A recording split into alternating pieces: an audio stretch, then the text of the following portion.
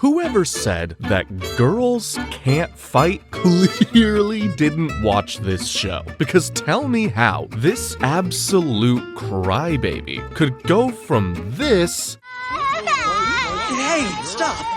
to this and this. World shaking! You can't tell me that doesn't look cool as hell. Today, I'll be recapping the entire story of Sailor Moon, one of the most influential series of all time. Keep in mind that there are 200 episodes of this peak, but I'll only be covering the non-filler episodes. So, in the name of the moon, let's get into it. In the first episode of Season 1, 14-year-old Usagi Tsukino starts her morning the same way she usually does, by oversleeping. She wakes up in a panic, throws on her uniform, and runs out the door, already complaining about how unfair life is. On her way to Juban Middle School, she spots a group of kids picking on a black cat. She scares the kids off and picks up this poor little cat. There's a bandage on its forehead, and when she removes it, she finds a crescent moon mark underneath. Aww. The cat looks at her like it recognizes her. Before Usagi can think about how weird that is, the clock tower rings and she sprints off to school. She arrives late, of course, and her teacher, Ms. Haruna, scolds her and points out that this is exactly why her grades are so bad. Exhibit B is the 30% she just scored on her English test. Usagi is crushed. 30% is not something you can spin into a success story even with the most positive mindset. At her lunch, her friends Naru Osaka and Gurio Umino try to comfort her. Naru gently reminds her that failing tests isn't exactly new for her. That sounds more like an insult than words of encouragement. The conversation shifts to the mysterious hero Sailor V, who recently stopped another robbery. Usagi immediately wishes she could be like Sailor V and not have to deal with things like homework. Then, Naru remembers her mother's jewelry store is having a big sale. Suddenly, Usagi's bad mood disappears. Shopping sounds so much better than studying. Elsewhere, underground, Queen Beryl demands updates about the legendary silver crystal. This crystal is an object with incredible power, but no one has been able to find it yet. She then says they need large amounts of energy to awaken their great ruler. Don't worry, we'll find out who exactly that is real soon. In the meantime, her general, Jadeite, steps forward and offers to gather human energy using monsters. We then return to regular human society. After school, Usagi and Naru head to the jewelry store, which is packed with customers. Naru's mother offers Usagi a ring that usually costs 500,000 yen for only 30,000 yen. The crowd hears that and goes wild. People start pushing and fighting over the jewelry. Usagi barely escapes and can't buy anything anyway because she already spent her allowance. With that test score, her parents definitely won't give her more money. On her way home, she crumples up her test and tosses it behind her, accidentally hitting a guy who's been watching the jewelry store closely. He calls her bunhead and tells her to study harder. She calls him a weirdo and walks off, annoyed. At home, things only get worse. Her mom already knows about the test because Umino told her. After seeing the 30%, her mom kicks her out of the house. Her younger brother Shingo teases her, calling her stupid. Usagi tries to copy a Sailor V kick on him and immediately hurts herself. Sheesh, girl is really having a bad day. Back at the jewelry store, customers who bought jewelry begin collapsing as their energy is drained. Naru notices something is off about her mother. Her mom quickly turns around with a strange, evil smile, and Naru realizes something is seriously wrong. Clearly, that's not her real mom. Later that night, Usagi is finally allowed back inside the house. Instead of studying, she takes a nap. Relatable. Suddenly, the black cat from earlier jumps through her bedroom window and starts talking to her. The cat introduces herself as Luna and explains that Usagi is a guardian chosen by the moon to fight evil. Usagi doesn't believe her at first, so Luna gives her a brooch and tells her to shout, "Moon Prism Power, make up!" After saying that magical phrase, Usagi transforms into Sailor Moon, a magical warrior in a sailor uniform. She's confused and panicking, but Luna tells her that Naru is in danger. Through her hair accessories, Usagi can actually hear Naru screaming for help. They then rush to the jewelry store, where a monster named Morga is attacking and draining people's energy. Sailor Moon gives a nervous introduction speech. The monster then uses the drained people, who are like mindless robots at this point, to chase her, and she mostly runs around trying not to get caught. Fighting is clearly new to her. Just when she's about to lose, a rose flies in and knocks Morga back. A masked man in a tuxedo appears, telling Usagi not to give up, and then disappears almost as quickly after introducing himself as Tuxedo Mask. Later on, Sailor Moon starts crying, and her hair accessories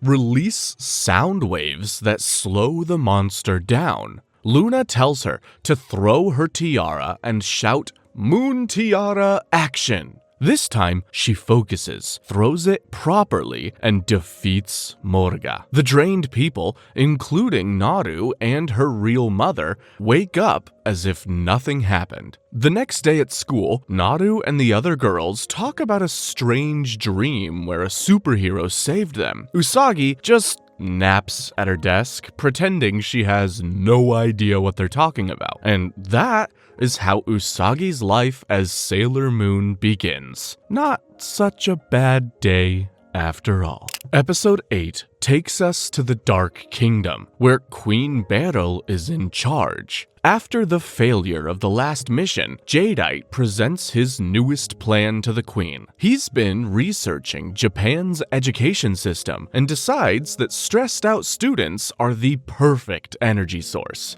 Exams are already draining their souls, so why not finish the job? At home, Usagi worries about quizzes and makeup sleep, while Luna reminds her that they're supposed to be searching for the Moon Princess and fighting evil. We'll also be learning more about the Moon Princess and the Moon Kingdom soon enough. Later that night, Luna goes to Game Center Crown, an amusement arcade, and uses the Sailor V arcade machine to contact someone behind the scenes. She reports that there are still no leads on the princess, and she admits that Sailor Moon is less dependable than she'd hoped. She also mentions sensing a strange aura around a girl at Usagi's school. That girl is Ami Mizuno. The next day, the mock exam rankings are posted. Ami places first in the entire country. Not just the school, the whole freaking country. Girl is a genius.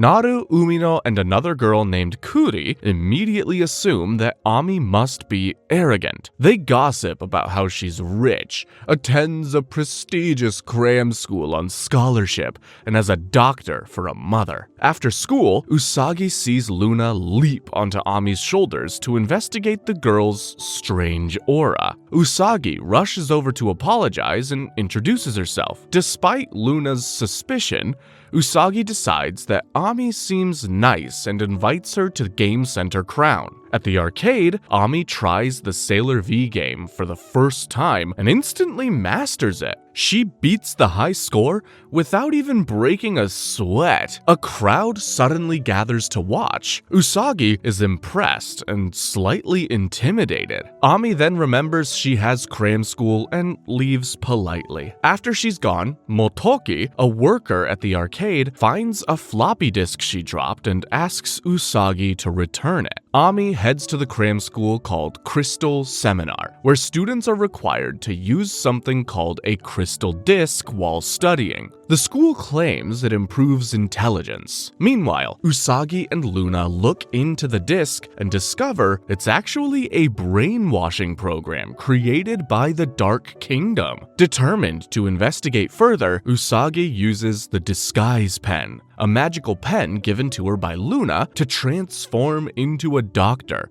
and enter the Crystal Seminar. She warns the students to step away from the computers. Everyone, step away from your computers right now! Upon seeing Ami inside, Usagi transforms into Sailor Moon. The teacher reveals her true form as Garo Ben, a demon working for the Dark Kingdom. She takes Ami hostage and attacks Sailor Moon. Garo Ben realizes the brainwashing program hasn't affected Ami at all. Well, mainly because she lost the floppy disk at the game center, and so she decides to eliminate her. Suddenly, a symbol appears on Ami's forehead. Luna recognizes it as the mark of a Sailor Guardian, someone just like Usagi who's meant to find the Moon Princess and fight evil. She then tosses Ami a transformation pen. Ami breaks free and transforms into Sailor Mercury. Clever Ami immediately assesses the situation and uses her power to fill the room with mist and confuse the enemy. Taking advantage of the chaos, Sailor Moon throws her tiara and uses Moon Tiara action to destroy the demon. The students are freed and Ami officially joins the team.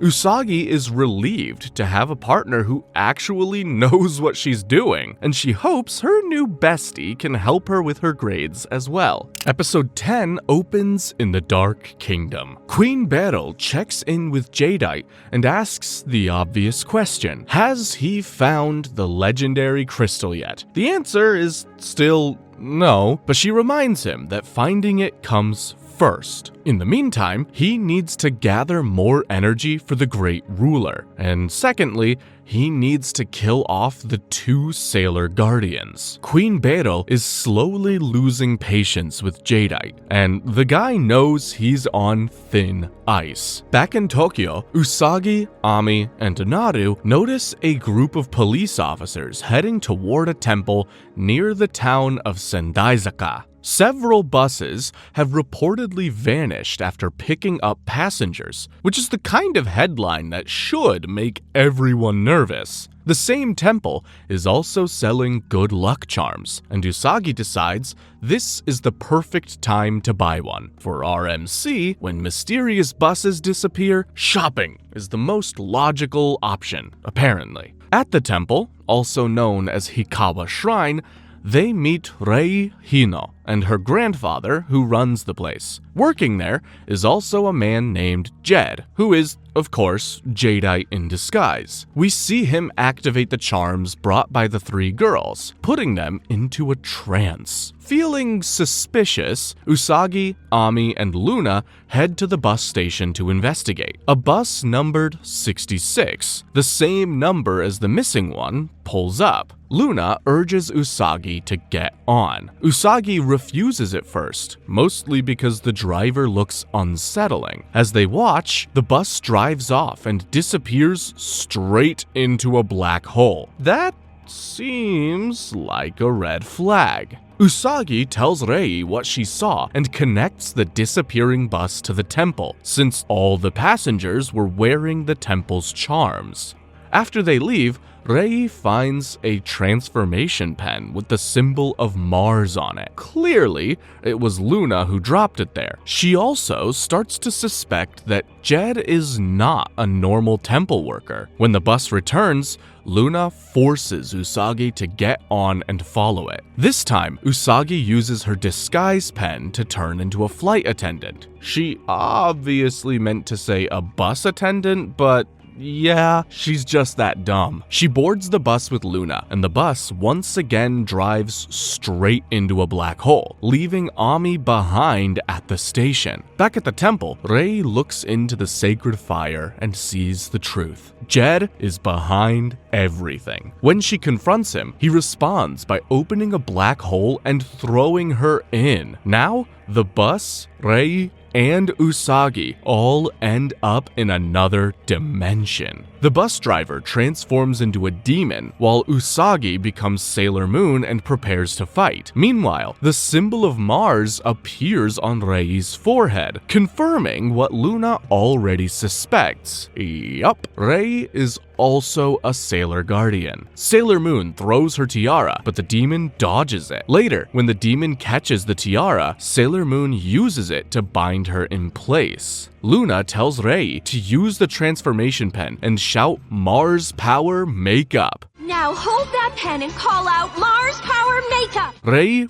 doesn't hesitate. She transforms into Sailor Mars, and with her Fire Soul attack, she destroys the demon in one clean strike. As the monster's defeated, the black hole starts to close. Sailor Moon, Sailor Mars, Luna, and the trapped passengers risk being sealed inside forever. Outside at the bus station, Ami prays desperately and unintentionally uses her powers to hold the portal open for long enough to rescue. Right on cue, Tuxedo Mask appears and pulls everyone out of the collapsing dimension. Episode 13 opens in the Dark Kingdom. Queen Beryl has finally run out of patience. The energy collections have been decent, but Jadeite still hasn't eliminated the Sailor Guardians. She tells him this is his last chance. Fail again, and he's getting condemned to eternal sleep. So, Jadeite decides to go big. He projects an illusion of himself over Tokyo and challenges the Sailor Guardians to a duel at Haneda Airport. If they don't show up, he threatens to destroy the city. Rei is ready to fight immediately, while Ami points out the obvious. It's probably a trap. Usagi would honestly prefer if everyone just stayed home and pretended this wasn't happening. She's such a scaredy cat. The next day, the whole city is talking about the creepy floating face in the sky. The police take it seriously and prepare to secure the airport, while the media shrugs it off as a prank. At Haneda Airport, the police are already stationed and waiting. Jadeite effortlessly puts them all to sleep and prepares his ambush. Usagi, Ami, and Rei arrive by train. A group of possessed police officers attack them with batons. The girls dodge and run as fast as possible, and when it's clear this isn't normal, they transform. Ami into Sailor Mercury, Rei into Sailor Mars, and Usagi into Sailor Moon. Sailor Mercury analyzes the attackers with her mini-computer and realizes they're made of clay. They're not human, and that's all Sailor Mars needs to hear. She uses Fire Soul and burns them to ashes. Then, Jadeite appears above them, pleased that he's now seen their transformations. He claims he knows their identities. Then, he starts up 2 parked airplanes and sends them flying straight at the girls. Right on cue, Tuxedo Mask throws a rose, stopping the planes completely. He and Jadeite clash, and Jadeite grabs him by the throat. The two fall into the ocean below, and only Jadeite reappears. He smugly announces that Tuxedo Mask is dead, and mocks the Sailor Guardians for always needing a man to save them. Sick burn. The planes power back up and head for the girls again. This time, the Guardians work together together. Sailor Moon acts as bait, drawing one plane away. Sailor Mercury uses her power called Bubble Spray to cloud Jadeite's vision. As the second plane turns toward Mercury, Sailor Mars uses her ability to temporarily seal Jadeite's powers. Then,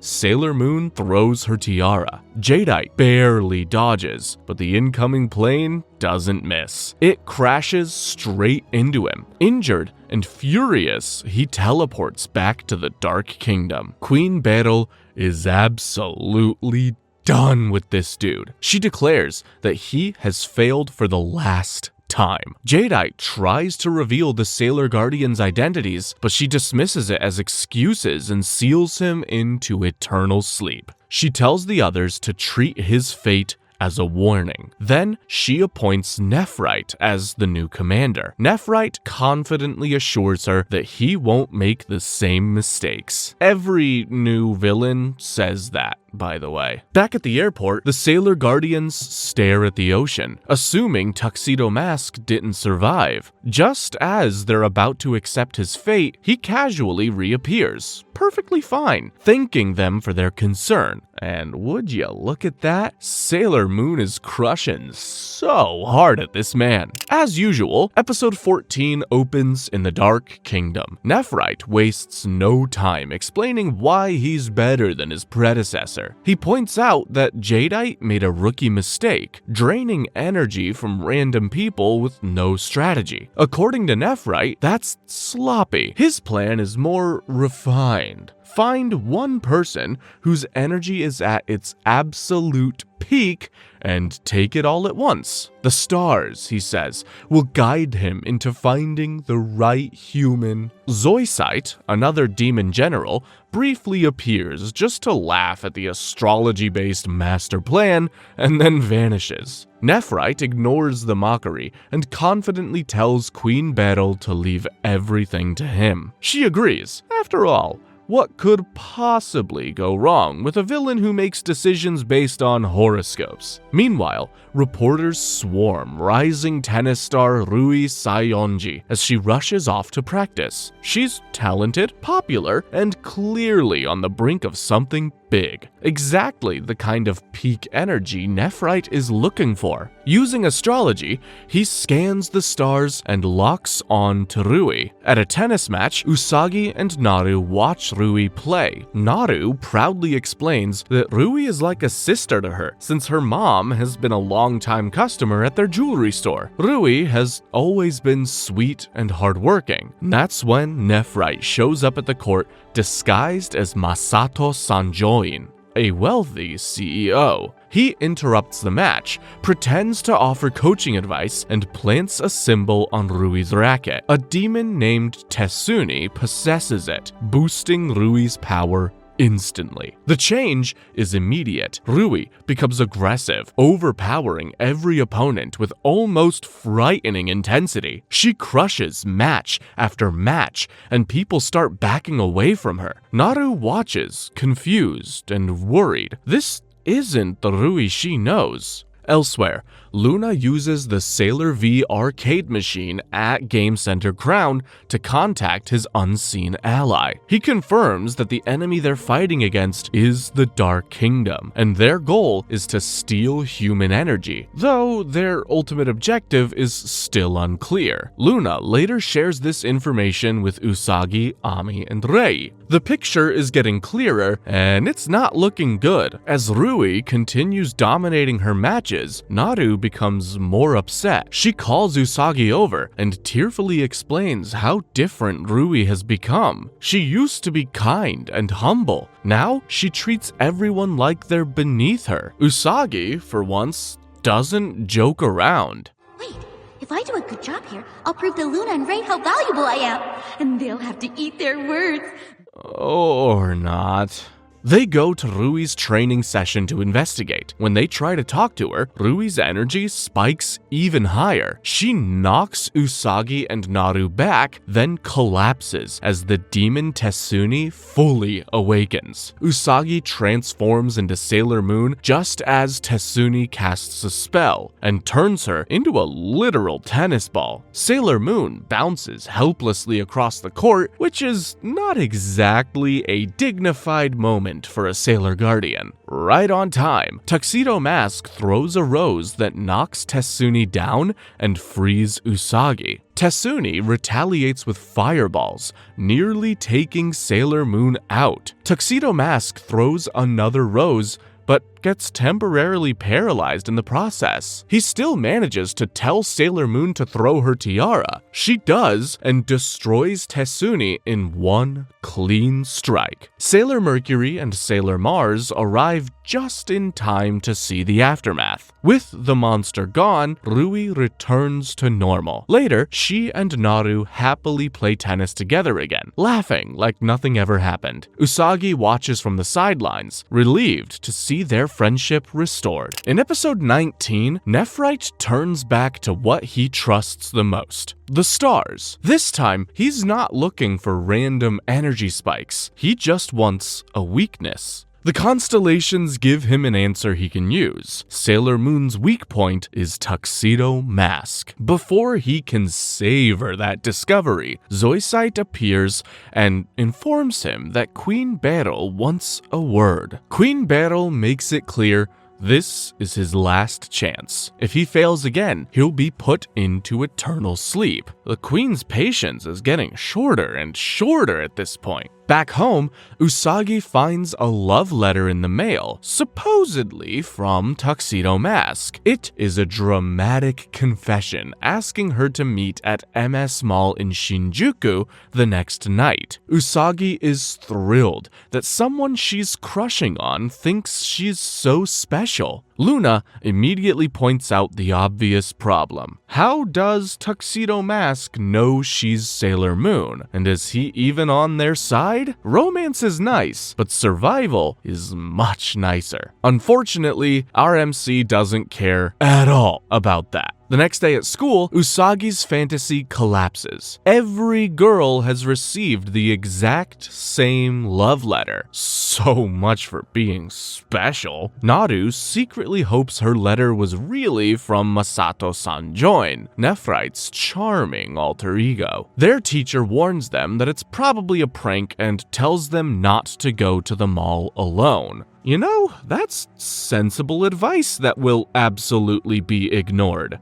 Ami and Luna are suspicious and decide to bring it up with Rei. Meanwhile, at Game Center Crown, Motoki and Mamoru, the same dude who called Usagi a bunhead back in the first episode, discuss the letters casually. Mamoru suggests that it might just be a publicity stunt. Usagi storms in and gets teased for looking gloomy, as if she had not received a letter. She quickly insists she did receive one, and is only upset because Tuxedo Mask is apparently not exclusive. Ami and Luna visit Rei, who's stuck in bed with a cold. Rei is less concerned about danger and more disappointed that she can't go see Tuxedo Mask herself. Even sick people need some romance. As night approaches, Nefright waits near MS Mall, confident Sailor Moon will show up. Instead, Naru arrives alone. Excited and hopeful, she approaches him, recognizes him as Sanjoin, and assuming he sent the letter. Nefright is startled that she connects the dots so easily and begins to suspect she might be Sailor Moon. He tells her to return that night, clearly setting a trap. At home, Usagi agonizes over why Tuxedo Mask would send identical love letters to everyone. Rather than think too hard about it, she decides to confront him directly.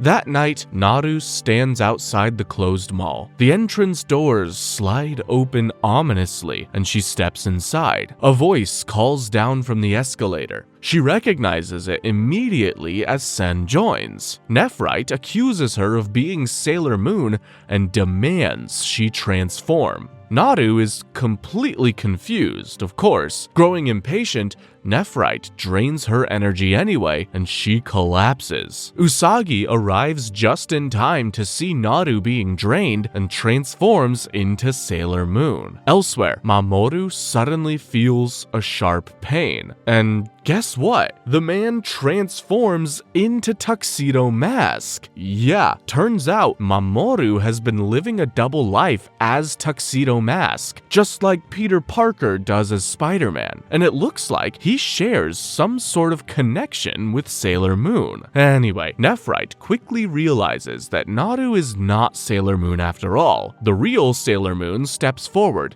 and immediately calls him out for not being the real Tuxedo Mask. Everyone's guilty of living a double life at this point, dang! Nefright drops the act and introduces himself as one of the Dark Kingdom's 4 heavenly kings. Sounds fancy. He conjures a massive lion made of dark energy and sends it after Sailor Moon. She tries to run and promptly trips, because of course she does. A red rose cuts through the air, stopping the lion, and Tuxedo Mask appears to help her escape. The chase leads them into an elevator, which turns out to be a trap, because thanks to Nefright's interference, once it reaches the top floor, it'll straight up crash to the ground floor. As it rockets upward, Tuxedo Mask forces open the hatch and helps Sailor Moon climb out. When the elevator reaches the top floor, they leap for a ledge. She begins to slip and he grabs her hand just as the elevator crashes down the shaft. While she's dangling several stories above the ground, she asks how he always knows when to save her. Tuxedo Mask admits he's felt connected to her for a long time, even if he fully doesn't understand why. They soon begin to slip, but luckily, the doors above swing open. Sailor Mercury and Sailor Mars appear just in time to grab them and pull them up. Sailor Mercury immediately scolds Sailor Moon for going alone without telling them her location. Even after a near-death experience,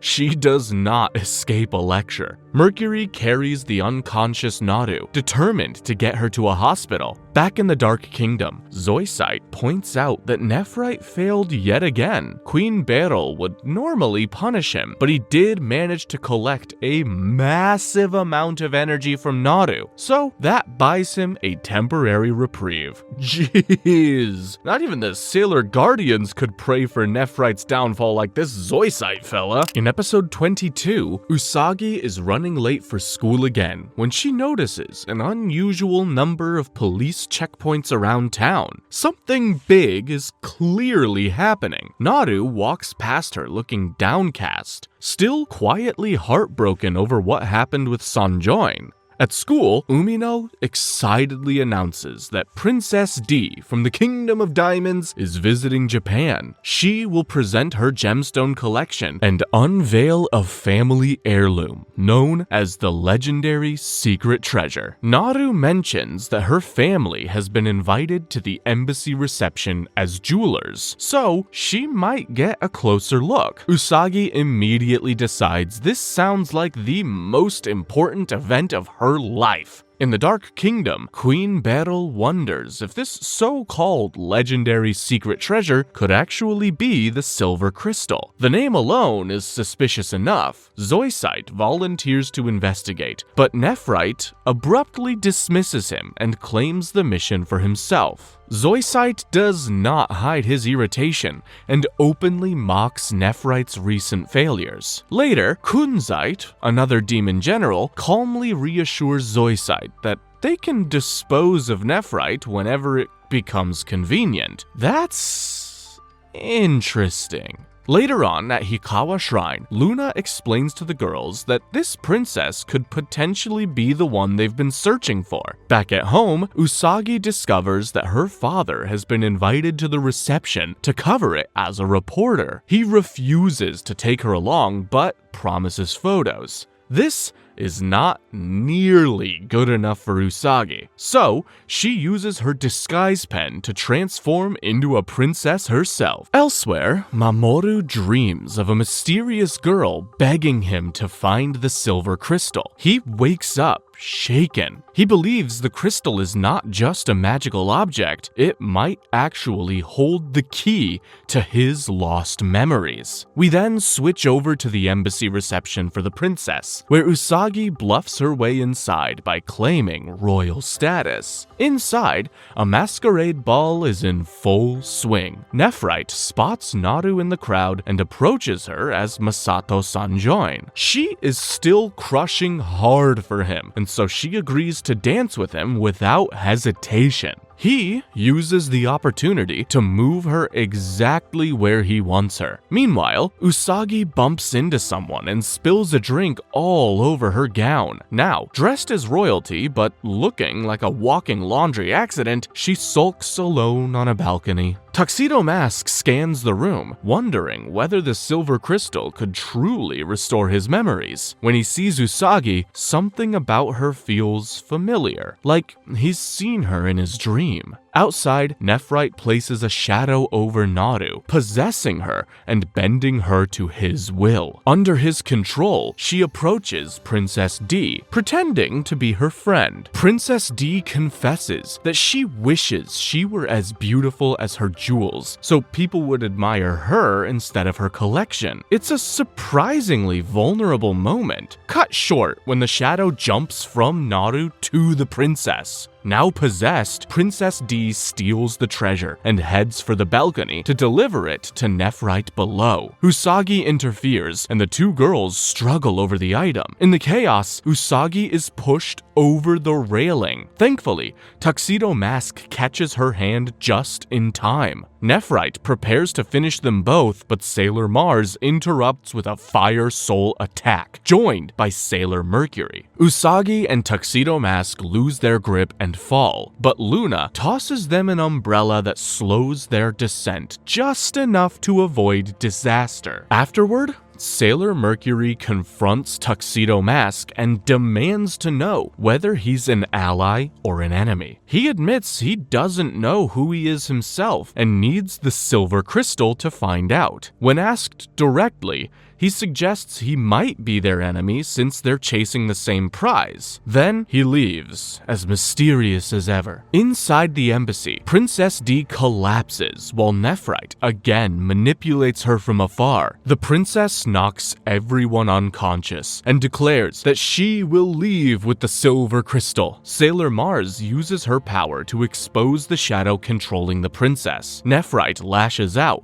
but Sailor Mercury's bubble spray weakens the shadow monster, and Sailor Moon finishes it off with a Moon Tiara action. It's literally just a fancy name for her throwing her tiara. When Princess D awakens, Luna asks if she might be the Moon Princess they're searching for. The question overwhelms her, and she faints again. The legendary secret treasure is revealed to be nothing more than a 2,000-carat statue of Princess D herself. Impressive, but not the legendary silver crystal everyone's looking for. Watching from afar, Nefright fumes. After all that effort, the treasure turns out to be decorative self-admiration. Even for a villain, that's gotta sting. With the crisis over, the girls enjoy what remains of the reception. Usagi, slightly tipsy, leans heavily on Tuxedo Mask for support. Later, he gently lays her down on the balcony and kisses her. As she drifts in and out of consciousness, she feels a strange sense of deja vu, as if this moment has happened before. In episode 23, Usagi and Naru are at the swimming pool, but only one of them is actually having fun. Usagi splashes around while Naru sits at the edge, staring into space and thinking about Sanjoin. She tells Usagi that she's fallen in love with the man, and Usagi has no idea how to explain that the guy is bad news. Later, Usagi tells Ami and Rei what Naru said. They immediately insist that she has to tell Naru the truth about Sanjoin's real identity as Nefright. Usagi hesitates. Breaking your best friend's heart is not exactly a fun fun after-school activity. Meanwhile, in the Dark Kingdom, Queen Beryl is furious because Nefright has gone off the radar. I guess he'd rather go AWOL than deal with more tongue lashing and that screechy-ass voice. Apparently, he's decided to try something drastic. Since harvesting energy has not led him to the silver crystal, he uses his powers and astrology to create a new tool, the black crystal, designed specifically to locate the silver crystal. When he activates it, Naru's image appears. He begins to wonder if she somehow holds the key. Zoisite, Nefright's #1 hater, consults Kunzite about Nefright's new approach. Kunzite calmly suggests that if Nefright finds the silver crystal, they can simply steal it from him. Problem solved! He also advises sending a demon to trail Nefright and eliminate him when convenient. Teamwork in the Dark Kingdom continues to look suspiciously like sabotage. Back in Tokyo, Usagi gathers the courage to tell Naru the truth about Sanjoin. Her explanation is rushed and messy, and before Naru can respond, Usagi runs away. Not exactly the confident intervention Ami and Rei envisioned. Later that night, Naru receives a phone call from Sanjoin and immediately rushes out to meet him at the park. He tells that he's here to tell her goodbye and that he's being chased by dangerous people and doesn't want her dragged into it. It is a perfectly crafted, tragic farewell. Naru, already emotional, asks how she can help. Nefright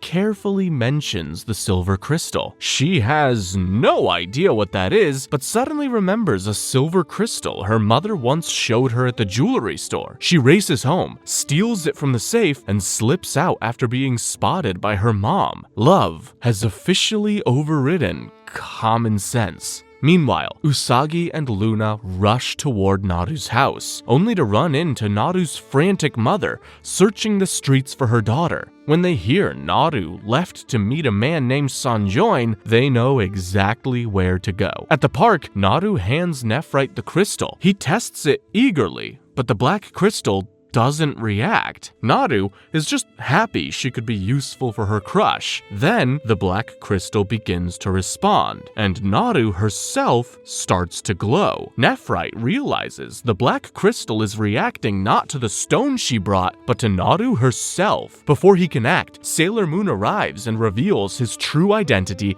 as the demon Nefright. Naru refuses to believe it, insisting he's nothing but kind. Nefright blasts Sailor Moon with a bunch of attacks, sending her to the ground as she struggles to dodge. Sailor Mercury and Sailor Mars arrive with bubble spray and fire soul, but Nefright dodges both attacks. Sailor Moon launches Moon Tiara action, but at the last second, Naru steps in front of him. Sailor Moon desperately calls off the attack before it can hit her. The other Guardians demand Naru move aside, but she declares she would give her life for him because she loves him. The black crystal begins to flash wildly. Nefright realizes that it responds not only to powerful energy, but to genuine love. Without wasting any time, Zoisite's demon assassin charges in to seize the black crystal. In a rare and startling move, Nefright attacks the monster himself to protect Naru. Sailor Moon then finishes off the monster, and Nefright returns the crystal Naru stole, admitting that it is not what he seeks. He smugly warns the Sailor Guardians that if the Dark Kingdom obtains the real silver crystal, the world will fall under their control, and then he leaves. As smug as he looks, Nefright might be starting to fall for Naru after all. In the next episode, Naru sits quietly on a slide while Usagi tries one last time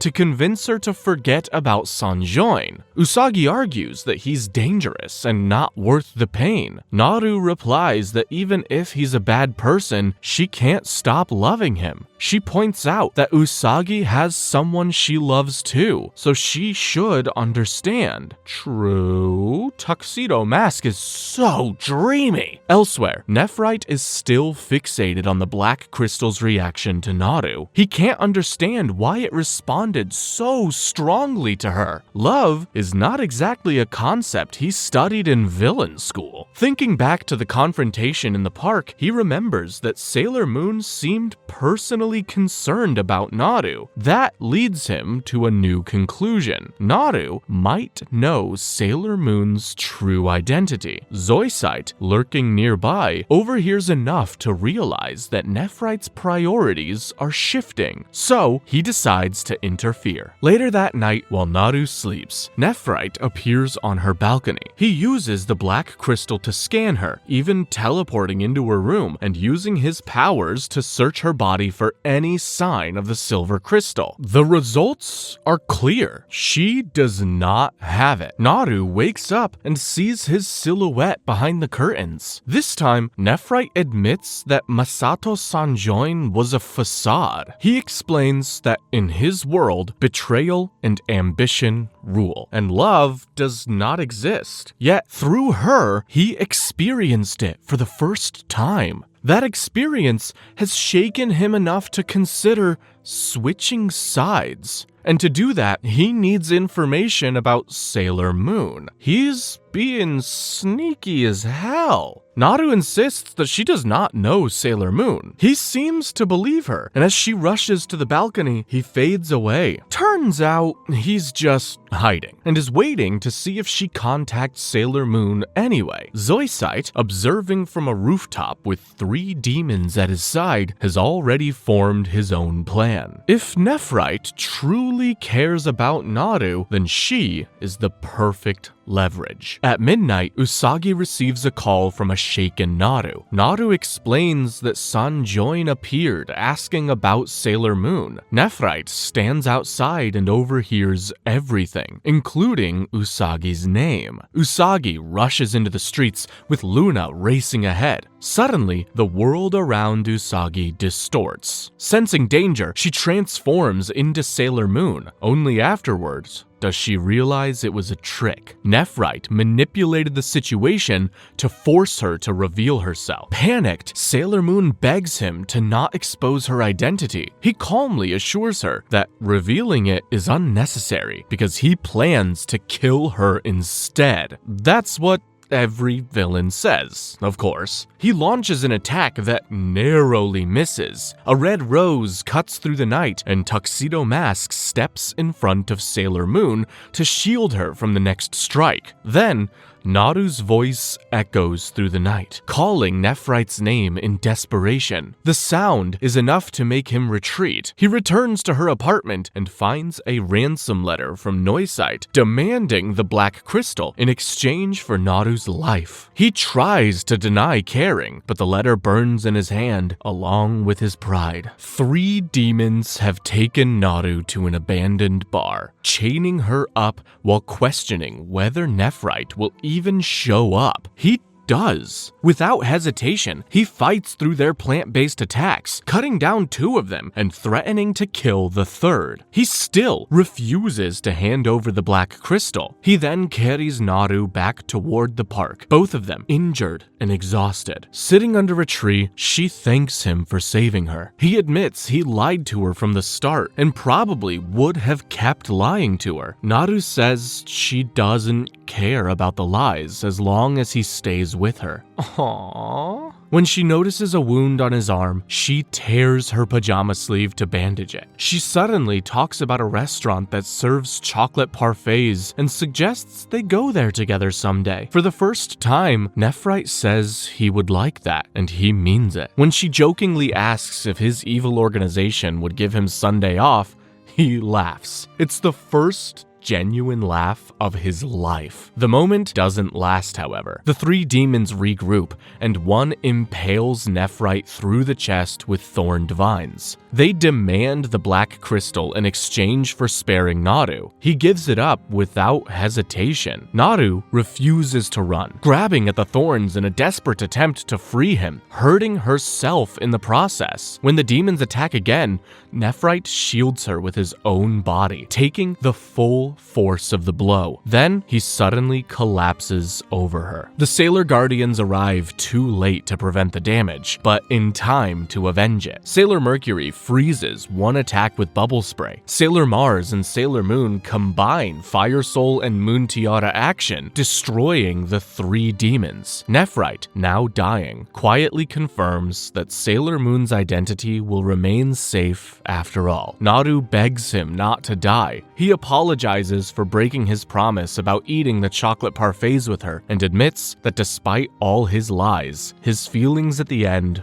were real. He thanks her for changing him, asks for forgiveness, and fades away into shimmering dust. The Guardians stand silently, unable to offer comfort strong enough for this kind of loss. Naru clutches the torn piece of fabric that she used to bandage him, the only physical proof that he was ever there. Naru breaks down crying, calling his name into the empty sky. Damn, just when I was starting to like him. In the following episode, Queen Beryl gathers the energy that they have stolen so far and uses it to briefly awaken the Great Ruler. The ancient being stirs just long enough to issue instructions. The silver crystal cannot be found outright. First, the 7 great monsters must be recovered. Long ago, these monsters were the Dark Kingdom's strongest warriors, but they were sealed into 7 fragments and reborn on Earth as ordinary humans with no memories of their past lives. These 7 fragments are called the Rainbow Crystals. So Queen Beryl must collect the rainbow crystals that contain the 7 great monsters, and only then will the path to the silver crystal be revealed. The queen passes this information to Kunzite and Zoisite. She also modifies the black crystal to react only to the rainbow crystals and hands it over to Zoisite. When Zoisite activates it, a hologram reveals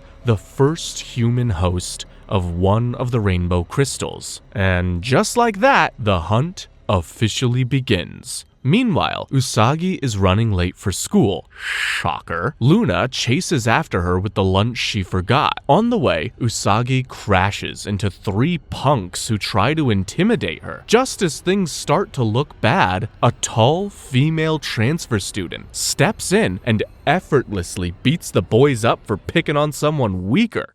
She barely bumped you. That's pretty low, trying to con an innocent girl. Damn, she's a badass. At lunch, Usagi learns that the girl's name is Makoto Kino. Rumors say that she was expelled from her previous school for fighting, which, judging by what Usagi just saw, is not hard to believe. Usagi spots Makoto sitting alone by a tree and awkwardly stares at her lunch until she gets caught. Instead of getting angry, Makoto invites her to sit and even shares food. Later, Usagi drags Makoto to the arcade, where Ami and Rei join them. Makoto seems nervous at first, but quickly relaxes. Inside, a boy named Joe is drawing attention for winning every prize from the crane game. Apparently, stuffed animals stand no chance against this guy. Makoto takes one look and immediately blushes. She says he resembles her first love, which I guess is enough for her to project an entire romantic backstory onto him. Outside the arcade, Zoisite corners Joe and uses the black crystal to force the rainbow crystal out of him. Makoto steps in without hesitation, defending Joe with impressive martial arts skills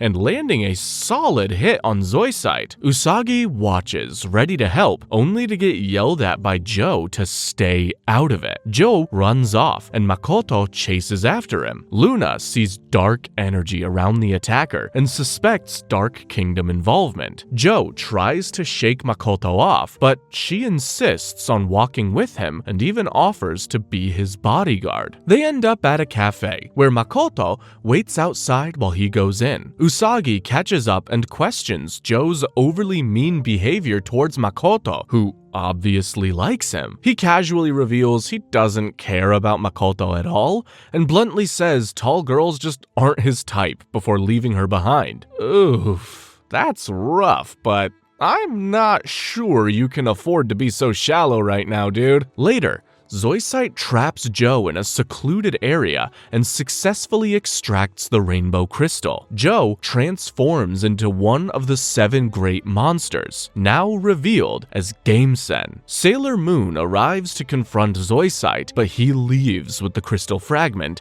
satisfied with his progress. Gamesen turns his attention to Sailor Moon, attacking with a massive mallet. She barely dodges each swing. Makoto rushes in and lifts the monster over her head with shocking strength. The symbol of Jupiter flashes on her forehead, which means that something has just awakened inside her. She is a Sailor Guardian. Luna throws her a transformation pen and shouts the command. Makoto transforms into Sailor Jupiter. Her first attack, Supreme Thunder, calls down lightning that electrocutes Gamesen and frees Sailor Moon from a trapped device. Luna reminds them that the monster was once human, so outright destruction is not an option. She hands Sailor Moon the Moonstick, a new weapon meant not to destroy, but to purify. With a new move called Moon Healing Escalation, Sailor Moon restores Joe to his human form, cleansing the corruption. With Sailor Jupiter now awakened, the Sailor Guardians are almost complete. Luna explains that as the 4th Guardian has been found, Sailor Moon must step up as their leader. The Moonstick is both a weapon and a symbol of that responsibility. Usagi, who can barely make it to school on time, is now officially in charge of saving the world. Good luck, world. Episode 33 begins in the Dark Kingdom. Queen Beryl is not taking Nefright's death very well. Watching his final moments play out on a screen is apparently not great for morale. Zoisite, ever the opportunist, is showing her this screen for a reason. He points out a recurring problem. Every single time, Tuxedo Mask keeps swooping in to save the Sailor Guardians. If they want the remaining rainbow crystals, they'll have to draw him out. Queen Beryl gives Zoisite one last chance to prove himself. Kunzite also volunteers to help with this mission. Meanwhile, in Tokyo, a bank robber storms into a bank with a gun, only to be stopped by Sailor Moon. Except it's not Sailor Moon. The imposter knocks him out and basks in public praise. The news spreads quickly, and Luna is stunned. She's like, since when did Usagi become competent enough to stop armed criminals without crying for a few minutes first? We then cut to the real Usagi, who's far too busy eating crepes with Makoto to be fighting crime. Priorities, people. Nearby, 2 window washers are working high above the street when their ropes are mysteriously cut. Inside the department store, Mamoru notices something's off, just in time to see one of them nearby plummet. Suddenly, the fake Sailor Moon appears and dramatically saves the falling man in full view of the crowd. Everyone cheers. Mamoru, however, is suspicious. Sailor Moon cutting ropes and then saving people for applause? That's not her style. Usagi, watching the news, bursts into tears. Someone is ruining her brand. Out at the docks, Kunzite waits patiently. He's set the perfect trap. As the Sailor Guardians regroup at the dock, a scream cuts through the night. The girls find the fake Sailor Moon hanging helplessly from a rope, with Kunzite standing nearby. Usagi immediately wants to help, while Luna and Makoto try to stop her because the whole situation looks like a trap. Usagi insists that she can't stand seeing Sailor Moon treated this way, even if it's technically not her. Then they all transform. Kunzite quickly traps them inside a dome of darkness. Mars fires off her soul attack, but it gets absorbed. Jupiter unleashes Supreme Thunder, but it also gets absorbed. The barrier eats magical attacks like it's an all-you-can-drain buffet. Kunzite shrinks the dome smaller and smaller, compressing them together and cutting off their air. Elsewhere, Tuxedo Mask arrives, immediately sensing the setup. Still, he can't ignore a tied-up Sailor Moon. He rescues the fake and carries her into a building, only to be stabbed in the back. Literally, Zoisite dramatically removes the Sailor Moon disguise and attacks. Now injured, Tuxedo Man retreats, although his mask got knocked off in the struggle. Watching from afar, Queen Beryl sees the real face and recognizes him. It can't be. The plot thickens indeed. When Zoisite and Tuxedo Mask clash again, Zoisite nearly finishes him until a voice rings out. A blast knocks Zoisite's weapon aside, giving Tuxedo Mask the chance to escape. We only see the unexpected savior very briefly. Back at the dock, the Sailor Guardians are suffocating inside Kunzite's shrinking dome. Zoisite returns and taunts Tuxedo Mask, demanding the rainbow crystals. Sailor Moon desperately tells him not to reveal himself. Naturally, he does anyway. Zoisite smugly suggests that everyone give up, because struggling only makes it worse. Then, another voice cuts through the gloom, declaring that no matter how hopeless things may seem, you must never give up. A masked girl appears and strikes with Crescent Beam, blasting both Kunzite and Zoisite and shattering the darkness dome. Sailor Moon stares in shock, wondering if this is that Sailor V hero she's been hearing about. A white cat steps forward and confirms it. She is Sailor V, Guardian of Justice, but her true identity is Sailor Venus. Luna immediately recognizes the white cat as Artemis. Artemis is an advisor to Sailor Venus, just like Luna is an advisor to the rest of the Sailor Guardians. In the meantime, Zoisite prepares to continue the fight, but Queen Beryl intervenes and orders a retreat. When the dust settles, Tuxedo Mask has vanished again, because of course he has. Artemis later declares that the 5 Sailor Guardians and both feline advisors have finally assembled. The team is now complete. Usagi, wide-eyed, asks if Sailor Venus is the Moon Princess. Venus simply smiles and laughs softly, offering absolutely no clarification whatsoever. Thanks. In episode 34, Sailor Venus makes it clear that she's not the Moon Princess. She's just a guardian like the other girls. But unlike the others, she's been in the hero business for a while, which explains the confidence, the dramatic entrances, and the way she actually seems to know what she's doing. Turns out though, her real name is Minako Aino. Back in the Dark Kingdom, Zoisite is frustrated. Queen Beryl has explicitly forbidden him from killing Tuxedo Mask. So instead of killing Tuxedo Mask, Zoisite makes a proposal. A duel. Whoever loses will give up their rainbow crystals. The location of the duel is the Starlight Tower. Meanwhile, Usagi spots Mamoru and starts teasing him, but Mamoru, suspiciously kind for once, responds gently. That alone sets off Usagi's internal alarm bells. Mamoru being nice? Clearly something's wrong. So she decides to follow him. As they make their way up the tower, Zoisite subtly guides them along, practically rolling out the red carpet toward his trap. When they reach the confrontation point, Mamoru and Zoisite each place their rainbow crystals at the center of the room, like gamblers pushing chips into the pot. Then Kunzite appears. Without ceremony, he takes all the crystals for himself before the duel can even begin. Mamoru is furious.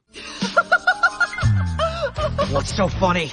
Oh well, golly gee.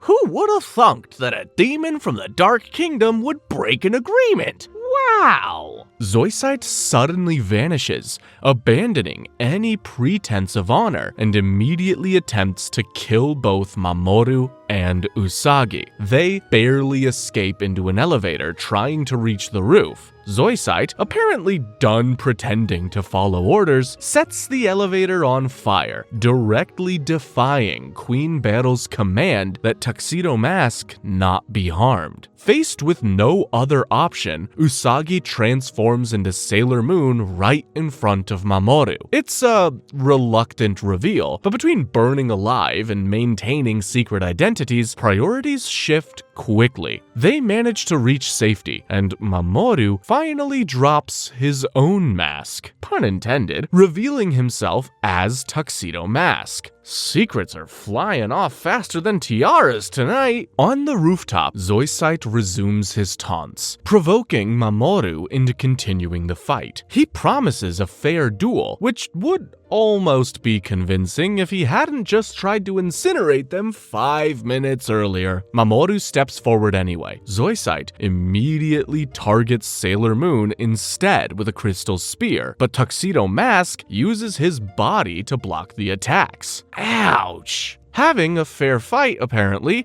was more of a suggestion. Mamoru collapses. Usagi rushes to him, devastated. Her grief overwhelms her, and she breaks down in tears. But this is no ordinary crying session. At some point, her tears begin to glow, resonating with the combined power of the rainbow crystals. All 7 fragments emerge, and from her sorrow emerges the silver crystal. And with it, the truth can no longer be hidden. The Moon Princess has been here all along. It's our very own crybaby, Usagi. So this is the girl we've been searching for this whole time? Wow. Looks like Destiny has a very ironic sense of humor. In the next episode, we learn that Sailor Moon is actually Princess Serenity, the Moon Princess. And with that revelation, the floodgates of memory open for both her and Mamoru. Before they can process it, Zoisite lunges in one last desperate attempt to claim the silver crystal. But this time, Princess Serenity doesn't panic. With the moon stick in hand,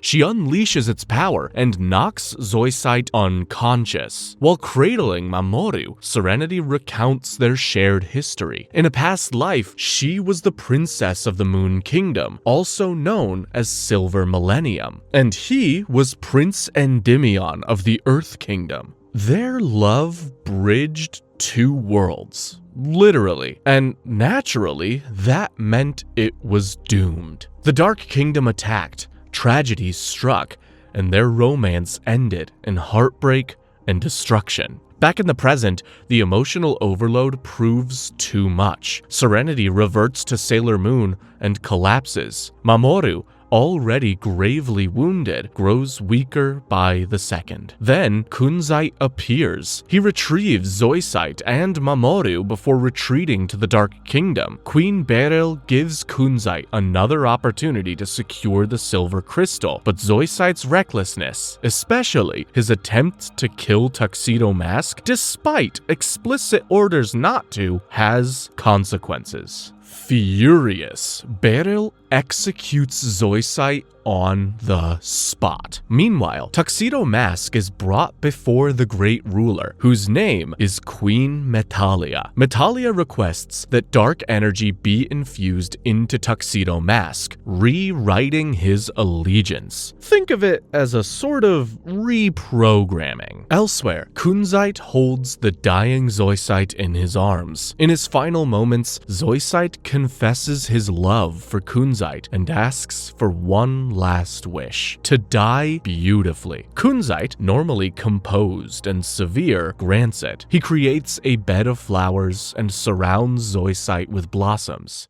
Thank you, Kunzite, for everything. I really hate these two, but I'm not gonna lie, that was a wholesome scene. Far from Earth, the Sailor Guardians find themselves trapped in a two-dimensional rift created by kunzite. Sailor Jupiter carries the still conscious Sailor Moon, while Sailor Mercury begins calmly explaining just how doomed they might be. Sailor Moon awakens, just in time to immediately ask where Tuxedo Mask is. Sailor Mars tells her the truth. He's alive, but the enemy has taken him. Artemis quietly asks Luna if her memories have returned. Apparently, they have. The two Moon Cats finally reveal the full story. In the Silver Millennium, Mercury, Mars, Jupiter, and Venus were the sworn protectors of Princess Serenity. When the moon fell to the Dark Kingdom, the silver crystal sealed the evil that was responsible for the attack, and then reincarnated the Sailor Guardians on Earth. Sailor Venus clarifies that while they carry ancient souls, they also have modern lives and families. They are both past and present. Now that the ancient evil has returned, it is their duty to fight once more. All of them agree, except Sailor Moon. She doesn't want destiny. She doesn't want responsibility. She wants things to go back to normal, which, to be fair, for her meant crying over homework and waking up late for school. Sailor Mars, running low on patience, slaps her. Ouch. She bluntly reminds Usagi that Mamoru fought to protect her. If she gives up now, his sacrifice would mean nothing. Artemis gently suggests that she simply needs time to think, but the tension is thick enough to slice with a tiara. Before emotions can fully settle, Sailor Mercury locates an exit from the rift, only for kunzite to reappear, demanding Sailor Moon and the silver crystal. Jupiter and Venus charge first, but kunzite effortlessly reflects their attacks back at them. They end up defeated. Mars and Mercury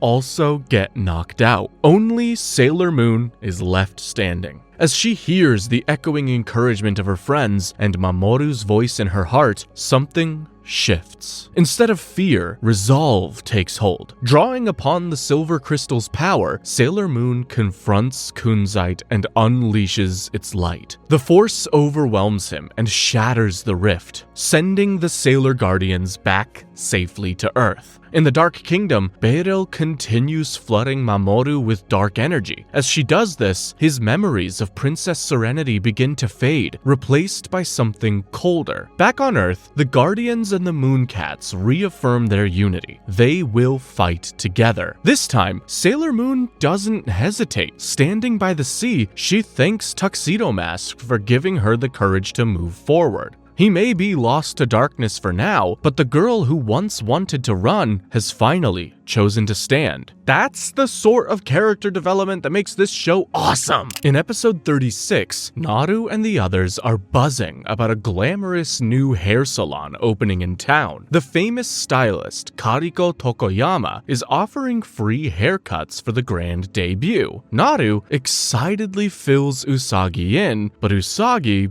barely reacts. She's still feeling sad about Tuxedo Mask. Back home, Usagi sits in her room, listening to the melody from her orgel, or music box, and it's the same haunting tune tied to her past. She cries quietly, worrying about her crush. In strolls Minako, who has apparently mastered the art of letting herself into Usagi's house without warning. She decides the cure for heartbreak is obvious: a hairstyle upgrade. Unfortunately, elsewhere, the Dark Kingdom is multitasking. Queen Beryl demands the silver crystal be found immediately and that they uncover Sailor Moon's true identity. Kunzite reveals that he has a strand of Sailor Moon's hair from a previous battle. Back at the salon, Minako and Usagi arrive for their free glam session. Kariko admires Usagi's beautiful hair and ushers her to the chair. What Usagi doesn't know is that the luxurious shampoo setup doubles as a DNA scanner designed to identify Sailor Moon. Kariko herself doesn't realize she's part of this plan. She just thinks she's running the most high-tech salon in Tokyo. While Usagi is mid-shampoo, an assistant persuades Minako to try the hair steamer. Minako insists she's just there for moral support, but free treatments are hard to resist. Unfortunately, a stray strand of Usagi's hair gets mixed in and the scanner lights up. Kariko concludes that Minako is Sailor Moon.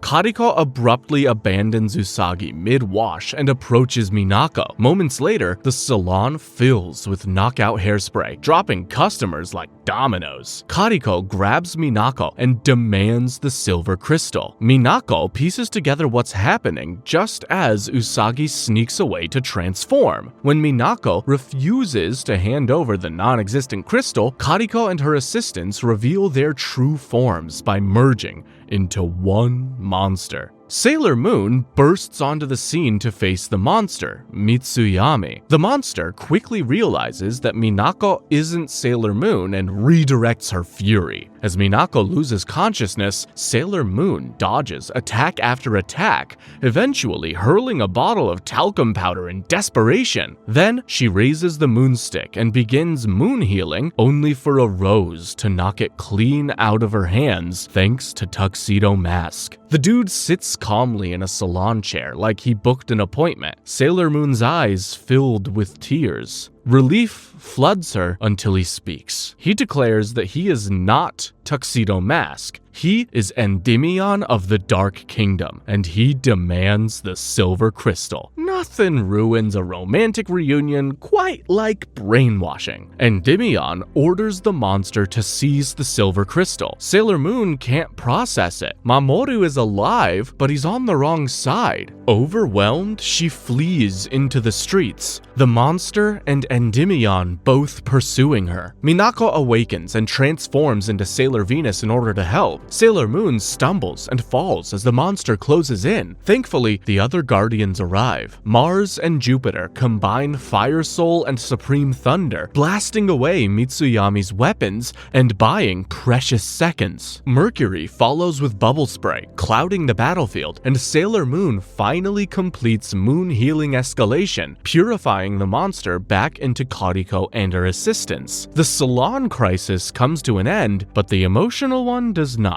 Sailor Mars feels relieved to see Endymion, but only until Sailor Venus identifies him as the Dark Kingdom's commander. The realization hits hard. Mercury cautiously asks if he intends to fight them. Endymion replies that he doesn't like fighting girls, but will if necessary. Chivalry, apparently, survives even brainwashing. Before things escalate, Queen Beryl calls him back, and so he retreats without another word. Back in the kingdom, Endymion questions why he was summoned. Queen Metalia answers coldly. She cannot allow him to die. He's too valuable a pawn. Later, outside the restored salon, Usagi watches Kariko laugh with relieved customers. She quietly vows not to let any more innocent people get dragged into their war. Artemis notes her growth approvingly. And then, almost immediately, Usagi brightens up with a smile. Mamoru is alive, even though he's not really himself right now, and she declares that she'll bring him back with the power of love. Aww. In episode 42, Ami, Rei, and Makoto are hunched over the computer trying to locate an entrance to the Dark Kingdom. So far, they've been unsuccessful. Minako and Artemis arrive with no new leads either. Just as everyone is about to call it a night, the Sailor V arcade screen suddenly flickers to life. There is an anomaly linked to increased sunspot activity. Artemis looks very concerned, saying it mirrors the conditions from when the Moon Kingdom fell. In other words, the universe is repeating old patterns, and not in a good way. Meanwhile, in the Dark Kingdom, Queen Metalia is nearing revival. Kunzite assures Queen Beryl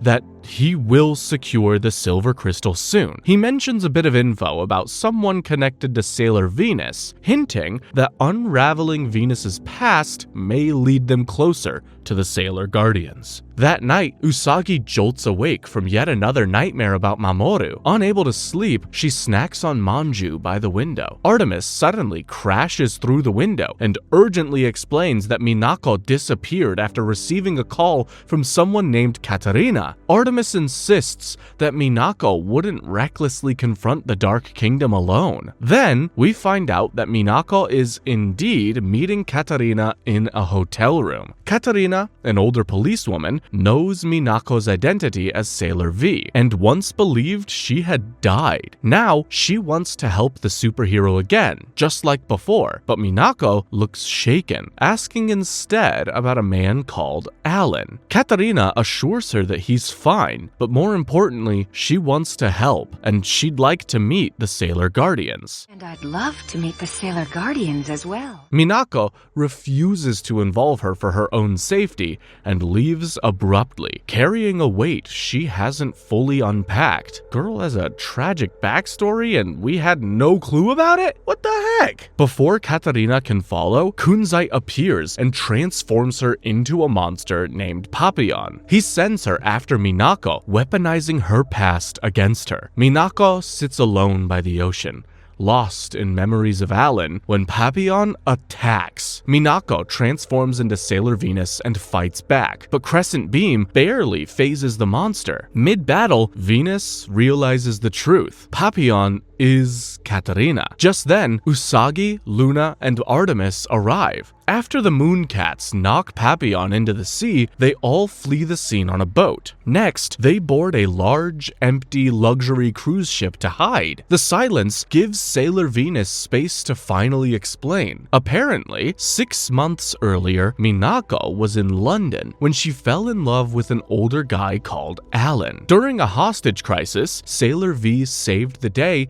and crossed paths with Katarina, a police officer who quickly became like an older sister. The three spent time together, and Minako even introduced Alan to Katarina. Then came an explosion during a battle. Katarina believed Minako had died. In reality, Minako survived, but when she later saw Alan and Katarina being all lovey-dovey together, she quietly stepped aside and booked a plane ticket back to Japan. Usagi listens to this story and immediately dissolves into tears. She may not handle school assignments very well, but she understands unrequited love. At that moment, Papillon appears again. Usagi transforms into Sailor Moon and announces that she will not allow anyone to break a young girl's heart. Moon Tiara action strikes Papillon, knocking loose a pendant. Sailor Venus recognizes it instantly. It's the birthday gift she once gave Katarina. That small object cuts through Minako's bitterness. Although she bears some resentment towards Katarina for stealing her man, she realizes that Alan chose Katarina. So,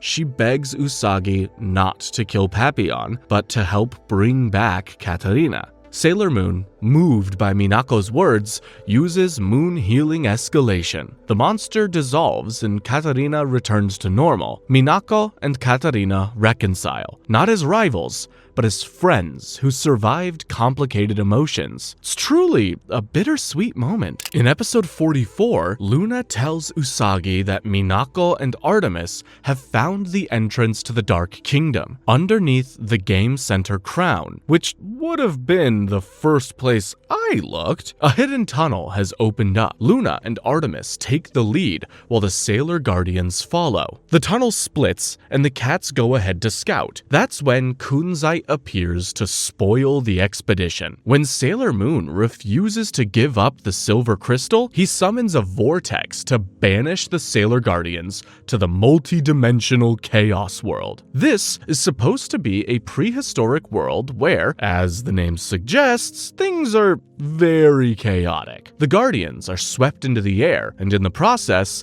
Sailor Moon drops the moonstick, which bears the silver crystal. It flies toward Kunzite, who grabs for it, only to get smacked away by it instead. They spiral through space and time, screaming as everything blurs around them. Just when it seems like they're lost forever, the moonstick guides them to safety. They land on the ruins of the ancient Moon Kingdom. Sailor Moon Moon wakes up first, surrounded by broken columns and silence. A glowing sphere descends before her and transforms into a tiny woman who introduces herself as the incarnation of the moon goddess Selene. She is also Queen Serenity, ruler of the Silver Millennium and mother of Princess Serenity. Oh, hey new mom, how you doing? The other Guardians watch in stunned silence. As the truth starts to unfold, Queen Serenity tells Sailor Moon to remember her past life. At that moment, a massive white sphere of light expands, restoring the Moon Kingdom to its former glory. The ruins vanish, replaced by a radiant kingdom. It's basically a flashback to the past, and our heroes are about to see it firsthand. The Moon Kingdom is beautiful and alive. There's a grand celebration for the Moon Princess,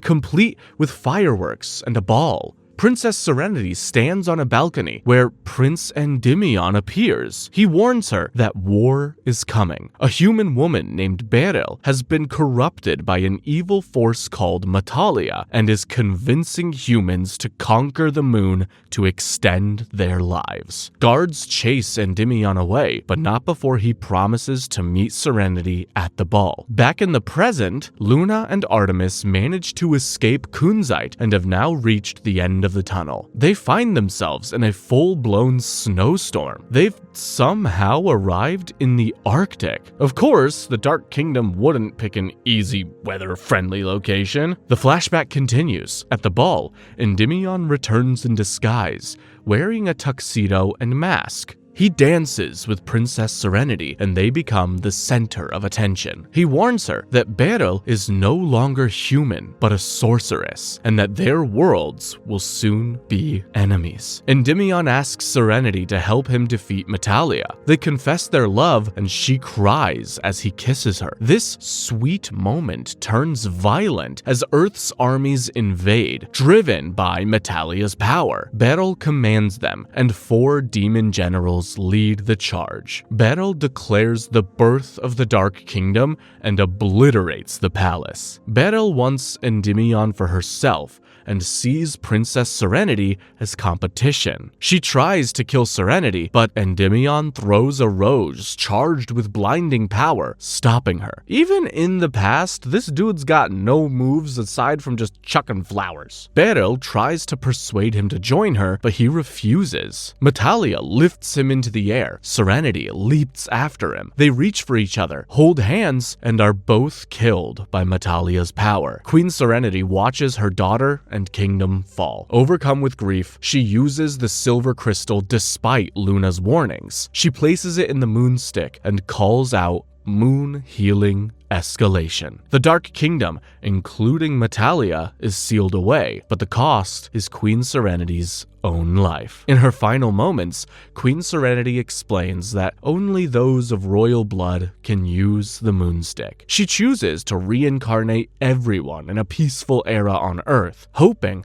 the Dark Kingdom will never rise again. With her last strength, she sends their souls forward in time. She wishes for them to live happily, and then she dies. And Luna and Artemis are placed into a cold sleep and sent to Earth. The flashback fades, and the moonstick reappears in the tunnel just as the Sailor Guardians return. Thanks to this vision of the past, their memories are fully restored. Sailor Moon cries for her mother. The others now understand exactly why they fight. It's not about present danger. It's about finishing a war that started lifetimes ago. Their moment of grief is cut short when Artemis screams for help. They rush ahead and find him trying to protect Luna from Kunzite. Kunzite is stunned to see them back from the multidimensional chaos world. After landing several attacks on them, Kunzite is eventually defeated with his own weapon. As he falls, he calls out to Zoisite, saying he's coming to where Zoisite's soul waits. Well, good riddance. In episode 45, the Sailor Guardians decide to attack the Dark Kingdom. The 5 girls gather at Hikawa Shrine. There's an odd mix of nerves and forced optimism in the air. The Mooncats won't be joining due to the injuries they sustained in the fight against Kunzite. The full moon rises. The Sailor Guardians join hands and focus their energy. When Artemis calls out Sailor Teleport, they vanish in a burst of power, ripping up chunks of pavement as they go. They arrive at D Point in the Arctic. Sailor Moon immediately complains about the cold, and Sailor Mars snaps at her to focus. Sailor Mercury locates the Dark Kingdom's entrance with her computer, and they move forward. Inside, Queen Beryl prepares for Metalia's revival and allows any monster brave enough to volunteer to fight the Sailor Guardians. The DD girls, some of Beryl's strongest monsters, step up. 5 against 5. It feels almost deliberate. At the D point,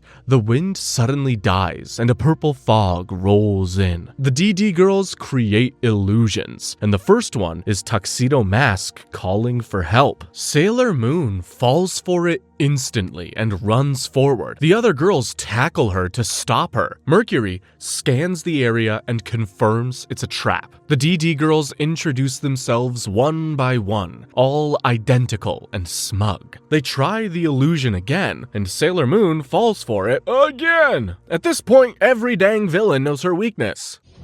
What kind of idiot would fall for the same stupid trick twice? Hey, didn't you hear what I said?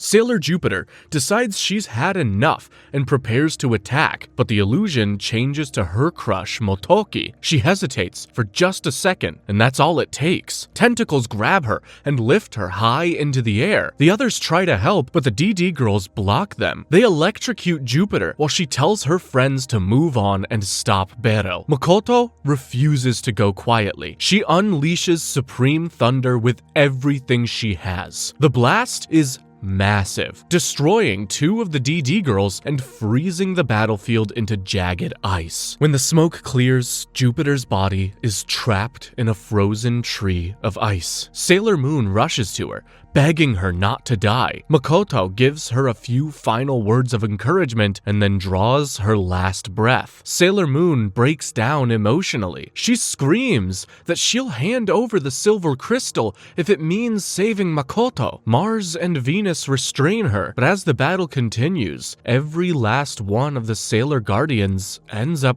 dying. Damn, that's depressing. Now alone, Sailor Moon sits in the snow, completely hollow. She tries to convince herself it's a dream. Maybe she'll wake up tomorrow and everything will be normal again. That's always been her strategy. But then, she feels them. The spirits of the Sailor Guardians appear behind her, placing gentle hands on her shoulders. They tell her not to give up. Mars's spirit softens and tells her that they'll always be together. With those words of encouragement, Usagi stands up and runs towards the Dark Kingdom. Meanwhile, inside the Dark Kingdom, Endymion awakens.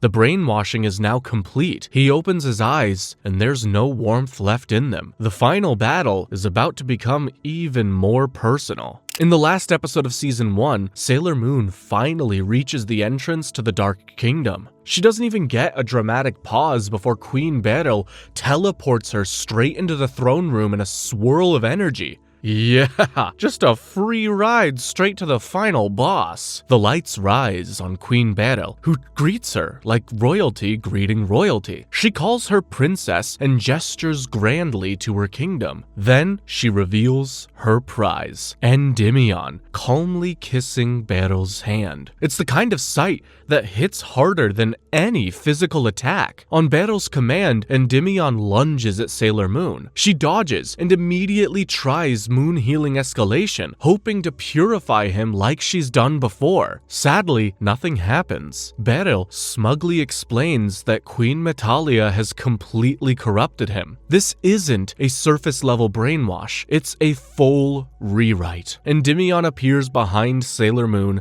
and throws a black rose at her. After telling her to die, the rose's stem expands, wrapping around her and electrocuting her. She screams in agony. When the rose vanishes, he grabs her by the neck and blasts her with energy. Beryl orders Endymion to finish her. At the same time, she taunts Usagi about her friends dying for nothing. Metalia has fully awakened, she says, and so all the sacrifices were pointless. That's what finally pushes Usagi over the edge. Desperate and shaking, she uses Moon Tiara action on Endymion. He collapses in pain. Even Sailor Moon looks horrified at herself for attacking him, but Metalia's power forces him back up. She begs him to stop. Instead of attacking again, she holds out the orgel, the music box from their past, and asks him to remember. He hesitates and then touches it. The backlash of energy hits him, and memories of their shared past flood in. Mamoru drops his sword after regaining his memories. Queen Beryl loses it. Furious that she has lost Endymion to Serenity again, she hurls a massive stone pillar at them. Mamoru throws a red rose, shattering the pillar. It's poetic, really, but fragments still strike Mamoru in the back as he shields Usagi. The rose hits Beryl, and a bunch of cracks spread across her skin. Mamoru's love for Usagi is literally tearing her apart. She melts through the floor, still refusing to believe something as soft as love could destroy her. Then, Mamoru collapses. In his final breath, he tells Usagi to run as the cavern starts crumbling. She realizes he's dying. Again! She cradles him and sobs. Elsewhere, Beryl kneels before Queen Metalia and begs for more power. Metalia doesn't hesitate. She declares it's time to fill the world with hatred and greed, and merges with Beryl entirely. Usagi leans down as if to kiss Mamoru goodbye, and then stops. Her friends died without getting the chance to kiss the boys they liked. She feels guilty even in this moment. She praises Mamoru that she won't run away and leaves him behind to face Beryl alone. The merged form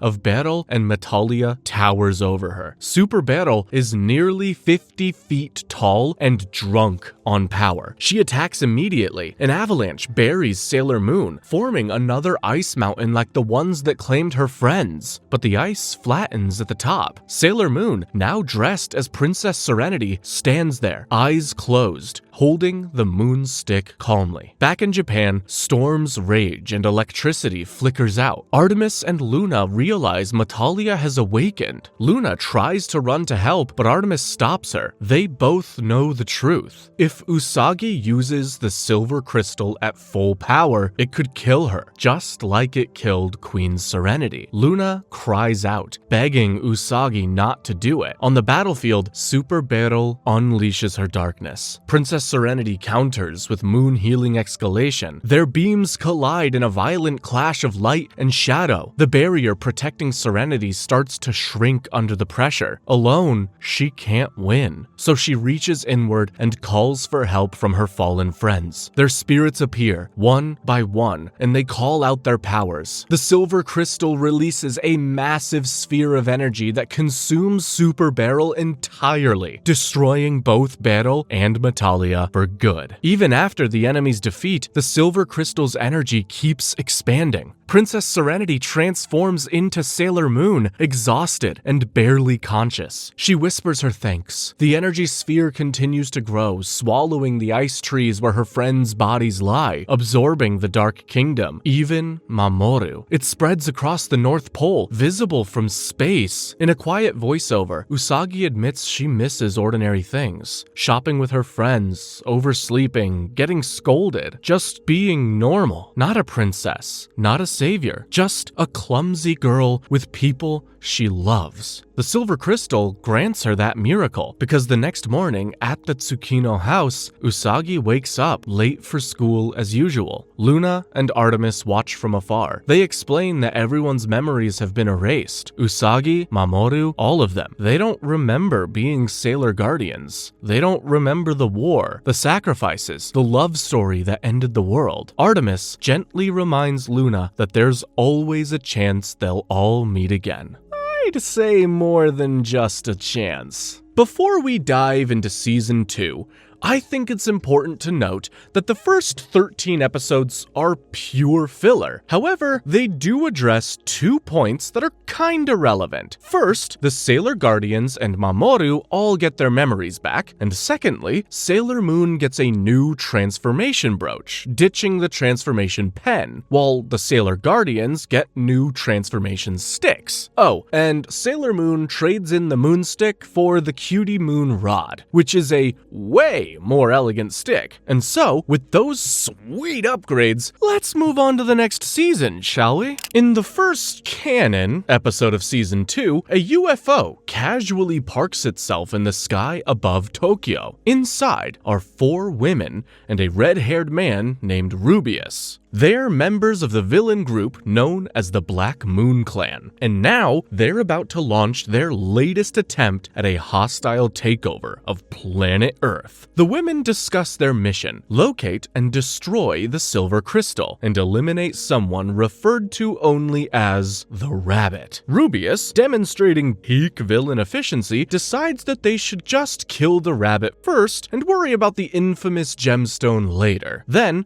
the ship promptly vanishes. Down on Earth, Usagi enjoys a peaceful date with Mamoru in the park. Just as they lean in for a kiss, a strange black ball drops from the sky and bounces off Mamoru's head. A flash of light follows, and a small pink-haired girl literally falls out of the sky and lands squarely on Usaga's head. The girl introduces herself as Usagi and demands to know why the older Usagi shares her hairstyle. Okay, to avoid any confusion, we're going to call our new character Chibiusa. Anyway, Chibiusa escalates matters by pulling out a gun and demanding the silver crystal. She shoots Usagi, who dramatically collapses, only for Mamoru to discover that the weapon is a toy gun that fires suction cup darts. The kid vanishes before they can demand answers. Things only get weirder at home. Usagi returns to find her room trashed and assumes her brother Shingo is the culprit. Instead, the mysterious girl pops out from behind him. Usagi's parents calmly explain that Chibiusa is her cousin who's just moved in. Usagi insists that she does not have cousins, but the family photo album suddenly includes multiple pictures of Chibiusa from years past. This gaslighting is professional grade. Usagi is the only one who thinks this is absurd, and everyone else acts like she's the absurd one. Later, Luna confirms that the photos must be fake and the family is likely hypnotized. They decide to wait and see whether the girl is friend or enemy. Back in the UFO, the 4 women report to Rubius about their failure in finding the Rabbit. Then, an ominous hologram of Wiseman, a wizard, appears and informs them that as long as the silver crystal exists, they cannot destroy Crystal Tokyo. As long as that crystal exists, we will be unable to destroy the despicable Crystal Tokyo. Don't worry, we'll get to that bit of lore very soon. In the meantime, Wiseman confirms that the silver crystal is somewhere in the Juban district, Sailor Moon's hometown. Rubius swears to find and destroy both the crystal and the Rabbit. The next day, at Hikawa Shrine, Rei attempts to divine information about Chibiusa using one of the many fake family photos, but senses nothing. Chibiusa spies on them and wonders if Usagi handed the silver crystal off to one of her friends. Ever proactive, she slips sleeping potion into the tea Rei's grandpa is going to serve, but it's all thanks to Chibiusa's cat-faced toy Luna P disguising as a milk bottle. After the girls drink the tea, they fall asleep, except Usagi, who didn't drink any. Chibiusa begins searching for the silver crystal. Usagi catches her and demands answers. When she spanks the girl in frustration, a crescent moon symbol appears on the child's forehead. Elsewhere, one of the 4 alien women scans children at a playground for crescent marks. Seeing a flash of light, she teleports to Rei's room and introduces herself as Koan, the youngest of the Spectre sisters. Koan declares her intent to kill the Rabbit, meaning Chibiusa, but decides eliminating Usagi first is more efficient. Koan unleashes dark fire, and Usagi barely dodges it. The little girl runs away, Koan pursues, and Usagi uses the distraction to transform into Sailor Moon. Outside, the child collapses from exhaustion just as Koan prepares to finish her. Later, Tuxedo Mask arrives in time to block Koan's next strike and lift the unconscious girl. Sailor Moon fires an attack and forces Koan to retreat. As Tuxedo Mask holds the child, he experiences a strange vision of a crystalline tower. Chibiusa, half asleep, notes that he feels warm, just like Papa.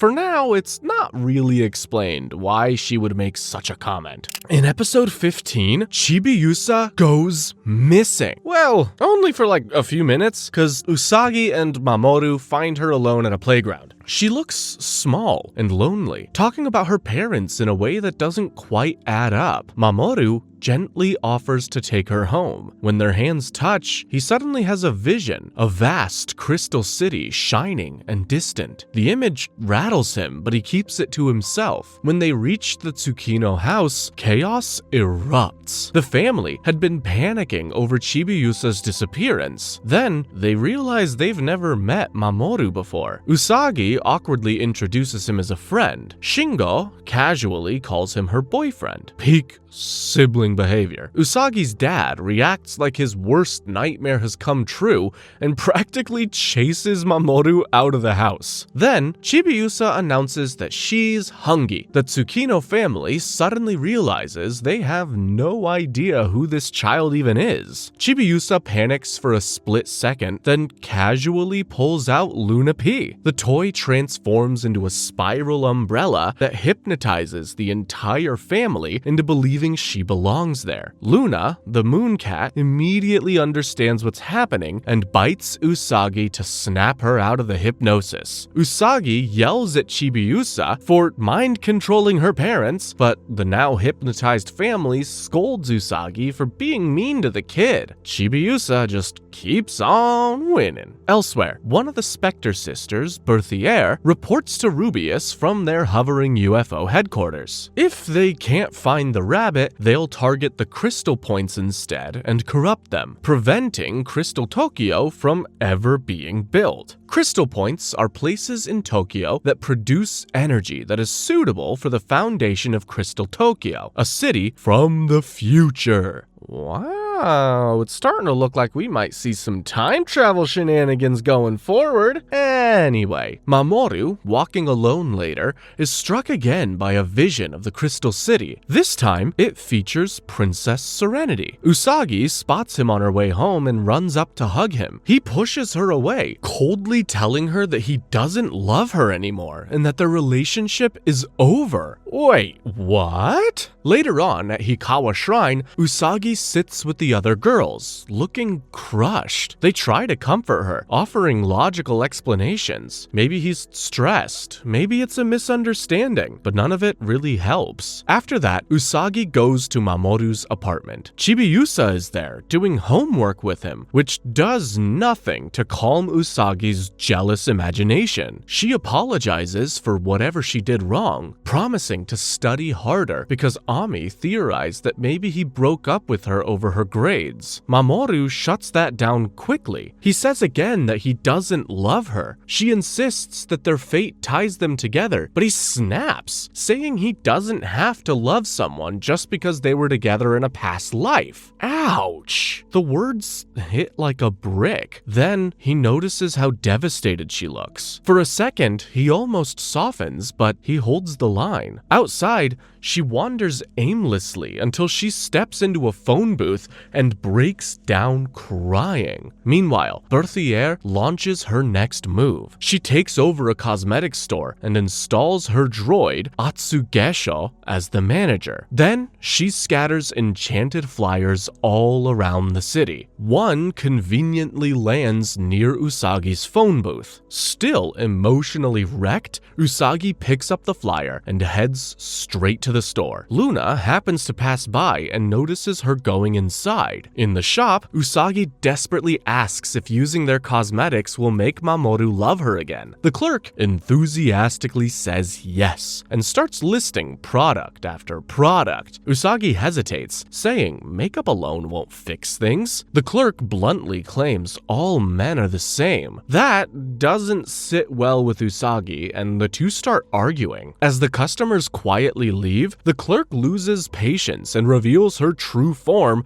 as the droid Atsugesho. Luna attacks, giving Usagi a chance to transform into Sailor Moon. Atsugesho spews a corrosive liquid that melts whatever it touches. Sailor Moon shambles around the store, slipping on spilled makeup. Luna gets swatted into a wall with a powder brush. Just as Atsugesho moves in for the final strike on our hero, Tuxedo Mask appears. He deflects her attack with his cane, literally wiping the smug look off of her face. While she's distracted, Sailor Moon uses the Moon Princess Halation attack and destroys the druid. When Tuxedo Mask turns to leave, Sailor Moon stops him, insisting that he must still care because he came to save her. He denies it, saying they have nothing to do with each other. When he asks why he doesn't love her, he says he cannot love a weak girl. He walks away, silently apologizing to her in his thoughts. He's pushing her away on purpose. It's painfully obvious to everyone except Usagi. Through tears, she makes a vow. If he thinks she's weak, she'll become stronger. Not just for him, though that's definitely part of it, but for herself. In episode 16, Chibiusa strolls through town with Luna P floating loyally beside her when she spots a brand new ice cream shop called Bob Floy. She pauses, torn between her sacred mission to find the silver crystal and the far more immediate call of frozen dairy product. She sternly reminds herself to stay focused, but seconds later, Ami walks by and casually offers to buy her ice cream. Elsewhere, outside Hikawa Shrine, the other Sailor Guardians gather with Luna and Artemis to discuss major news. Ami has been offered a scholarship to study medicine in Germany, following in her mother's footsteps. Usagi reacts like someone just suggested removing oxygen from the atmosphere. She does not want Ami leaving the team, but she has no choice but to agree, since this is Ami's dream. After ice cream, Ami heads to cram school, while Chibiusa quietly wonders if Ami might secretly be the one holding the silver crystal. Up in the UFO, Rubius summons Berthier. He's discovered that Bob Floy sits on a crystal point and orders it infused with dark power, which is just your generic everyday evil energy. That evening, Ami leaves cram school to find Chibiusa waiting outside. The girl asks to stay at Ami's apartment to study, claiming she can't concentrate at Usagi's chaotic home. Ami agrees, but she studies late into the night, which leaves Chibiusa no opportunity to snoop for the silver crystal. Meanwhile, outside Bob Floy, Berthier summons the droid Nipas, who freezes the entire shop in solid ice with a single frosty breath. The next day, Ami walks with Usagi and Chibiusa. Usagi encourages her to go to Germany. Ami finally decides she will go, but requests no farewell party because she fears she will not handle a proper goodbye.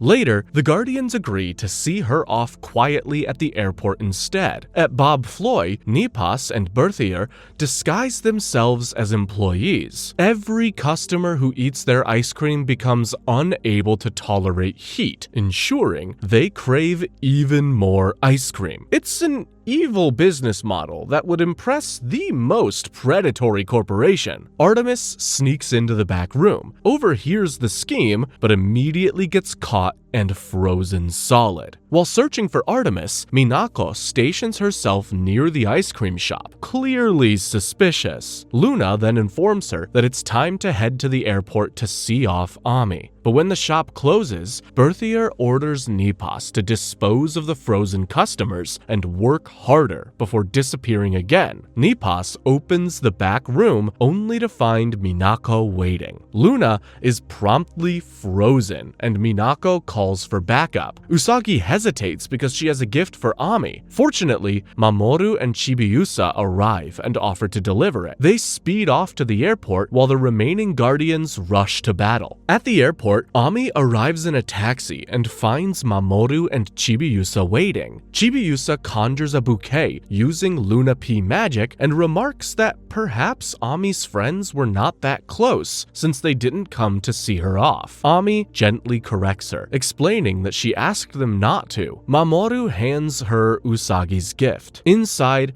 are her new transformation pen and communicator. Ami immediately realizes the truth. They're absent because they're fighting. Because of this, Ami asks Mamoru to turn the car around. She arrives at Bob Floyd just in time, transforms into Sailor Mercury, and confronts Nepos before the others succumb to the extreme cold. Using Shine Aqua Illusion, Ami neutralizes the droid long enough for Sailor Moon to finish the job with Moon Princess Halation. Reunited, the Guardians gather around Ami. She announces that she wants to stay, and besides, she can study anywhere. But what she can't replace are her friends. That's so wholesome. In episode 22, Wiseman contacts Rubius with bad news from the future. The Black Moon Clan tried launching a full assault on the Crystal Palace in Crystal Tokyo with an entire fleet of ships, and it didn't go well. Their attack was completely shut down by 4 female warriors, the future Sailor Guardians. I told y'all there'd be some time traveling shenanigans. In the present, Rubius decides to speed things up. He sends the Spectre sisters to find Chibiusa and eliminate the present Sailor Guardians. The logic is simple and terrifying. No present-day Sailor Guardians means no future Guardians to defend Crystal Tokyo. Meanwhile, Chibiusa overhears Usagi making some slightly disrespectful comments about her. Already feeling insecure and out of place, she runs away. She then tries to return to the future using her teleportation key, but whatever door she came through won't open. She's stuck. What happened?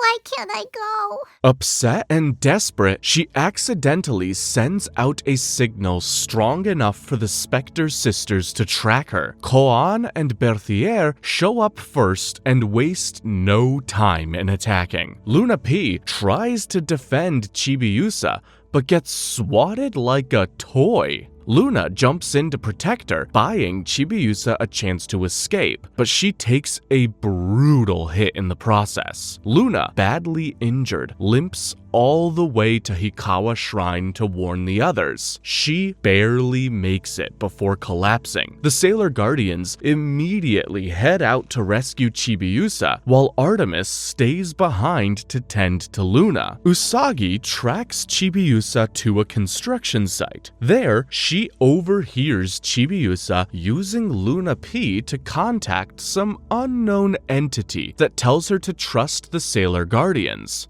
Before Usagi can process that, all 4 Spectre sisters arrive together. Usagi transforms into Sailor Moon just in time. The other Sailor Guardians arrive shortly after, and the battlefield splits neatly into rival matchups. Mars faces Koan, Mercury takes on Berthier, Venus squares off with Calaveras, and Jupiter clashes with Pets. In the middle of all of this, Rubius himself drops in and goes straight for Chibiusa and Sailor Moon. Tuxedo Mask arrives right on cue to stall him, because no major fight is complete without a well-timed entrance from this rosemonger. Sailor Moon uses Moon Princess Halation with the Cutie Moon Rod, aiming straight at Rubius. The Spectre sisters panic, assuming their boss just got obliterated, but Rubius either dodged or tanked the hit and immediately calls for retreat. With the enemies gone, Chibiusa finally understands something important. The Sailor Guardians and Tuxedo Mask aren't her enemies. They're protecting her. For the first time since arriving in this era, she looks genuinely relieved. In episode 24, Wiseman appears before Rubeus and says that the leader of the Black Moon clan, Prince Damond, is furious about the constant failures. Time is running out. So Wiseman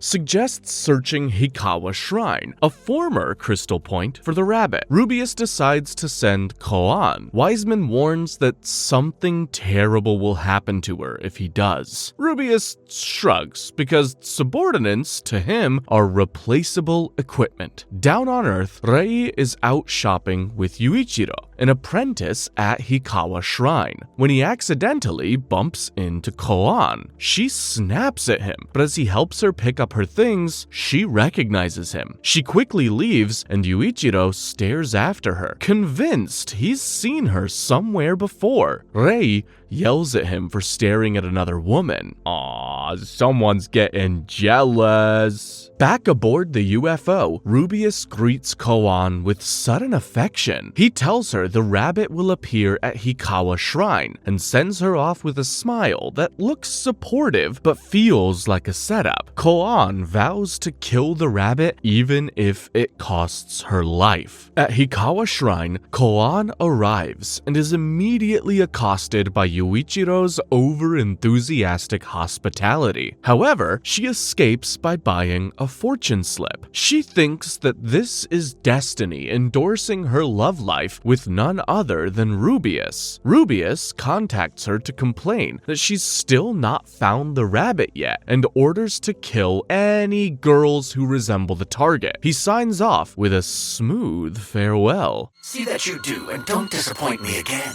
my love. Koan blushes and convinces herself that this is Rubeus being romantic. The bar is so low, guys. Back at the shrine, Usagi reads manga while Rei vents about Yuichiro. As Usagi heads out, she passes Chibiusa coming up the stairs. They exchange words before Usagi runs for her bus. Moments later, Koan attacks Chibiusa. Yuichiro charges in with nothing but a broom and reckless bravery, striking Koan and earning himself a blast of her dark fire attack. Rei hears the commotion and rushes outside, only to be attacked as well. Yuichiro shields her from the flames and is injured in the process. Rei's patience finally combusts. She transforms into Sailor Mars and engages Koan in battle. During the fight, she takes a hit while pulling the unconscious Yuichiro out of danger. Koan mocks her devotion, but Sailor Mars fires back with words sharper than any flame, questioning whether Rubeus truly loves her. Sailor Mars knows about the alleged Koan-Rubeus romance due to an earlier interaction. The doubt flickers across Koan's face. She tries to bury it and goes after Chibiusa, but Tuxedo Mask intervenes and carries the little girl to safety. Sailor Mars seizes the opportunity and strikes Koan with Burning Mandala. What a badass name! Rubeus himself appears, unimpressed with Koan's performance. He bluntly tells Koan that he never loved her. She was merely a tool. He hands her a space-time bomb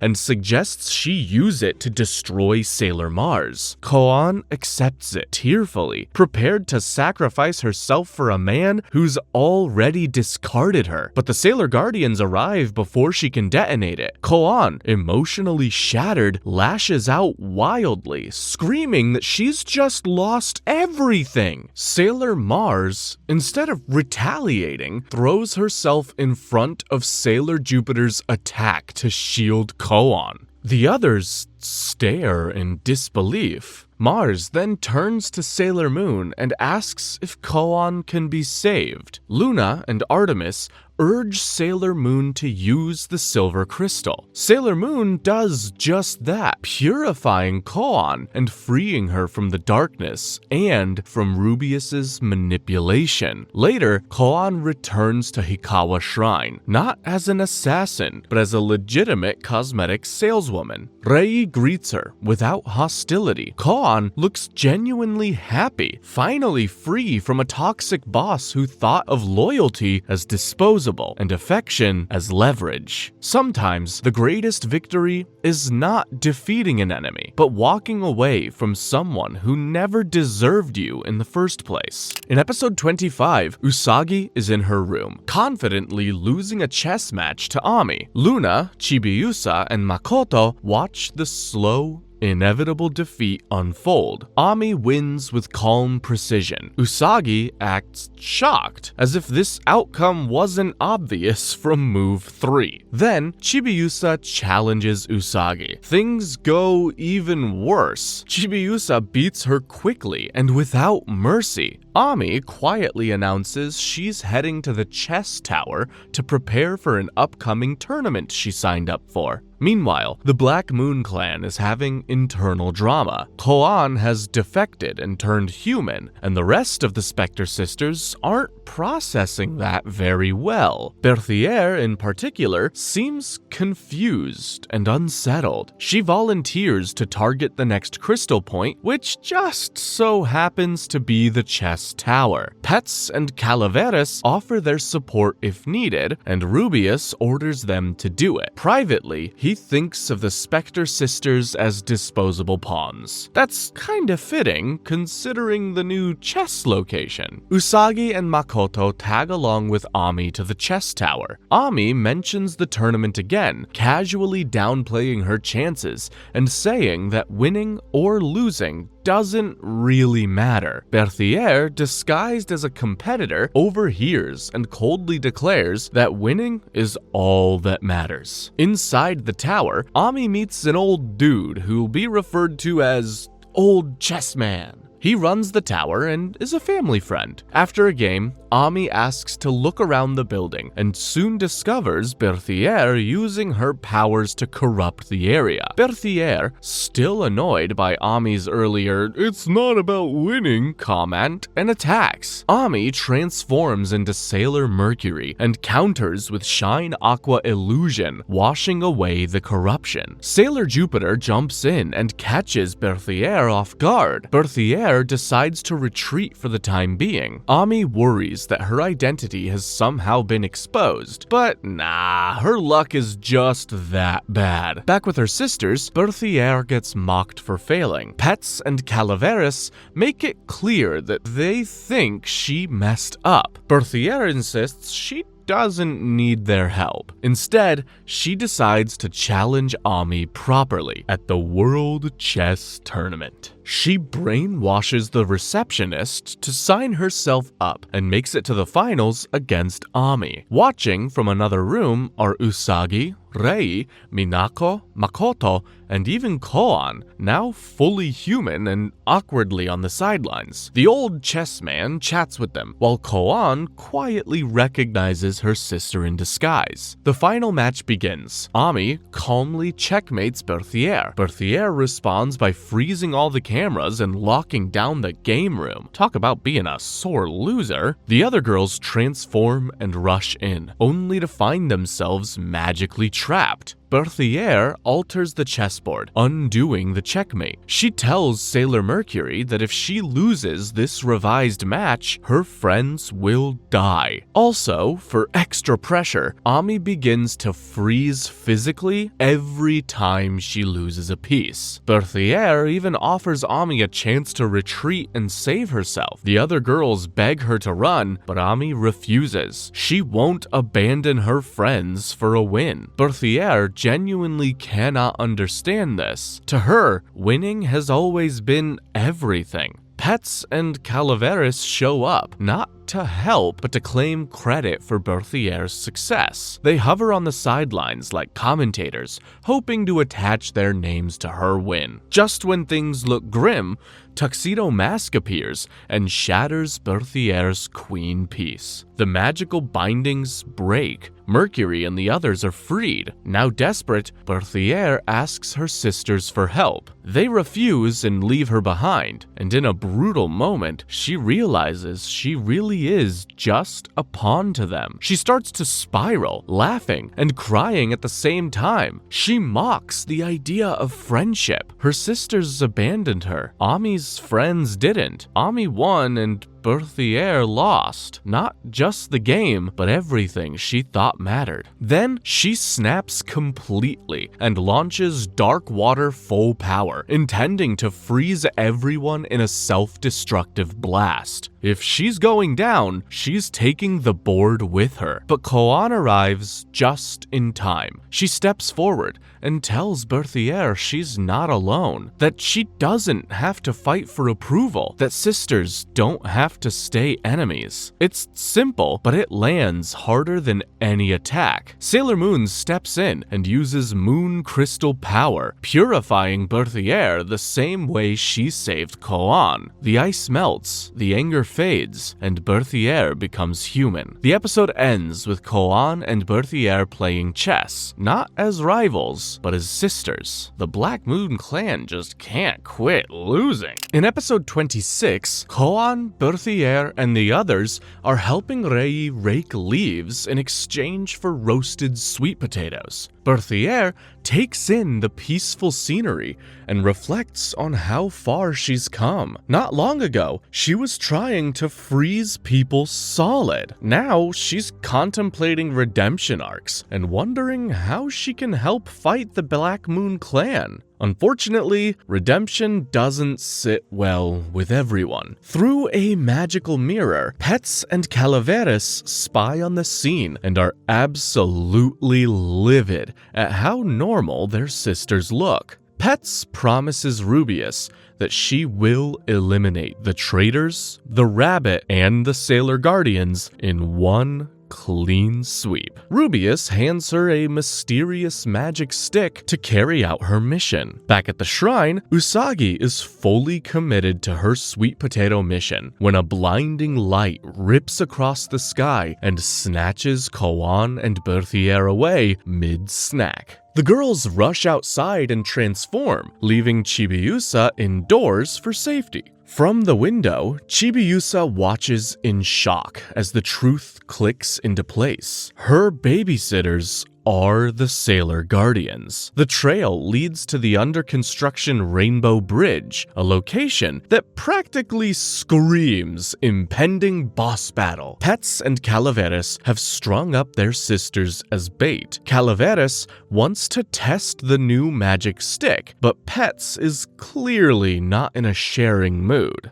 Let me try it now. Why do you have to be so stingy? The Guardians arrive, and Pets wastes no time unleashing Dark Thunder, now supercharged by the magic wand. Sailor Jupiter's attack gets completely overpowered. Mercury quickly deduces that the stick is the source of the enemy's power boosting. Pets suddenly moves faster, hits harder, and proceeds to swat away attacks like nothing. One blast later, and all 5 Guardians are down. Koan and Berthier plead with Pets to stop and warn her about Rubius. Calaveras, annoyed, suggests that Pets finish off their prisoners. Pets agrees, but instead of targeting the Sailor Guardians, she attacks Calaveras and moves to eliminate all 3 of her sisters herself. Apparently, betrayal runs in the family. The Guardians catch the injured sisters, and Calaveras is stunned by their kindness. For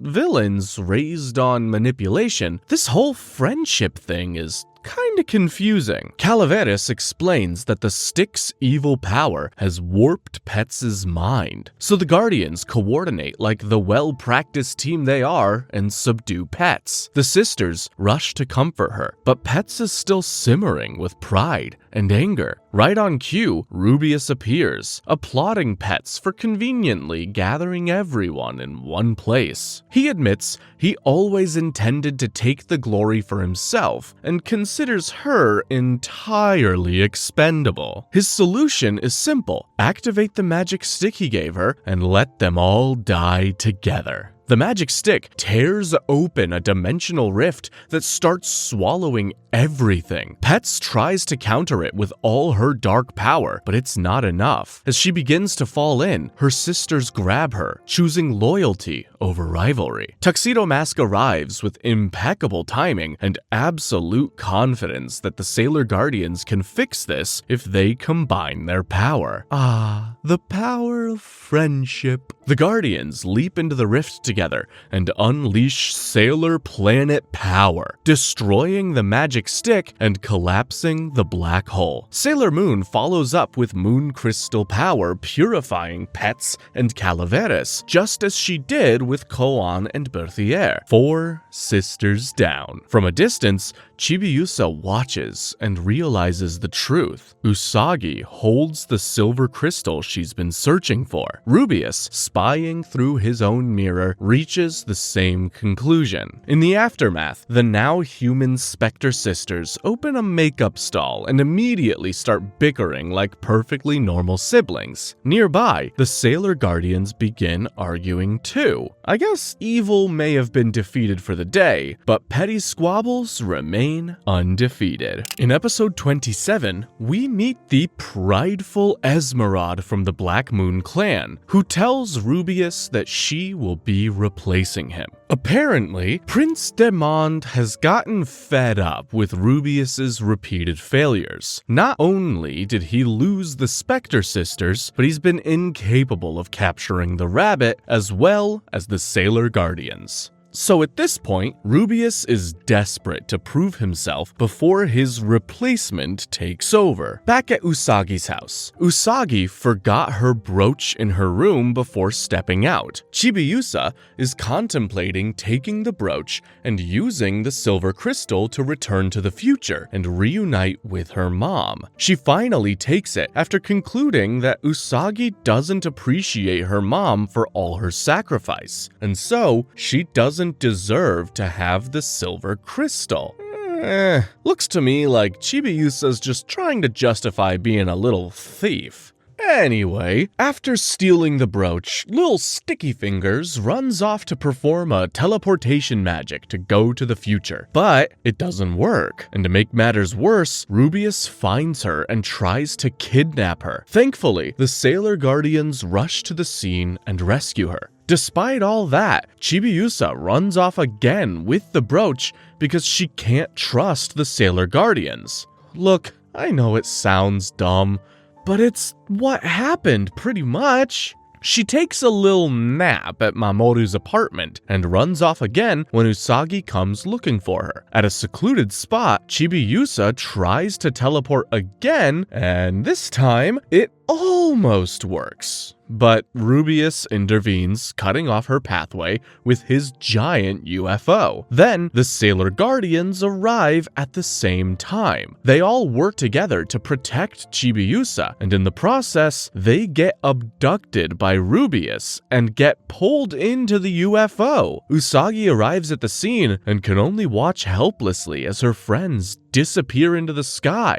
Well, thanks, Chibiusa. You really outdone yourself this time. In the next episode, Rubius goes straight for hostage negotiation. He gives an ultimatum. Usagi must hand over the silver crystal and Chibiusa, or the captured Sailor Guardians will die. While hiding in an alley, Usagi feels the weight of it all. Her friends are gone. The enemy seems untouchable. For once, even her usual optimism struggles to find a foothold. Meanwhile, aboard his spaceship, Rubius is busy posturing when Esmeralda appears to scold him for not killing the rabbit, aka Chibiusa, when he had the chance. In response, Rubius smugly unveils his trump card, the Sailor Guardians, now bound to crosses, immobilized, and silent. Back at Mamoru's apartment, Chibiusa returns Usagi's brooch, drowning in guilt. She can't understand why her teleportation key failed to send her home. Through tears, she admits she only wanted to save her mother. Mamoru tries to comfort her, but the situation is larger than either of them. News reports of a UFO over Tokyo confirm that things are escalating quickly. So now, Usagi makes a decision. If surrendering herself will save her friends, she'll do it. Luna and Artemis briefly consider creating fake versions of the Silver Crystal and Chibiusa to trick Rubeus, but even in imagination, the plan collapses under its own absurdity. By the time Mamoru realizes what's happening, Usagi and Chibiusa are already gone. Now transformed, Sailor Moon stands in the open when Rubeus calls out to her. In an instant,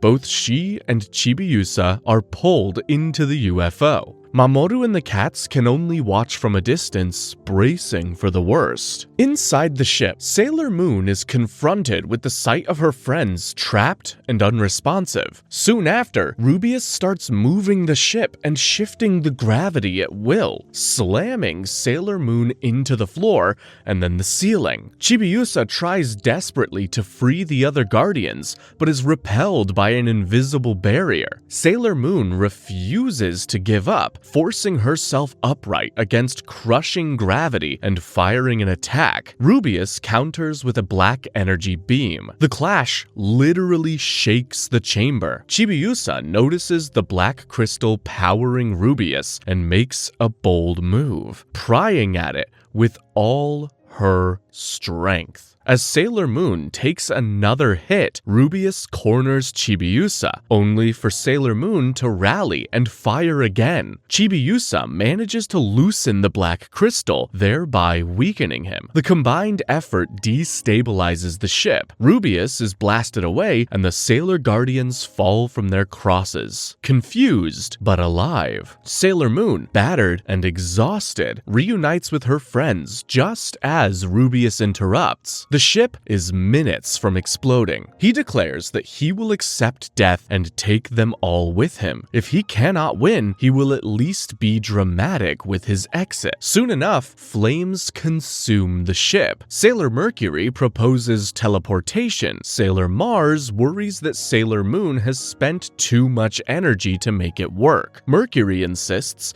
that they pool what little power remains. So in the end, the Guardians combine their strength and teleport away with Chibiusa just before the explosion engulfs the vessel. Rubeus staggers out from the wreckage and reaches out to Esmeralda, begging to be taken back to the future. She slaps his hand away. Failure, she says, is contagious. She leaves him to his fate. Rubeus screams as the ship detonates, ambition ending in fire and cosmic debris. Good riddance. As the episode ends, we shift to the distant planet Nemesis, where Esmeralda reports Rubeus's failure to Prince Demond. Her superior warns her not to repeat his mistakes. The message is clear. In the Black Moon Clan, incompetence is not just frowned upon, it's terminal. Episode 29 begins with Chibiusa running through the darkness, terrified and alone.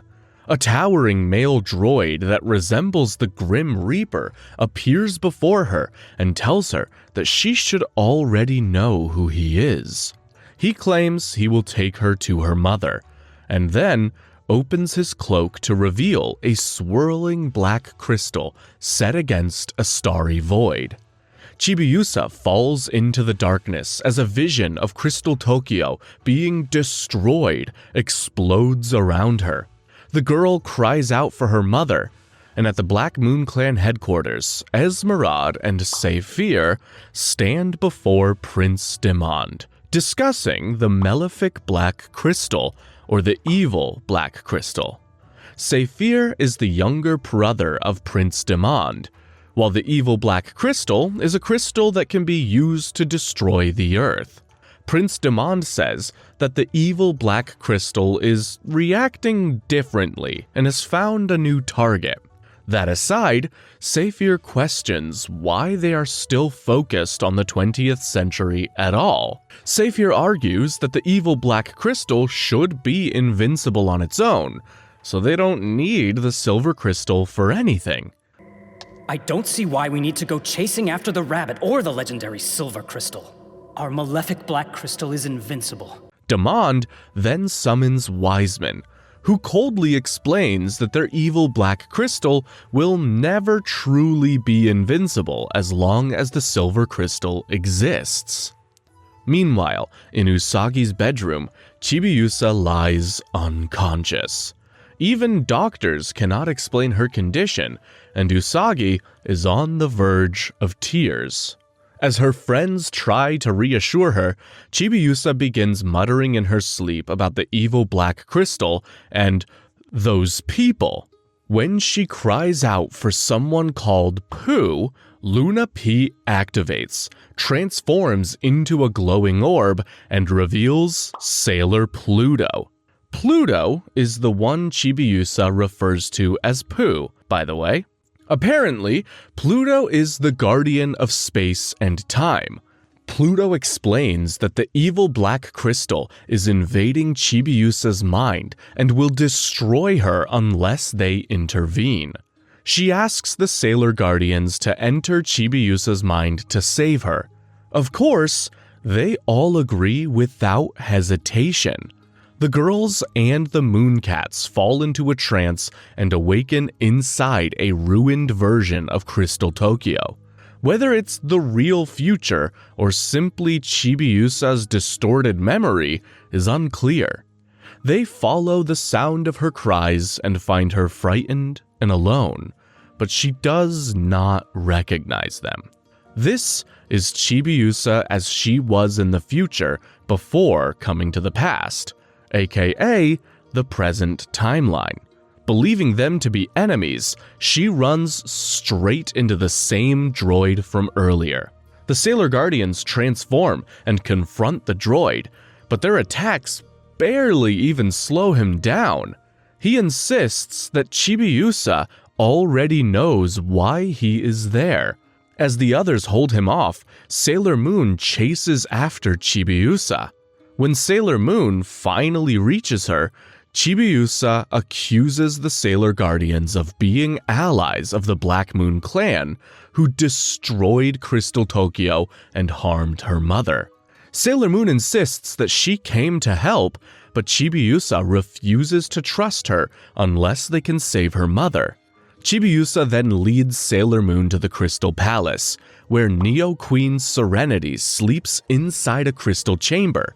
Neo Queen Serenity is the ruler of Crystal Tokyo and Chibiusa's mother. An energy barrier powered by the evil black crystal surrounds the palace, so nobody can get close to the Neo Queen. The other Guardians are still fighting the Grim Reaper droid, and Sailor Moon rushes back to help them, promising Chibiusa that she will save her mother. One by one, the Guardians are knocked down, making Sailor Moon the last one standing. The droid creates a massive hole, and Chibiusa nearly falls into it. But luckily, Sailor Moon grabs her hand and refuses to let go, even at the risk of falling herself. When Chibiusa asks why she would go so far, Sailor Moon says it's because they are friends and because the Sailor Guardians came to save her.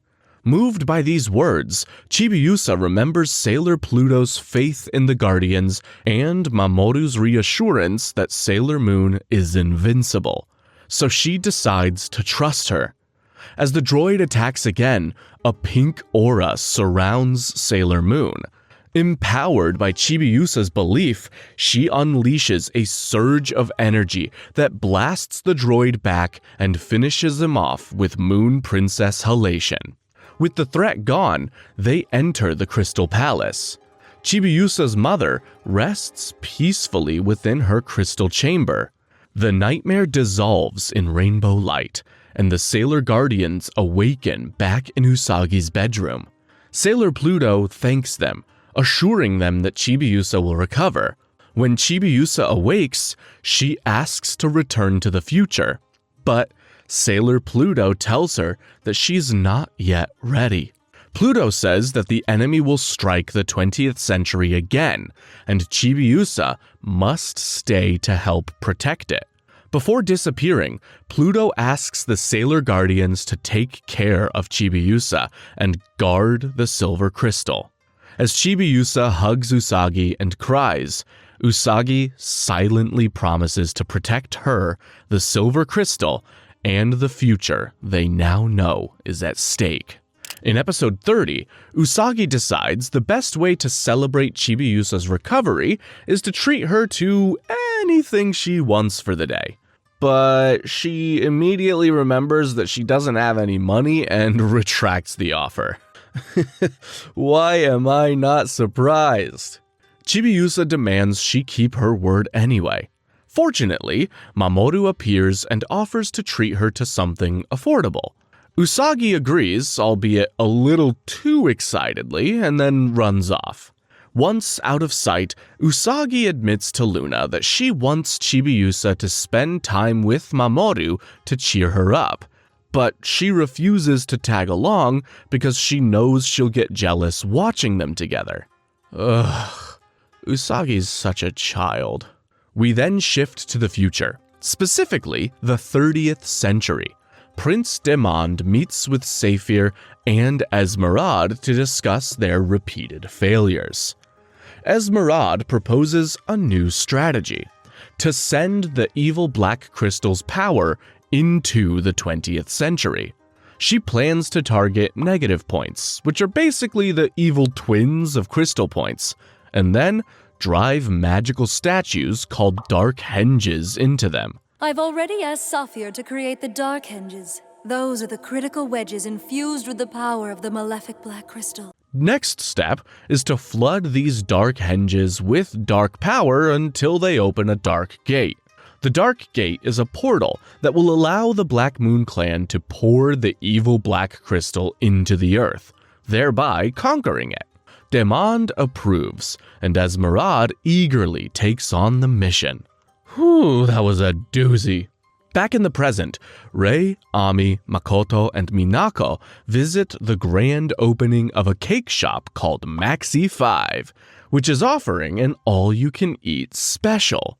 Esmeralda happens to pass by and senses that the shop is at a negative point.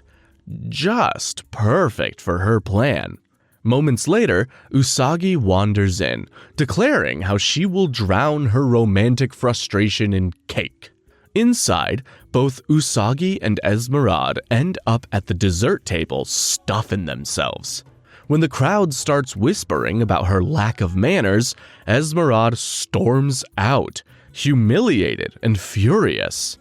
While Usagi tearfully vents to Rei and Minako about Mamoru and Chibiusa, Esmeralda incapacitates the staff and plants a dark henge in the shop's negative point. She summons a droid named Marzipan to guard it. Marzipan disguises herself as a waitress while Esmeralda enchants the cakes. Mamoru and Chibiusa arrive just as things begin to feel off. The customers suddenly freeze in place. Mamoru senses danger in the waitress and throws a platter at her, forcing Marzipan to drop her disguise. She attacks by spraying frosting that transforms anything it hits into sweets. Mamoru tells the girls to get Chibiusa to safety while he distracts the enemy. Once clear, the girls transform. However, Marzipan proves surprisingly dangerous. Her sugary attacks make the Guardians' bodies fragile, like candy. Mercury quickly realizes that one solid hit could cause them to shatter. Yikes. As Marzipan prepares to finish Sailor Moon and Sailor Mars, Tuxedo Mask intervenes with a rose and a pointed comment about how sugar melts. Mercury understands the hint. She uses her magical power to drench the droid and weaken her sugar-based body. The others are freed, and Sailor Moon ends the battle with Moon Princess Halation, destroying marzipan and shattering the dark henge. The cake shop returns to normal, but Esmeralda appears, furious that her plan failed. The Guardians confront her, and after a brief exchange of insults, she formally introduces herself. Her piercing laughter forces them to cover their ears before she vanishes. In episode 31, we finally see why Mamoru has been trying to keep his distance from Usagi. He's been having these horrible nightmares, almost like a prophecy that their relationship will lead to disaster. Thanks to Usagi's stubborn refusal to give up, the two of them choose love despite the ominous dreams. Good for them! Episode 35 opens with Chibiusa having a bad dream. Well, looks like everyone's having one of those recently. In the dream, Chibiusa is being bullied by some students, but then a girl comes to her defense. Soon enough, she and the girl become besties. When Chibiusa wakes up, she's in a good mood, even though she's recovering from a fever. Usagi enters the room, relieved to see her awake, and announces that everyone came to visit. The other girls file in, offering cheerful greetings and a get-well gift. The atmosphere is warm and reassuring. Then, Usagi casually mentions that one of Chibiusa's friends is here too. Then in walks the very same girl from Chibiusa's dream. Chibiusa lights up, leaps out of bed, and greets her enthusiastically as Momoko, or Momo for short. Hi, Chibiusa. Oh, wow, Momo! It's real! And you're really here! Chibiusa! Momo seems just as happy to see her and asks if she's over the cold. Chibiusa beams, climbs back into the bed, and the two laugh together while the others watch fondly. The Sailor Guardians quietly note that Chibiusa, who arrived alone from the future and has carried far too much on her small little shoulders, has finally found a friend her own age. Ami, however, gently lowers the mood by wondering aloud why the enemy is targeting Chibiusa in the first place. Elsewhere, in Juban Park, a pale, white-haired stranger appears and channels dark power into one of Esmeralda's henges. Esmeralda herself soon arrives near the elementary school, congratulating this white-haired entity from the Black Moon clan, Chiral, on his work. A second entity, a Chiral, materializes beside him. Esmeralda declares that this time, she will use overwhelming dark power to wipe out the Guardians in one decisive move. She looks over the city skyline and laughs, already imagining presenting victory to Prince Demond like a carefully wrapped Christmas gift. Wait, do aliens from the future celebrate Christmas? I really doubt that. Anyway, the next morning, when Chibiusa arrives at school, something is clearly wrong. Students are fighting in the halls, even though class has already started. At first, she assumes they're playing, because who hasn't just punched their friend for kicks? Luna quickly corrects her, though. This is not a game. Then, Chibiusa sees Momo cornered by a larger boy. She rushes forward to help, only to watch Momo handle herself with unexpected aggression. Chibiusa is impressed until Momo turns on her. Momo's eyes glow pink as dark energy pulses around her. She snaps at Chibiusa not to act like they're friends and claims she can't stand her. The words hit harder than any physical blow. Confused and hurt, Chibiusa tries to reason with her. Momo shoves her down and runs off into the building. Chibiusa chases after her, determined to fix whatever just broke. Outside, Luna notices dark rings of energy spreading around the school. Artemis arrives, confirming its dark power at work. Back inside, the school is in utter disarray. Desks are overturned, students are brawling, authority figures are nowhere to be found. Chibiusa wanders through the chaos, struggling to understand how everything fell apart so quickly. She's suddenly attacked by Momo again, now backed up by a group of equally brainwashed classmates. Even her teacher has been corrupted. She goes into hiding until the Sailor Guardians arrive. The school soon turns into a battlefield. The most shocking part happens when Momo gets knocked out from the enemy's attack, and Chibiusa unleashes a monstrous amount of energy that pushes the enemies away. Even Prince Demond takes notice of this display and orders Esmeralda to retreat. In the end, the dark henges around the school get destroyed, and Momo is finally herself again. Chibiusa then decides that she's ready to go to the future, along with the Sailor Guardians and Tuxedo Mask, to free her mom once and for all. In the next episode, Chibiusa successfully teleports everyone, including the Mooncats, to somewhere in space. There, they meet Sailor Pluto, who's guarding the door that leads to the space-time corridor.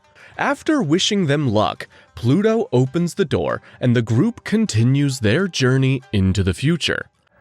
The door of space and time is now open. You may set forth on your journey to the future. Prince Demond orders Esmeralda to capture both Chibiusa and Sailor Moon alive. However, Esmeralda orders the droid Luax to kill everyone except Chibiusa. When Luax encounters our heroes, she tries to abduct Chibiusa. She ends up getting destroyed by a combo attack from the Sailor Guardians. After that, the Sailor Guardians, the Mooncats, Tuxedo Mask, and Chibiusa move into the future where they find Crystal Tokyo in ruins. In the next episode, Chibiusa spots her mom sleeping in the Crystal Palace and runs to meet her. The Sailor Guardians and Tuxedo Mask chase after her, but she vanishes anyway. Soon enough, they run into King Endymion. He's literally Mamoru from the future. Sailor Moon immediately recognizes his voice as the one from the nightmares, warning her that she and Mamoru shouldn't be together. Endymion confirms that he is the future Tuxedo Mask and takes them to the Crystal Palace. On the way, the Black Moon Clan watches everything unfold like villains monitoring security cameras. Saphir blames Esmeralda for letting the Sailor Guardians reach Crystal Tokyo in the first place, and tells her to fix it. But Demond steps in and says he'll handle it himself. Truth is, bro is just super obsessed with Sailor Moon. And Esmeralda hates that fact. Inside the Crystal Palace, King Endymion explains what happened to this world. After the Earth was frozen for centuries, Neo Queen Serenity used the silver crystal to wake everyone up. Then, the Black Moon Clan showed up. They attacked Earth, killed the citizens, and put Neo Queen Serenity into a death-like sleep. Only the future Sailor Guardians remained awake, defending the palace. It's quite a lot to process. But that's not even the most shocking news. Endymion drops the bombshell that Chibiusa is Usagi and Mamoru's future daughter. So that means you and I... Before anyone can fully process the whole "we have a kid in the future" situation, Prince Demond crashes the meeting and kidnaps Sailor Moon. He's clearly fascinated by how much she resembles Neo Queen Serenity, which is fair because she is her. King Endymion calmly says he knows where Demond is taking her. Like this is just another Tuesday. Later, Usagi wakes up in a different dress. She checks for her brooch first, priorities in order, and finds it nearby. Demand introduces himself properly and uses his powers to stun her. She tries to transform, but the evil black crystal interferes with the silver crystal. It's basically magical signal jamming. Demand grabs her and declares that she'll stay on Nemesis forever. I made this room just for you, Sailor Moon. It will be your resting place for all eternity. Usagi demands to know why they're attacking Earth. Demand says he wants the silver crystal's power to control time and space. Oh, and he wants her to be his queen so that they can rule together. Just your typical bad guy. He leans in to kiss her, because of course he does, but Tuxedo Mask arrives right on cue and rescues her. Fortunately, Esmeralda secretly attacks Prince Demand with a black vortex of energy. This distraction gives Tuxedo Mask just enough time to escape with Usagi. Esmeralda watches them flee when Saphir appears out of nowhere and immediately calls her out. He accuses her of deliberately letting them escape. She denies it, but Saphir isn't fooled. He knows she's jealous of Sailor Moon for getting Demand's attention. And he hates Sailor Moon as well, so there's no need to snitch on anyone. Birds of a feather, as they say. In the next episode, at the Crystal Palace, the Sailor Guardians wait for Sailor Moon and Tuxedo Mask to return. Luna points out the obvious. This place should have been protected by the silver crystal. Artemis suggests that there might be something wrong with the future version of it. When Sailor Moon and Tuxedo Mask arrive, they all move deeper into the palace and find Neo Queen Serenity sealed inside a quartz-like crystal. She looks calm, almost peaceful, but very much unconscious. Sailor Venus asks King Endymion why the silver crystal didn't protect the palace. He explains that the silver crystal from the future disappeared right before the Black Moon clan attack. Sailor Moon tries to use her own silver crystal to wake Neo Serenity, but nothing happens. Meanwhile, Chibiusa quietly slips away from the palace. Outside, she runs into Wiseman. He quickly realizes that she has knowledge of the whereabouts of her mother's silver crystal buried deep in her mind. Instead of forcing it out of her, he does something worse. He manipulates her. He plays on her fears and insecurities until she starts believing he's the only one who understands her. Before long, she shows willingness to help him, which is exactly what the old wizard wanted. Elsewhere, Saphir and Esmeralda monitor the evil black crystal. Esmeralda notices the energy levels are unstable. Saphir explains that Demand doesn't understand how fragile the black crystal really is. He also admits he doesn't trust Wiseman. Esmeralda brushes off his concerns and tells him not to worry about Demand.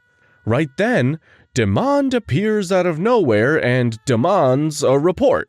Esmeralda tells him the energy levels are out of control.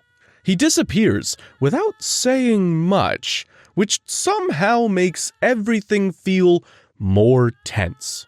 After he leaves, Saphir comments that if Demand hadn't become obsessed with Neo Queen Serenity, they would have conquered the 20th century already. My brother has clearly become too emotional. If he hadn't fallen in love with Neo Queen Serenity, this new mission wouldn't be necessary. That comment hits Esmeralda hard. She throws her fan to the ground in frustration and declares she'll destroy the Star Guardians herself. Instead of charging straight into battle, she goes to see Wiseman. He tells her there isn't much difference between her and Neo Queen Serenity, and that he can help her achieve her dream. It's exactly what she wants to hear. He offers her a crown, and when she accepts it, he uses its power to transform her into a massive dragon. Dragon Esmeralda heads straight for the Crystal Palace. The Star Guardians spot her and rush out to fight. Sailor Jupiter lands a powerful attack, injuring the dragon. Moments later, Sailor Moon uses Moon Princess Halation and completely destroys the dragon. When the dragon vanishes, Esmeralda briefly reappears before falling into a dark void. And just like that, she's gone. Watching from the shadows, Wiseman calmly says he's glad Esmeralda is out of the way. He adds that Saphir and Demand will soon meet the same fate. Clearly, this man is cooking something nasty. In the following episode, the Sailor Guardians and Tuxedo Mask search desperately for Chibiusa.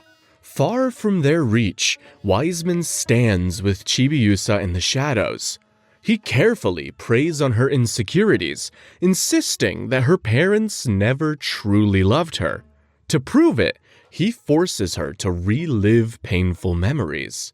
Well, more like distorted memories.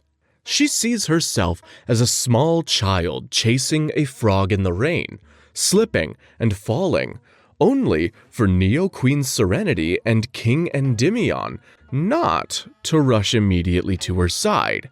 In her young heart, that hesitation felt like rejection. Another memory surfaces of her own birthday that seemed forgotten, reinforcing her fear that she was unimportant. Wiseman twists these moments, magnifying her loneliness until it overwhelms her.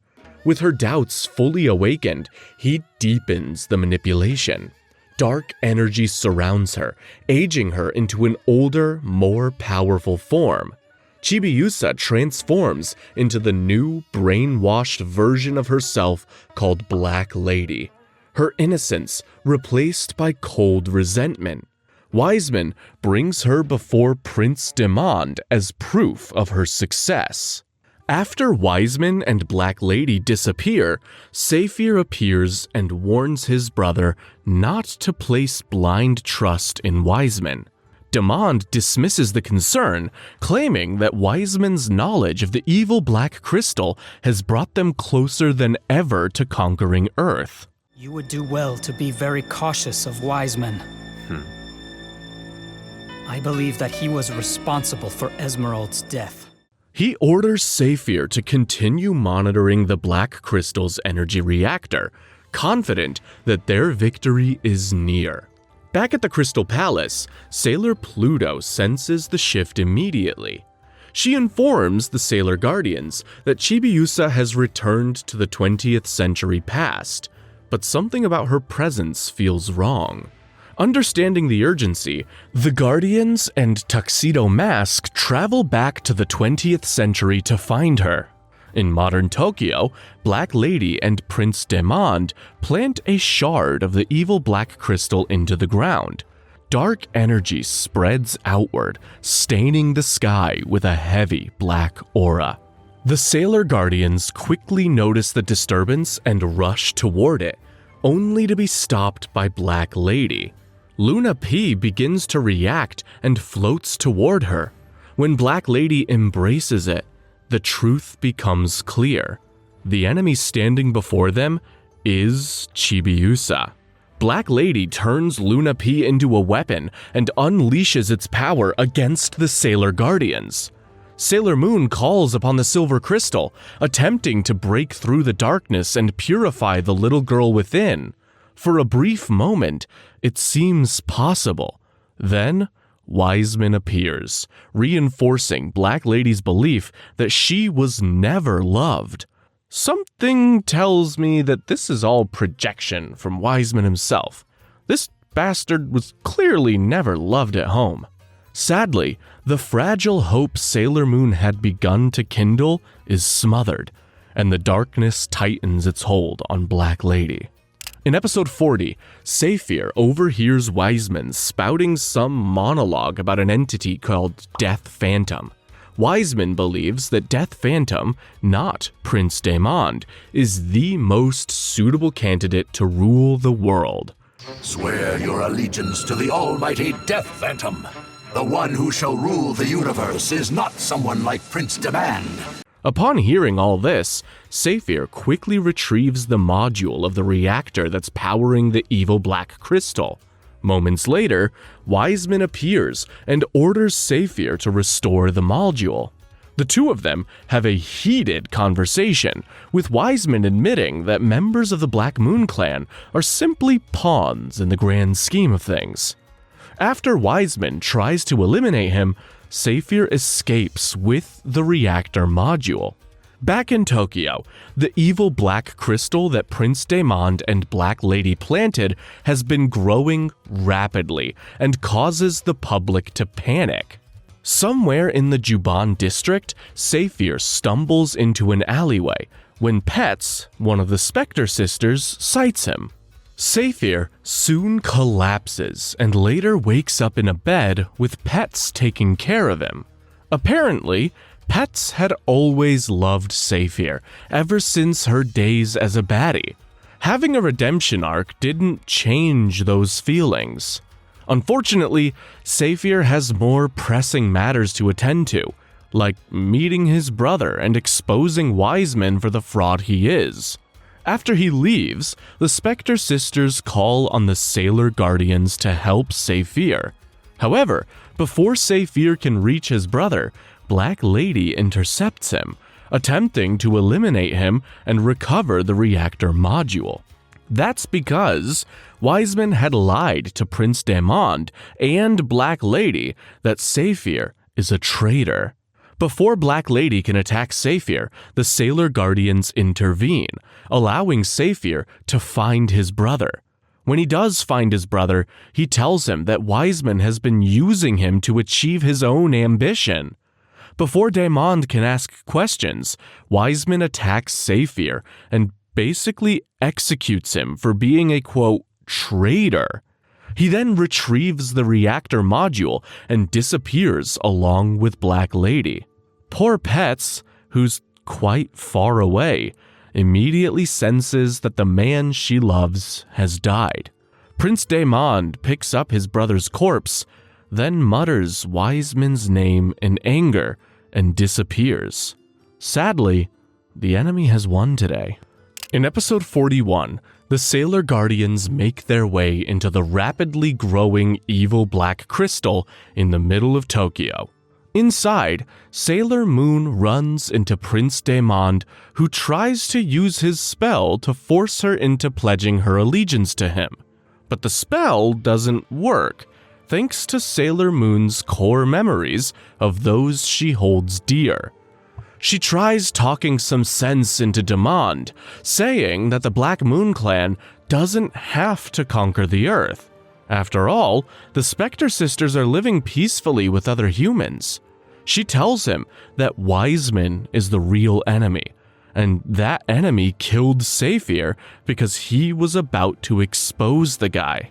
As Prince Daimond starts reflecting on her words, Wiseman appears and tries to kill Sailor Moon. But Daimond tells him to back off. This leads to a fight between Daimond and Wiseman. Unfortunately, it also leads to him suffering a fatal injury trying to protect Sailor Moon. After Prince Daimond dies, Wiseman starts choking Sailor Moon, telling her to give up the crystal. When Sailor Moon refuses, he tries to use his spell to brainwash her. That you can truly trust. You must loathe everyone and everything, Sailor Moon. Go on, instill the legend. But thanks to the power of friendship once again, that spell doesn't work. And Tuxedo Mask arrives to rescue Sailor Moon from the attack. All the Sailor Guardians follow suit. Then, Wiseman declares that it's too late for them, because thanks to Black Lady's power, the evil black crystal has finally created the gate, and very soon, the Earth will be plunged into overwhelming darkness. Things ain't looking very good right now. In episode 42, as the Dark Gate's power surges, Wiseman, who just so happens to be the actual Death Phantom, prepares to erase the world entirely. He channels overwhelming dark power into Black Lady, who has fully surrendered herself to her belief that love only brings pain. With her heart sealed off, she becomes the perfect vessel for destruction. Sailor Moon realizes the strain could destroy Chibiusa's body. The other Guardians plead with Black Lady, insisting that they're her friends and refuse to lose her. Death Phantom counters by promising her even greater power from the Black Crystal, feeding her bitterness instead of easing it. Sailor Moon calls upon the Silver Crystal, its light reaching across time to awaken Neo Queen Serenity from her deep sleep. Bathed in radiant pink light, Sailor Moon transforms into Neo Queen Serenity herself, revealing to Black Lady that she's looking at her own mother. Just like that, the memories start flooding back. Black Lady sees her younger self struggling to stand after falling, believing she'd been ignored. Neo Queen Serenity gently reframes those moments, showing the love was always there. Wiseman tries to drown out that truth, insisting she was alone and unloved, claiming that humans are born and die in isolation. Black Lady lashes out at her own parents, torn between resentment and longing. Neo Queen Serenity finally explains that parents sometimes appear strict or distant because they're guiding their children, setting limits to help them grow. She shows Chibiusa memories of laughter with the Sailor Guardians, of kindness and belonging. She assures her that she has always been loved. So warm. What you're feeling right now is the deep emotional connection that human beings share. The bitterness finally breaks. About damn time. Black Lady's dark crescent mark fades, and she collapses into her mother's arms, returning to her younger self at last. But the crisis isn't over. The Dark Gate continues to open. Sailor Moon is weakened from using the Silver Crystal. Determined to end it, Sailor Moon transforms again into Neo Queen Serenity and prepares to confront Death Phantom directly. The Dark Gate's energy nearly overwhelms her. Watching this, Chibiusa blames herself for everything. Her tears start falling, and from them emerges a silver crystal of her own. The silver crystal she'd been searching for was inside of her all along. Accepting her identity and her love, she transforms into Princess Small Lady Serenity. Mother and daughter join hands, their combined silver crystal powers amplified by the Sailor Guardians. Together, they destroy Death Phantom, shatter the evil Black Crystal, and close the Dark Gate. Later, Chibiusa thanks her friends for standing by her. Usagi says goodbye to her future daughter through tears, knowing that someday they will meet again. Back in the future, Chibiusa returns to Crystal Tokyo and reunites with her family. Neo Queen Serenity welcomes her home, and together they look out over a restored city. Proof that even a future on the brink can be saved when love refuses to give up. In the first episode of Season 3, Rei's peaceful evening takes a hard left turn when she's hit with a vision straight out of the apocalypse. The world is swallowed in darkness. Her fellow Sailor Guardians, and pretty much everyone else, are turned into decorative stone statues. Just when it seems like things can't possibly get worse, a massive blast wipes out Sailor Moon, Mercury, Jupiter, and Venus in one catastrophic sweep. Rei braces for the end, and then a brilliant light appears, splitting into 3 smaller lights before drifting away. The next day, at Hikawa Shrine, the girls gather for a study session. Or at least, that's the official story. Rei is distracted by her vision. Ami is actually studying because she's just that smart. Makoto and Minako are doing their best, and Usagi is asleep, as usual. When she's jolted awake, she's reminded, again, that her previous test scores were horrible. Elsewhere, Professor Tomoe is celebrating. In his lab, surrounded by ominous glass tubes and questionable life choices, he announces to his assistant, Kaolinite, that their experiment is complete. All that remains is to locate 3 talismans hidden inside pure heart crystals. Keep in mind that pure heart crystals are basically human hearts that are pure.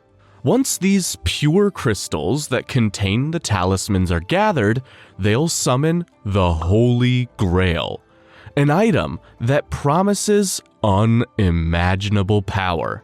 To kick things off, Tomoe releases a daemon egg, and Kaolinite heads out to observe the egg in action. A daemon is a monster that serves Professor Tomoe, and such a monster can only be born whenever the egg fuses with a host. This sounds a lot more like magic than science, Professor.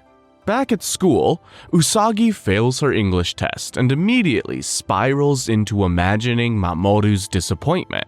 As if summoned by academic shame itself, Mamoru appears and gently postpones their next date so that she can focus on studying, as he should. Meanwhile, Rei returns to the shrine, unaware that the daemon egg has already fused with one of the sacred trees on the grounds. Sensing something is off, she attempts fire reading to gain clarity about her ominous vision. The flames, however, offer 0 helpful insight, so she places a protective tag on the wish tree instead. Unfortunately, that's exactly when the tree transforms into a daemon called Mikuji. Rei tries to transform into Sailor Mars, but Mikuji pins Rei to a wall and fires a dark beam straight at her chest. A glowing light begins to emerge from within Rei as she screams in pain, and somewhere nearby, Usagi and Luna hear it. Usagi transforms into Sailor Moon and rushes in, but Mikuji proves alarmingly powerful. The other Guardians arrive as well, only to be pinned down before they can even transform. Tuxedo Mask makes his grand entrance, throws a rose like he usually does, and is promptly disabled along with everyone else. Sailor Moon tries Moon Princess Halation, but for once, the attack does absolutely nothing. Well, that's never a reassuring sign. Mikuji pins Sailor Moon to a tree and bites down on her brooch. It cracks, and the silver crystal deactivates. Sailor Moon reverts back into plain, very panicked Usagi. With all interference removed, Mikuji returns to Rei and intensifies the beam attack. A crystal finally emerges from Rei's chest, her pure heart crystal. Just as things look completely hopeless, 2 mysterious Sailor Guardians appear out of nowhere. They fire precise energy blasts that purify Mikuji back into a perfectly innocent tree. Then, the daemon egg drops to the ground and shatters. The mysterious Guardians examine Rei's heart crystal, determine it doesn't have the special talisman, and calmly return it before disappearing as dramatically as they arrived. With Mikuji defeated, everyone is freed from their restraints. The girls rush to Rei's side, relieved when she regains consciousness. So, it looks like two different factions are searching for these pure crystals in their talismans. The next episode opens in Professor Tomoe's lab. He makes Kaolinite explain the grand purpose of the Death Busters. Don't worry, we'll learn more about this evil organization real soon. In the meantime, it's revealed that their mission is to acquire powerful pure heart crystals, locate the hidden talismans, and bring about a new era of power. Standard villain resume mumbo-jumbo, you get the gist. To keep that ball rolling, he launches another Daemon Egg into the city to find a host. Meanwhile, Usagi is having an existential crisis. Her silver crystal still hasn't been functional since her encounter with the daemon from the last episode. To cheer her up, Mamoru takes her to an abandoned house that's full of stray cats. There, they meet the young girl who's taking care of them. The girl explains that she found the cats there, but the building is already scheduled for demolition. Usagi, who loves cats, immediately declares that she'll help save them. Unfortunately, high above the city, a Daemon Egg has already locked onto its next victim. It flies straight into the cat girl's bedroom and embeds itself into a cat-shaped puzzle on her desk. The next day at Hikawa Shrine, the Sailor Guardians discuss Usagi's bold plan to adopt multiple cats. Usagi announces that if each of them takes one, the problem is solved. But Ami has allergies, Makoto has practical concerns, and Minako has scheduling issues. Rei suggests that if Usagi cares so much, she should adopt them herself. Usagi counters that Luna is jealous and can't handle competition. Luna, of course, is not amused. The meeting ends with 0 cats adopted. Back at the young girl's bedroom, the girl's puzzle is disturbed by a stray cat. When she fixes it, the daemon awakens.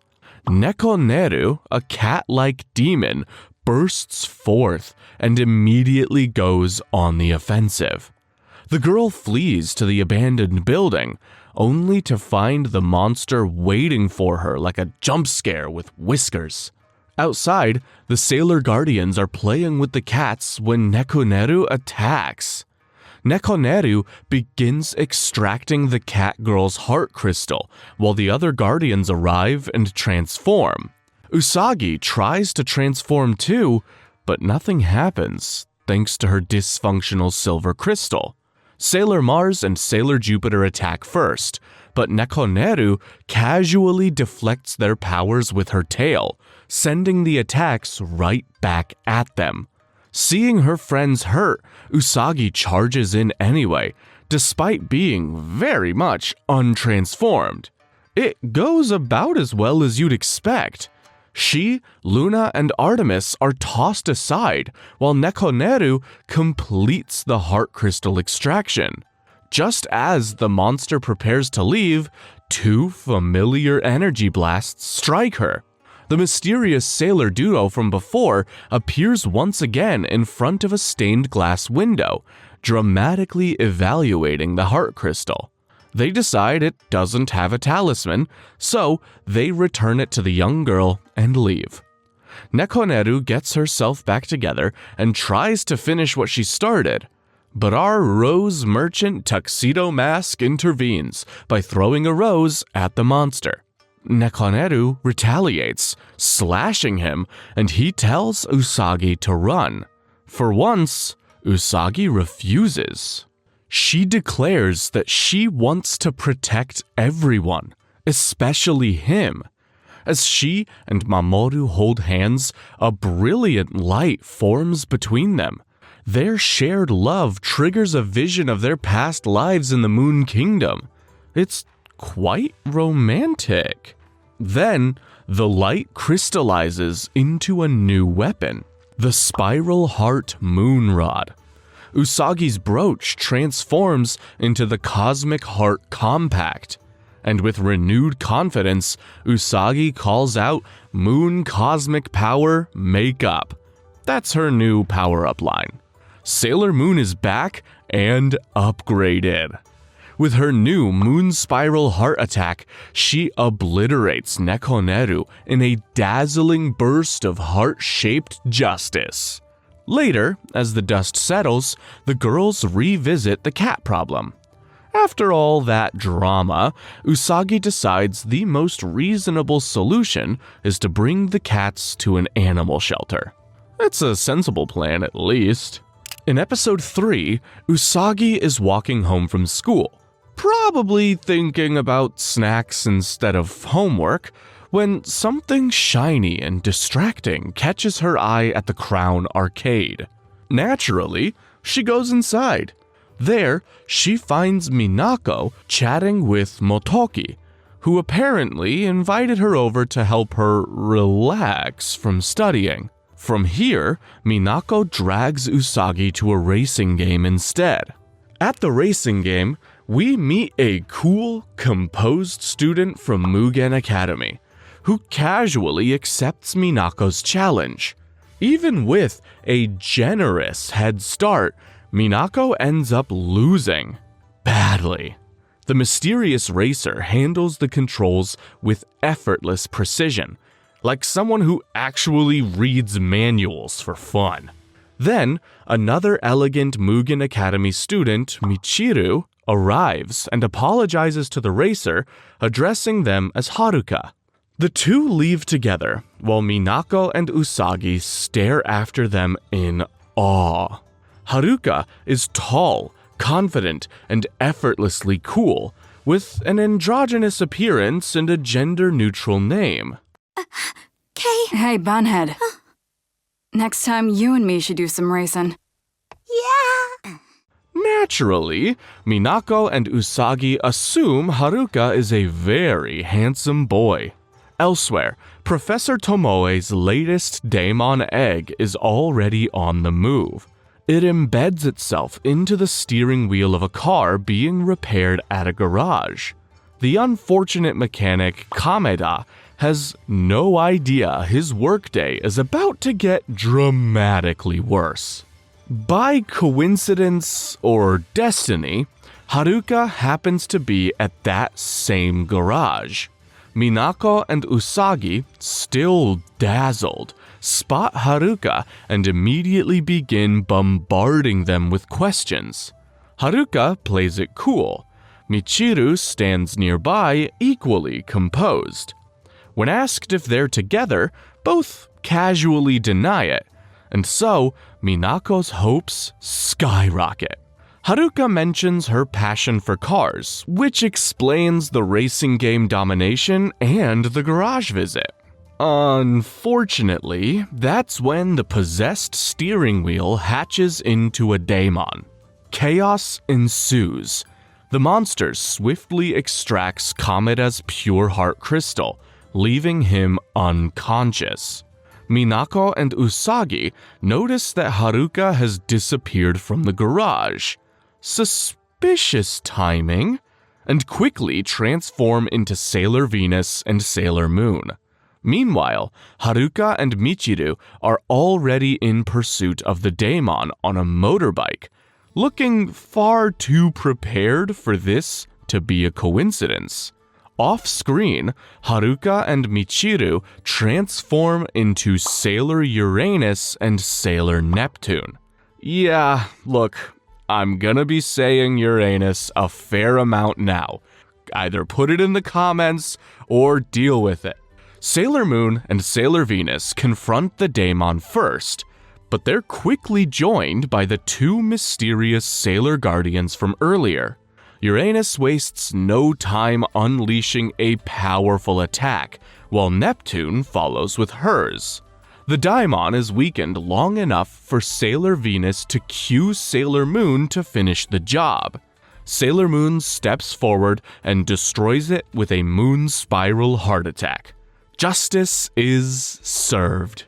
After the battle, Sailor Uranus examines Kamera's pure heart crystal and determines it is not one of the pure talismans they seek. She hands it to Sailor Moon and instructs her to return it to its owner. The message is clear. They are allies, but they're not teammates. Then, Uranus and Neptune depart as coolly as they arrived. The next day, at the arcade, the other Sailor Guardians join Usagi and Minako, having deduced that the two were chasing after what they assumed was a cute boy. They eagerly ask where Haruka is. Michiru gestures casually across the room. Haruka stands there, jacket off, shirt slightly open, completely at ease, and very clearly female. The collective shock is immediate and spectacular. The truth has been revealed, and Haruka has officially made an unforgettable first impression. In episode 4, Usagi stumbles upon Michiru playing the violin in a quiet, open space, with Haruka watching nearby. The music is elegant and haunting, and Usagi is instantly captivated. Between notes, Michiru and Haruka quietly discuss their mission. If the owners of the 3 talismans must die to fulfill it, unfortunate as they may be, then so be it. It's a chilling stance, especially considering Sailor Moon has repeatedly insisted that saving people is the entire point of being a Sailor Guardian. Still, Usagi is too enchanted by the music to sense the moral tension in the air. Later, Usagi follows Michiru to an art gallery, where Michiru's painting is on display. A fan approaches to praise her work, and Usagi's admiration increases to near idolization levels. After that, Haruka joins them and nearly slips up by mentioning the enemy headquarters. Luckily for everyone's secret identities, Usagi is too busy struggling to produce a single decent note from Michiru's violin. The screeching is, memorable.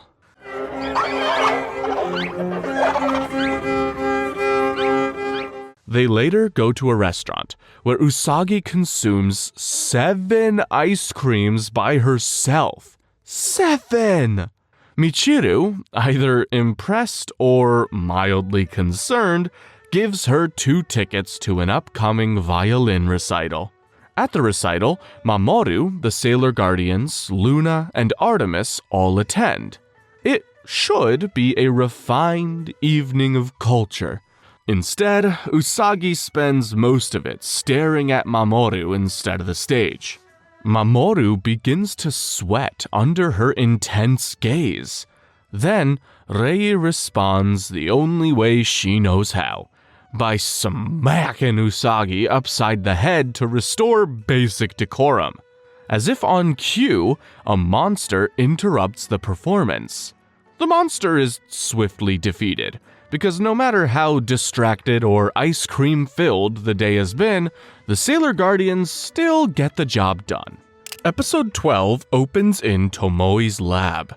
Kaolinite reports to the professor with unusual confidence that their next target definitely carries a talisman. Tomoe, pleased with her certainty, grants her access to his strongest daemon. Meanwhile, Usagi announces to her friends in the park that it is June 30th. Her birthday! She waits for excitement, confetti, applause, maybe a parade! Instead, she gets polite indifference. The girls remind her that, birthday or not, they're still scheduled to study at the shrine at 4 p.m. Jeez, at least sing her a birthday song for a minute.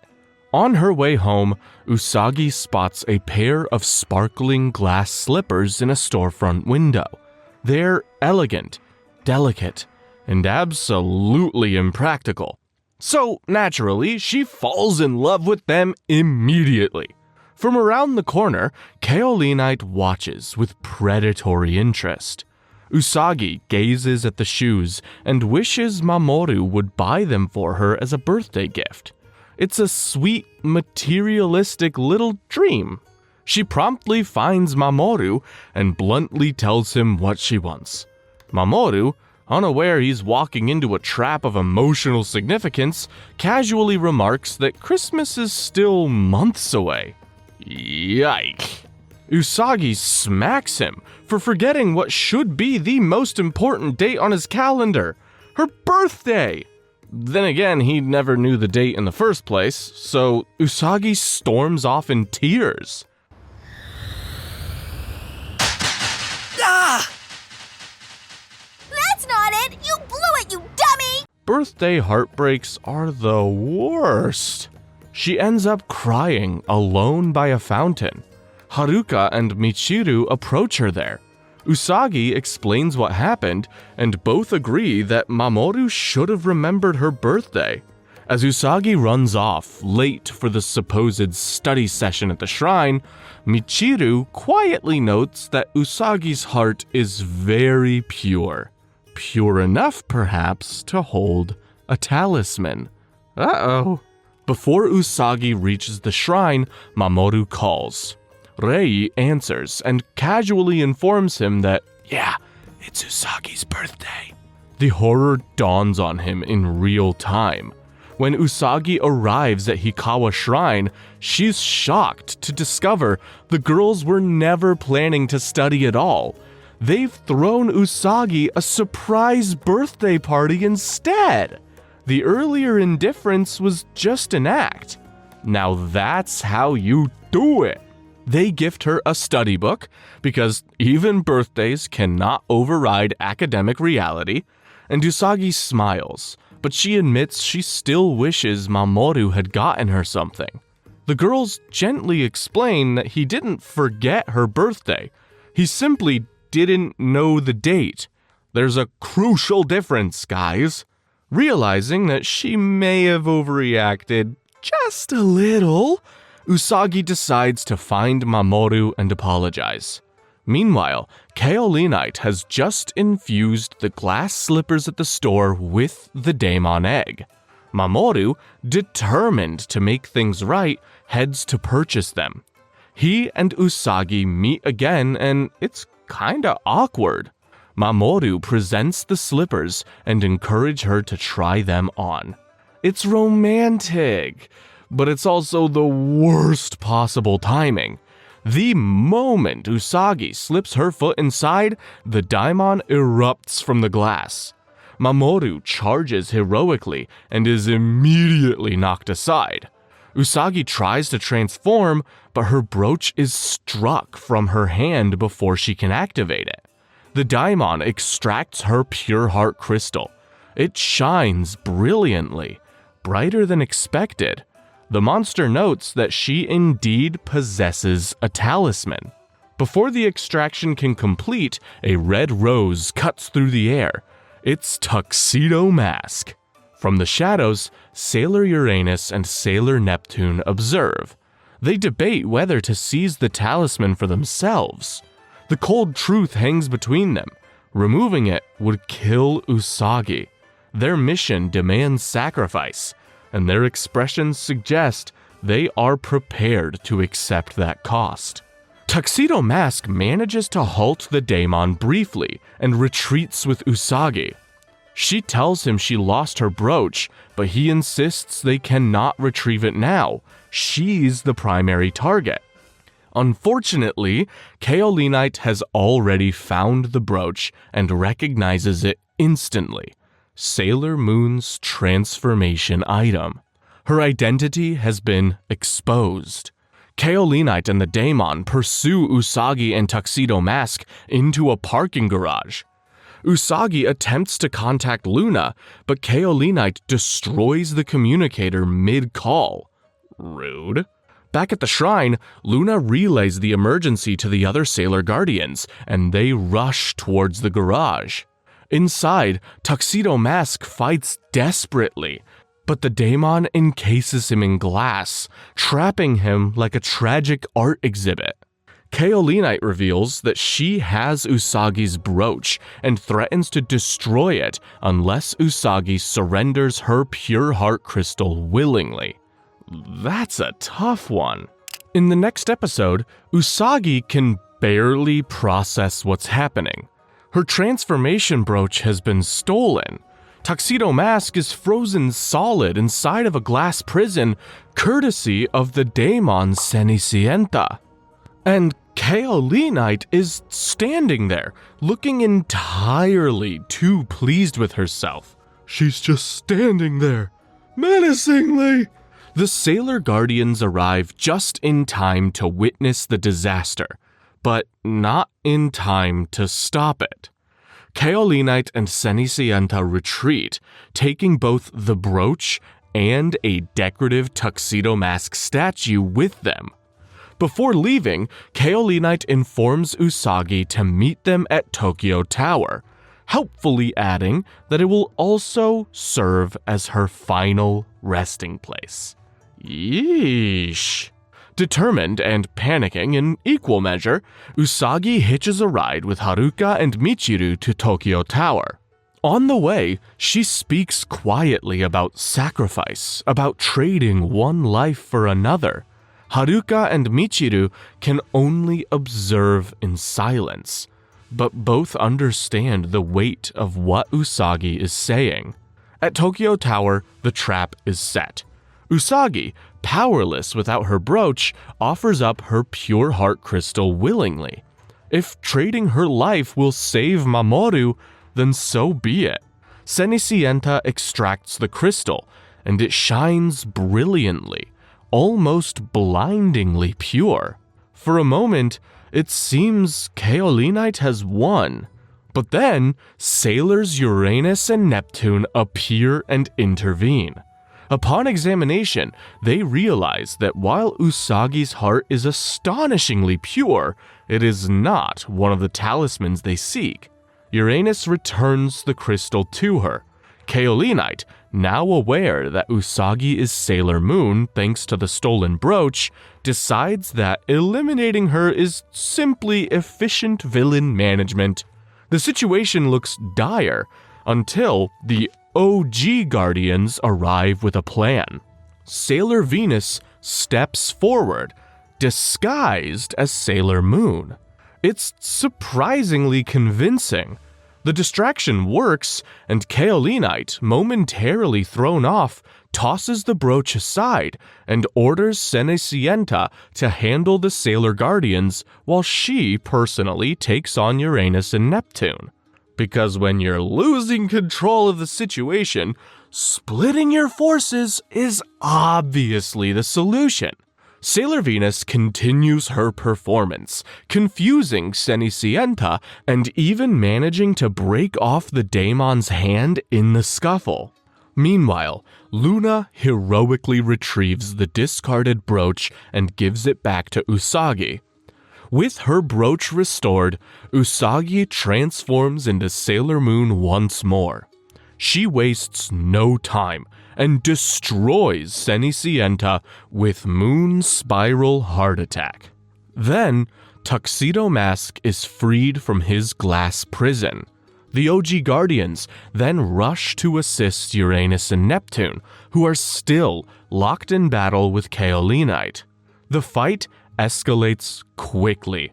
Uranus is injured. Kaolinite, instead of retreating like a sensible villain, pours daemon fluid onto the glass slipper remains, granting herself Cenicienta's crystal-based abilities. Sailor Moon urges Uranus and Neptune to retreat, prioritizing their safety over pride.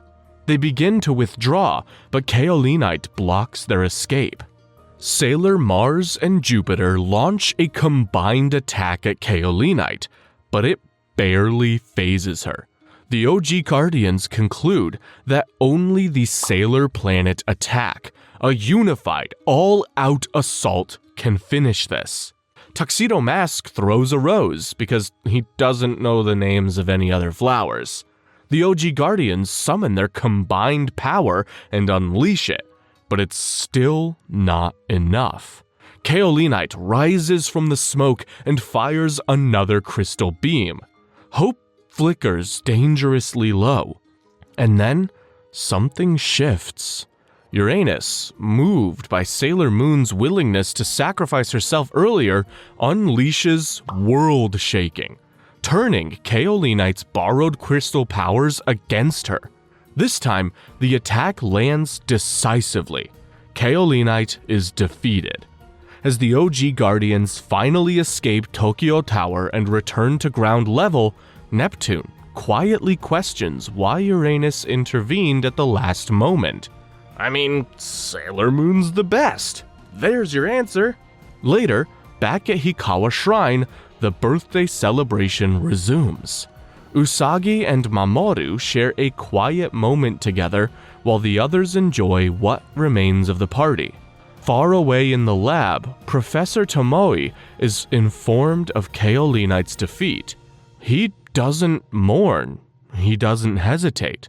He simply appoints a replacement, Udiel. Jeez, that was quick. In episode 14, we're introduced to the Witches 5, the Deathbusters' new executive task force. Udiel, of course, is one of them. After identifying the next potential Pure Heart target on her computer, she reports to Tomoe. In response, he unveils his latest invention, the Heart Snatcher Oven. With this oven, the Daemon formula can simply be fused with any object of choice, and the Daemon is born ready for any operation. Gone are the days when the Daemon egg had to be released to search for a host in the outside world. Now, into the oven goes the formula, and out comes a freshly baked Daemon named Soya. Soya is boxed up like premium merchandise and loaded into the back of Udiel's car. The vehicle is then launched from an underground bay and bursts dramatically out of a Tokyo subway entrance. Udiel adjusts her seatbelt and speeds off toward her target, clearly enjoying herself. Meanwhile, a festival is approaching, and Rei is helping organize it at Hikawa Shrine. She would prefer to handle things herself, but Usagi, Ami, Makoto, and Minako are far too curious and far too loud to stay uninvolved. So, Rei reluctantly drafts them into service. Later on, when Rei and Usagi are briefly alone, Udiel finally strikes. She lures out her chosen target and fires her weapon, extracting the victim's heart crystal in one clean shot. Hearing the victim scream, Usagi and Rei transform into Sailor Moon and Sailor Mars. They confront Udiel, who wastes no time deploying Soya from her oversized delivery box. The Daemon springs into action, turning the place into an impromptu battleground. As usual, Sailor Uranus and Sailor Neptune appear just long enough to evaluate the Pure Heart Crystal. They determine it is not one of the talismans they seek and withdraw without assisting further. Udiel, realizing her own objective has failed, also retreats. Soya, however, proves annoyingly resistant. The Sailor Guardians struggle to gain the upper hand, and for a moment, it looks like the festival might end with more property damage than fireworks. Then, in a burst of pink energy, Chibiusa, as Sailor Chibi Moon, makes a dramatic entrance. She manages to stun Soya just long enough for Sailor Moon to unleash Moon Spiral Heart Attack, which reduces the Daemon back into the drum it was originally fused with. Another monster bites the dust. After the battle, fireworks light up the night sky.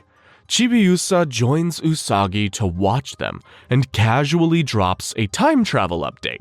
She has returned from the future to begin her Sailor Guardian training with the 20th Century team. Oh well, at least the future is chill enough that Chibiusa can go to summer camp in the past. In episode 16, Makoto pushes herself hard in the mountains, sprinting through the forest like she's trying to outrun her own doubts. When she trips, memories of her recent fight against one of Uriel's daemons comes rushing in. She feels kinda inadequate and embarrassed about her own strength. We then shift to Professor Tomoe as he's checking in with Uriel. She's already chosen her next target, a young monk named Kakusui Yakushiji, whose pure heart is said to be exceptionally pure. Uriel then asks what a real talisman would look like if she finds one. Tomoe explains that a true talisman appears as one of 3 sacred objects: a mirror, a sword, or an orb. If all 3 are brought together, the Holy Grail will manifest. That's the real goal. Uriel quickly heads out with a Daruma doll-based daemon just for backup, in case she faces any challenges. Back in the city, Usagi receives a postcard from Makoto, who mentions she's training at a mountain temple. Usagi notices the address is conveniently close to the resort hotel where Mamoru works part-time. Suddenly, this becomes a let's support Makoto trip with a complete unrelated romantic side mission. Luna immediately suspects as much. Usagi gathers the girls, strategically neglecting to mention Mamoru, and even tricks Chibiusa into staying home. Unfortunately for her, Luna exposes the truth as soon as they arrive. The girls, mildly irritated, decide to stay at the temple instead of the hotel. So much for Usagi's romantic date plans. They surprise Makoto at the temple, where she introduces them to her master, Kakusui Yakushiji. He's young, energetic, and clearly dedicated to his training. Makoto speaks about him with obvious admiration, which prompts Usagi to flash a knowing grin. Looks like Makoto has a new crush. Makoto pointedly ignores her and heads back to training. By the river, Kakusui meditates beneath a freezing waterfall. Makoto attempts to join him, but lasts only seconds before the cold overwhelms her. Frustrated, she admits that her attacks haven't been working and she feels stuck. Kakusui stares at her in silence for so long that she demands an answer, only for him to confess that the water is too cold for him to move his mouth. He sneezes and wonders if he caught a cold. Just like that, the serious mountain monk turns out to be surprisingly relatable. Makoto laughs, easing the tension. He tells her that even he doubts himself when his training feels pointless. Strength doesn't erase uncertainty. It just teaches you how to live with it. Why won't you talk to me? Say something! I'm so cold. Can't move my lips. From a nearby cliff, Uriel watches the bonding session, already planning to exploit it. That night, the girls lie on their futons. Rei gently asks Makoto why she suddenly decided to train out there. Makoto dodges the question, but Rei reminds her she doesn't have to carry everything alone. Usagi agrees, right before she and Rei derail the heartfelt moment with sarcasm and a pillow fight that spirals into chaos. Eventually, everyone falls asleep except Makoto. She steps outside, thinking about what her friends said. She appreciates their concern, but part of her still feels like this is her burden to fix. At the hotel, Mamoru is too busy working to spend time with them, and so Usagi's romantic subplot fizzles out even more. She perks up when she overhears some boys complimenting her and the others, only for their attention to shift to Haruka and Michiru, lounging effortlessly by the pool. After a brief exchange, Ami reminds everyone they should head back. As they argue, Michiru senses trouble, and Haruka notices the sky darkening. When those two get uneasy, it's best to assume something bad is already happening. That evening, Usagi spots Uriel's car racing past and immediately gives chase. Meanwhile, Makoto and Kakusui meditate in a forest clearing. Kakusui dozes off mid-session and insists it's a lesson about relaxation. Before Makoto can respond, Uriel appears and fires her capture gun, a weapon that literally shoots out the pure heart crystal from the human body. Kakusui pushes Makoto aside and takes the hit. As he collapses, he tells Makoto that no one can live alone. Makoto quickly transforms into Sailor Jupiter and confronts Uriel, who unleashes the Daruma Daemon. The other Sailor Guardians arrive, with Jupiter insisting on fighting alone. She unleashes an attack called Sparkling Wide Pressure, but the Daemon reflects it, blasting everyone backward. Uriel tries to claim the pure heart, only for Sailor Uranus and Sailor Neptune to swoop in and snatch it first. Neptune informs Uriel that this isn't a talisman, and after all that effort, Uriel retreats in frustration. Uranus offers help defeating the Daemon, but Jupiter refuses again. Neptune quietly warns her not to force herself to fight alone before they leave. The Daruma Daemon retaliates, binding the Sailor team in electrified vines. Jupiter struggles, but her attempts only makes things worse. Sailor Moon repeats Neptune's advice, and Kakusui's final words echo in Jupiter's mind. No one can live alone. So this time around, Jupiter lets her friends stand with her. Together, they combine their powers and shatter the restraints in a burst of multicolored energy. Sailor Moon prepares to finish the fight, but the Daemon knocks the Spiral Heart Moonrod from her hands. Jupiter closes her eyes, remembers Kakusui's lesson about balance and releasing excess energy, and focuses. She channels everything into a stronger Sparkling Wide Pressure, and this time, it destroys the Daemon. The next day, Makoto and Usagi devour their lunchboxes on the train ride home. Rei notes that Makoto seems lighter now. Whatever was weighing on her finally resolved. As the train pulls away, Makoto sees Kakusui waving from the platform.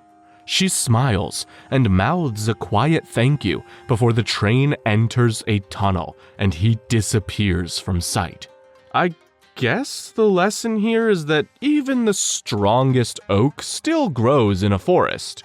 In episode 17, we meet Elsa Gray, an athlete and Uriel's next target. As talented as Elsa is, she could never outrun Haruka, who was also a runner before she became a Sailor Guardian. We also see Haruka's backstory, including the moment she started seeing visions and the first time she met Michiru. Initially, Haruka was in denial about her true calling of becoming a Sailor Guardian and finding the Messiah who will save the world. At some point, even Michiru discouraged her from taking on that burden, but Haruka eventually gave in to fulfill her destiny. Back in the present, Haruka is the first one to spot that Elsa Gray is in danger. She transforms into Sailor Uranus and tries to rescue her former athletic rival. Uriel then releases the equally athletic Daemon she came with and tries to keep all the Sailor Guardians occupied. In the end, Elsa's heart crystal is extracted, but it doesn't have the talisman, so Uriel escapes while the Daemon gets destroyed by the Sailor Guardians. In episode 20, Uriel reports to Professor Tomoe that she has spotted a human shadow mixed in with the Holy Grail data. This pretty much confirms that there's an actual person destined to use it. The professor is thrilled. If that person ends up on their side, the Deathbusters win and darkness takes over. If not, then their whole evil master plan kind of falls apart. Meanwhile, life goes on for the girls. They're studying, and for once, everyone celebrates because Usagi has managed to beat her old time record. The celebration lasts about 5 seconds before it turns out she'd still got something wrong. Usagi immediately spirals, dramatically declaring that she can't handle this kind of academic suffering anymore. Rei bluntly reminds her that a bad test score is nothing compared to the time a daemon ripped out her pure heart crystal. That shifts the mood fast, and the conversation turns to how painful that experience actually was. Minako, who never had her heart crystal taken, starts to feel oddly left out. Instead of being relieved, she wonders if maybe hers wasn't taken because she doesn't have a pure heart. Everyone has been targeted by the enemy for their pure heart crystals except me. Maybe it's because your heart's not pure. Ignore that! Girl, you can't be serious. Artemis finds her moping on a swing, and Minako admits she's worried her heart isn't pure enough. In true Minako fashion, she somehow concludes this might mean her heart isn't in good physical shape. So, she needs to get to the gym to practice volleyball. After aggressively spiking every ball in sight, she realizes one of them has smacked Usagi, who only came to cheer her up. Usagi keeps trying to check on her, awkwardly bringing up the whole heart crystal situation. In the middle of their scuffle, they accidentally mash the buttons on a crane machine and win almost every toy inside. Minako generously offers half to Usagi as proof that she can be selfless, but Usagi refuses, probably sensing that this is not the big test of purity Minako thinks it is. Still not satisfied, Minako goes to a bookstore to research pure hearts like it's a homework assignment. Luna, Artemis, and the others decide to give her space. Haruka and Michiru run into her, and when Minako starts asking about pure hearts, they exchange a look that says this might be relevant to their own secret mission involving talismans. Minako suddenly perks up after hearing about a blood drive nearby, convinced that donating blood will absolutely guarantee she becomes a target. After running off, she even circles back to hand Haruka and Michiru a toy each before running off again. This girl really is desperate. Sure enough, Uriel identifies Minako as a target. Professor Tomoe creates a new daemon, and Minako practically waits for something dramatic to happen. Usagi, worried, tells Mamoru about Minako's strange behavior. Mamoru suggests she stick close to her friend in case her wish to be targeted actually comes true. At the blood drive, Minako gulps down an energy drink from Usagi when Uriel suddenly shoots her from behind. Her pure heart crystal pops out, and instead of collapsing like every other victim, Minako lights up with joy. She grabs her own crystal and runs around laughing because she finally has proof that her heart is pure. Everyone chases after her, including Haruka and Michiru, while the OG Guardians trip over discarded bottles in a slapstick disaster that lets Uriel get ahead. Uriel summons the daemon Doorknobder to seal the exits, trapping Minako, Usagi, and herself inside.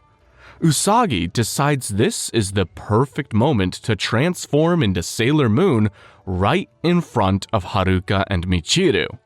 While Udiel orders Doorknobder to attack, she moves forward straight at her. Then, Haruka and Michiru transform into Sailor Uranus and Sailor Neptune. Uranus blasts Udiel with world shaking, and Neptune checks Minako's crystal, calmly confirming it's not a talisman before returning it. Minako is relieved, though probably slightly offended she isn't the chosen one. After a brief battle, Doorknobder gets destroyed while Udiel escapes as usual. After the dust settles, Sailor Moon asks Uranus and Neptune why they're collecting pure heart crystals. The two exchange their usual mysterious look, but refuse to explain. Then they leave without another word.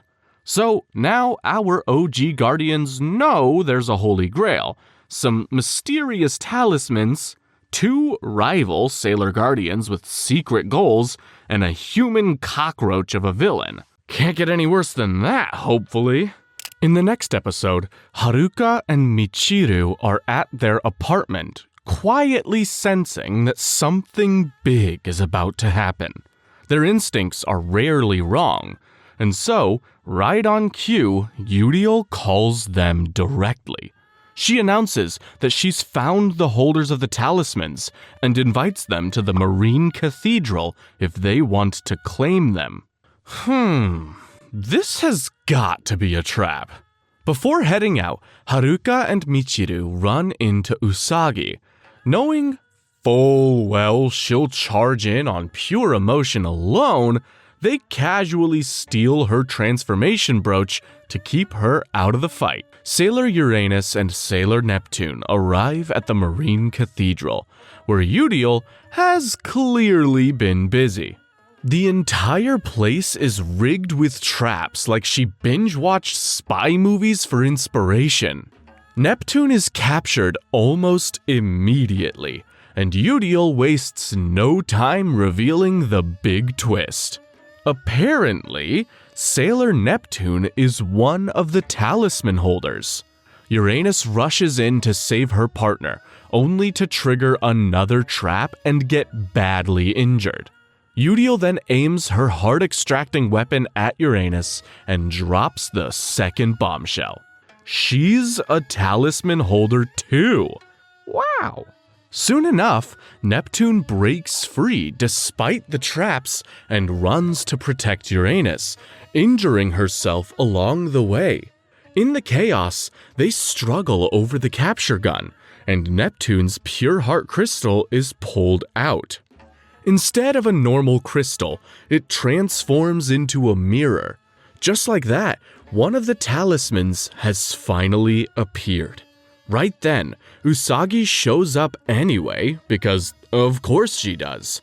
Even without her brooch, she finds a way into the middle of the crisis and shoves Udiel off a ledge, stopping her from grabbing Uranus's talisman next. It's not elegant, but, it works. Usagi desperately tries to return Neptune's heart, but it refuses to go back in its talisman form. For a moment, everything feels hopeless. Uranus, however, sees something in Usagi. Maybe it's her stubborn compassion, maybe it's blind faith, but she decides to trust her. She gives Usagi back the brooch, silently acknowledging that Sailor Moon might be the one who can actually save the world. Then, without hesitation, Uranus turns the heart-extracting gun on herself. She pulls the trigger, removes her own pure heart crystal, and it transforms into a sword. The second talisman has now been revealed. It's a brutal move, but to Uranus, confirming the truth is more important than her own safety. Things are really escalating. In episode 22, Sailor Uranus and Sailor Neptune are lying unconscious on the ground, their pure hearts removed and transformed into talismans. Udiel wastes no time. She snatches the 2 talismans and then traps everyone in a blazing inferno using her weapon. The room fills with flames, and no matter what the Sailor Guardians try, nothing puts the fire out. Just when it seems like they're about to become extra crispy, Tuxedo Mask and Sailor Chibi Moon arrive. Chibi Moon pulls out Luna P and somehow manages to douse the flames. Once again, the tiny princess from the future saves the day in the most unexpected way. Udiel flees with the talismans, and the Sailor Guardians chase her through the cathedral. She fires glue from her weapon, trapping the Guardians in place like bugs on a sticky trap. Sailor Moon manages to push through and launches Moon's Spiral Heart Attack, but Udiel's upgraded weapon cancels it out. For a moment, it looks like Sailor Moon is about to lose. Then, a new presence steps in. It's Sailor Pluto, and she calmly reveals that the orb atop her staff has been the third talisman all along. Wow! While everyone else has been scrambling and nearly dying for these objects, she's been holding on to one this entire time. Using its power, she pulls the other two talismans back to her. Then, the bodies of Sailor Neptune and Sailor Uranus are summoned forward, and their pure heart crystals are separated from the talismans and returned to their bodies. They're back on their feet, barely, but alive. With all three talismans gathered, they begin to glow with overwhelming power. The energy is so intense that the Deathbusters feel it from afar, and somewhere else, an unknown girl senses it too. The talismans resonate together and merge, forming the Holy Grail at last. The prize everyone has been fighting for is finally here. Udiel, refusing to accept defeat, sets the place on fire again and makes a run for the Holy Grail. Sailor Moon races her. It turns into a full sprint, and Sailor Moon reaches the Holy Grail first. The flames are instantly extinguished, and she transforms into Super Sailor Moon.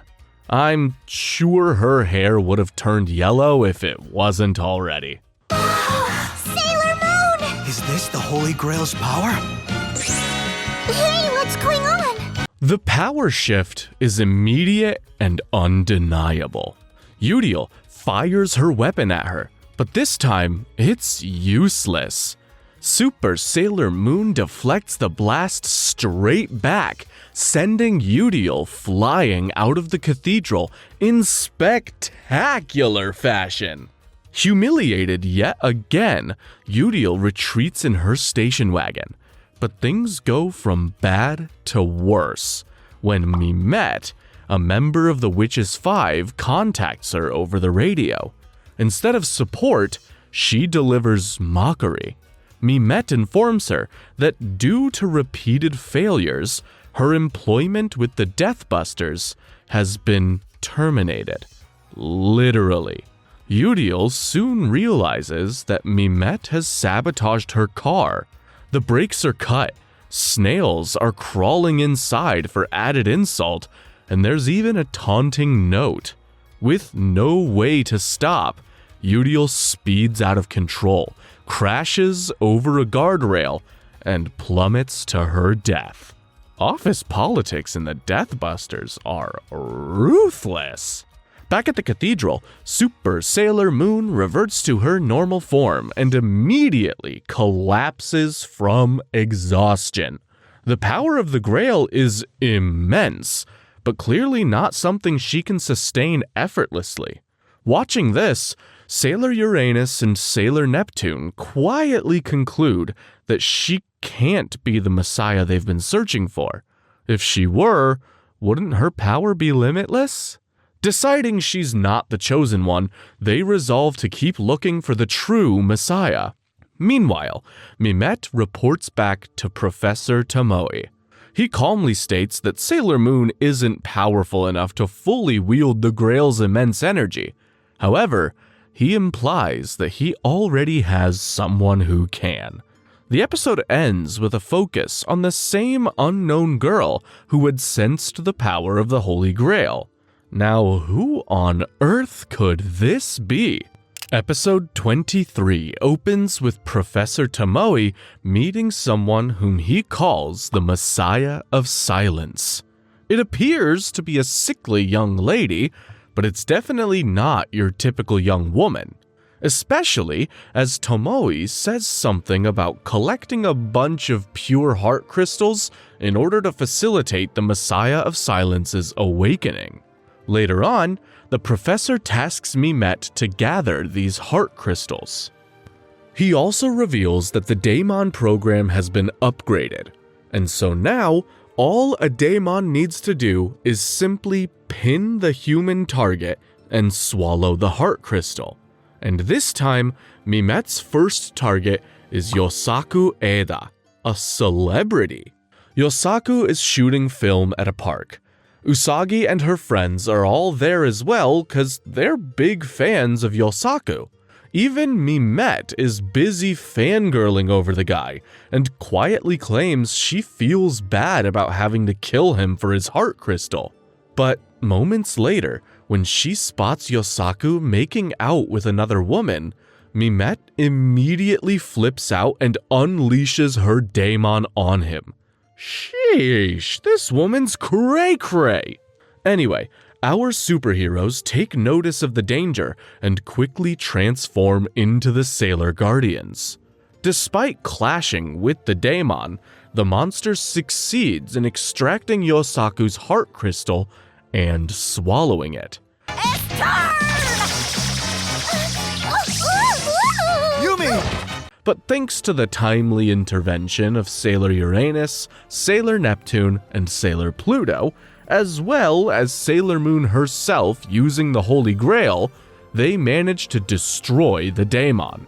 Before leaving, Uranus and Neptune entrust the Holy Grail with Sailor Moon while they keep searching for the Messiah, who will use the power of the Grail for good.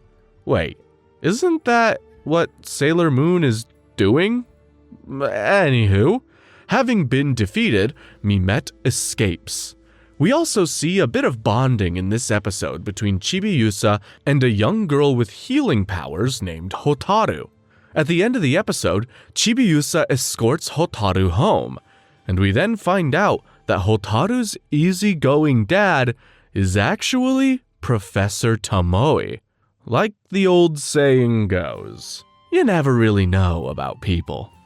In episode 24, Usagi and Chibiusa are relaxing in the bath when Chibiusa casually mentions she's made a new pretty friend. She's glowing about it, which immediately sets off alarms in Usagi's head. Pretty friend? That has got to be a boy. When Chibiusa refuses to give details, Usagi does what she does best. Jumps to conclusions and starts wrestling her for answers. Elsewhere, Mamoru meets with Michiru, Haruka, and Setsuna, aka Sailor Pluto. There's an immediate sense that these four share some history. Setsuna recognizes Mamoru as King Endymion, and he recognizes them from the Silver Millennium. They soon transform into Sailor Neptune, Sailor Uranus, and Sailor Pluto, while Mamoru smoothly becomes Tuxedo Mask, partly hidden behind a conveniently drifting leaf. How dramatic.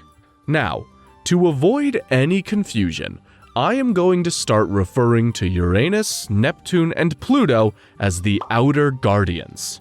These Guardians explain their stance very clearly. They can't work alongside Sailor Moon and the OG Guardians. Why? Because they are guardians of the outer solar system. They're stronger and tasked with preventing threats before they reach Earth. They blame themselves for failing to stop the Deathbusters from entering the solar system in the first place. As far as they're concerned, this is their responsibility to fix. They make it clear that the OG Guardians, and even Tuxedo Mask, aren't equipped to handle what's coming. Meanwhile, Ami and Minako head to Makoto's house to look for Chibiusa. They learn she's been preparing a visit to her new friend's house and has been making rounds to each of the girls for advice. Makoto had given her cookies to bring along, which is sweet. On the way to the visit, Usagi and Chibiusa pick up a manga as an extra gift.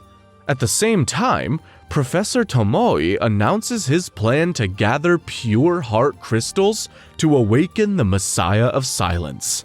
In his lab, he summons Mimet, who identifies a new target, the manga's author, Ukon Katakuri. Just like that, the casual bookstore stop just turned into villain bait. When they arrive at the Tomoe residence, Usagi nearly jumps out of her skin after spotting a woman who looks exactly like the late Kaolinite. Professor Tomoe casually introduces her as his assistant, Kaori, which does absolutely nothing to ease suspicion. He sends the girls to wait for his daughter, Hotaru, while he retreats to the lab to continue plotting. Hotaru finally appears, and Usagi is stunned to learn that Chibiusa's mysterious friend is a girl. Well, so much for her romantic conspiracy theories. Hotaru is polite and soft-spoken, though there's something fragile about her. When Kaori offers to bring coffee upstairs, Hotaru snaps at her not to interfere with household matters. The tension is strange, and Usagi and Chibiusa definitely notice. Upstairs, Hotaru explains that her father is a scientist, and Kaori helps both in the lab and at home. While Chibiusa admires the room, Hotaru suddenly collapses in pain. As she recovers, she becomes fixated on Usagi's transformation brooch, calling it beautiful. For a moment, a dark presence seems to stir within her, murmuring about the growing power of the Cosmic Heart Compact. It's subtle, but unsettling, like something inside her is watching and waiting. The mood shifts when Chibiusa gives Hotaru her gift, and the autograph flyer for Ukon Katakuri falls out. Usagi and Chibiusa immediately start arguing over who forgot about the manga author's book signing. At the bookstore, Ukon is finishing up when Mimet unleashes a daemon called Henshu. Usagi runs in too late to stop Ukon's pure heart from being extracted. She tells Chibiusa to take Hotaru somewhere safe and then transforms into Sailor Moon. Henshu attacks with razor-sharp paper and scissor-like fingers, turning stationery into a death trap. Sailor Moon struggles until Sailor Pluto intervenes. Soon, Uranus and Neptune join in, advising Sailor Moon to leave this to them, while Neptune fires Deep Submerge and Uranus crushes projectiles with world shaking. The Outer Guardians fight like a perfectly coordinated strike team, but the OG Guardians refuse to stay sidelined. Sailor Venus swings in with her attack, Venus Love Me Chain, backing up the Outers. Mimet, losing patience, orders the daemon to finish everyone, but the creature's weapons malfunction during their argument. Villain teamwork is clearly not as strong as magical girl teamwork. Seizing the opening, Sailor Moon transforms into Super Sailor Moon and destroys Henshu. Ukon's pure heart is finally restored. Immediately afterward, Sailor Mars scolds Sailor Moon for skipping her studies, because saving the world does not excuse unfinished homework. That night, Usagi and Chibiusa are back in the bath, calmer this time. Chibiusa talks happily about her arcade trip with Hotaru and insists that even if Hotaru's family feels a little strange, she's kind and someone she wants to be close to. Somewhere else, Hotaru smiles softly. It's a gentle image, but there's still that faint shadow behind her eyes. A reminder that this new friendship might be more important and more dangerous than anyone realizes. Episode 26 opens with Setsuna meeting Chibiusa in a quiet park. They talk about the future they both remember: Crystal Tokyo, the palace, and the days when Chibiusa was still Princess Small Lady, and Setsuna stood guard over time itself. Even though they've both been reborn in the present, their bond hasn't changed. Setsuna, now living as an ordinary woman in this era, admits she's grateful she can finally spend time with Chibiusa more freely. Remember, small lady, while we're in this world, you have to address me by the name Setsuna Mayo. Fine, but only if you start calling me Chibiusa like everyone else. After Chibiusa heads home, Haruka and Michiru arrive, and the mood shifts. The Outer Guardians reaffirm their mission: find the Messiah of Silence before that being awakens and brings destruction. Chibiusa later goes to visit Hotaru, but Kaolinite, aka Kaori, answers the door and coldly says Hotaru is asleep. In reality, Hotaru is awake upstairs and hears Chibiusa's voice. Ignoring Kaolinite's orders, and despite her weak health, she rushes out after her friend. She manages to catch up, only to suffer another seizure in the street. Chibiusa panics, unsure how to help, but Usagi and Ami happen to pass by. Together, they take Hotaru to the hospital run by Ami's mother. While Hotaru lies unconscious, brief glimpses of her childhood surface. During her seizures, a dark force inside her takes control, lashing out at anyone nearby. Classmates and even her own pet were hurt because of it. Isolated and feared, she grew up without friends. Turns out, Chibiusa is the first person who treated her normally. When Hotaru wakes up, Amy gently suggests having a doctor examine her. Hotaru refuses immediately, explaining that her family forbids outside doctors from treating her. Not a suspicious rule at all. Chibiusa offers to walk her home, but Haruka pulls up in her convertible and gives the two girls a ride instead. Elsewhere, Mimette targets another celebrity for a pure heart crystal. By coincidence, the attack happens near the street where Haruka is driving. When the daemon Tomodachi strikes, Sailor Uranus senses the disturbance and stops the car. Chibiusa feels it too. They leave Hotaru in the vehicle and rush toward the fight. Uranus engages the daemon, while Chibiusa calls the OG Sailor Guardians with Luna P. She also transforms to help, though she mostly ends up just trying to keep up with Uranus. As the battle continues, Hotaru begins having another seizure alone in the car. The OG Guardians arrive, tipping the balance of the fight. Mimette retreats, and the daemon tries to escape on foot, heading straight toward Haruka's parked car. Uranus and Chibi Moon watch in shock as it approaches Hotaru, who can barely stand. The daemon moves to attack, but suddenly, a burst of dark energy erupts from within Hotaru. Her eyes glow, and the creature freezes in place, paralyzed by an unseen force. Uranus reaches the scene first and witnesses the display, stopping in visible alarm. Just as quickly as it started, the power fades and Hotaru collapses.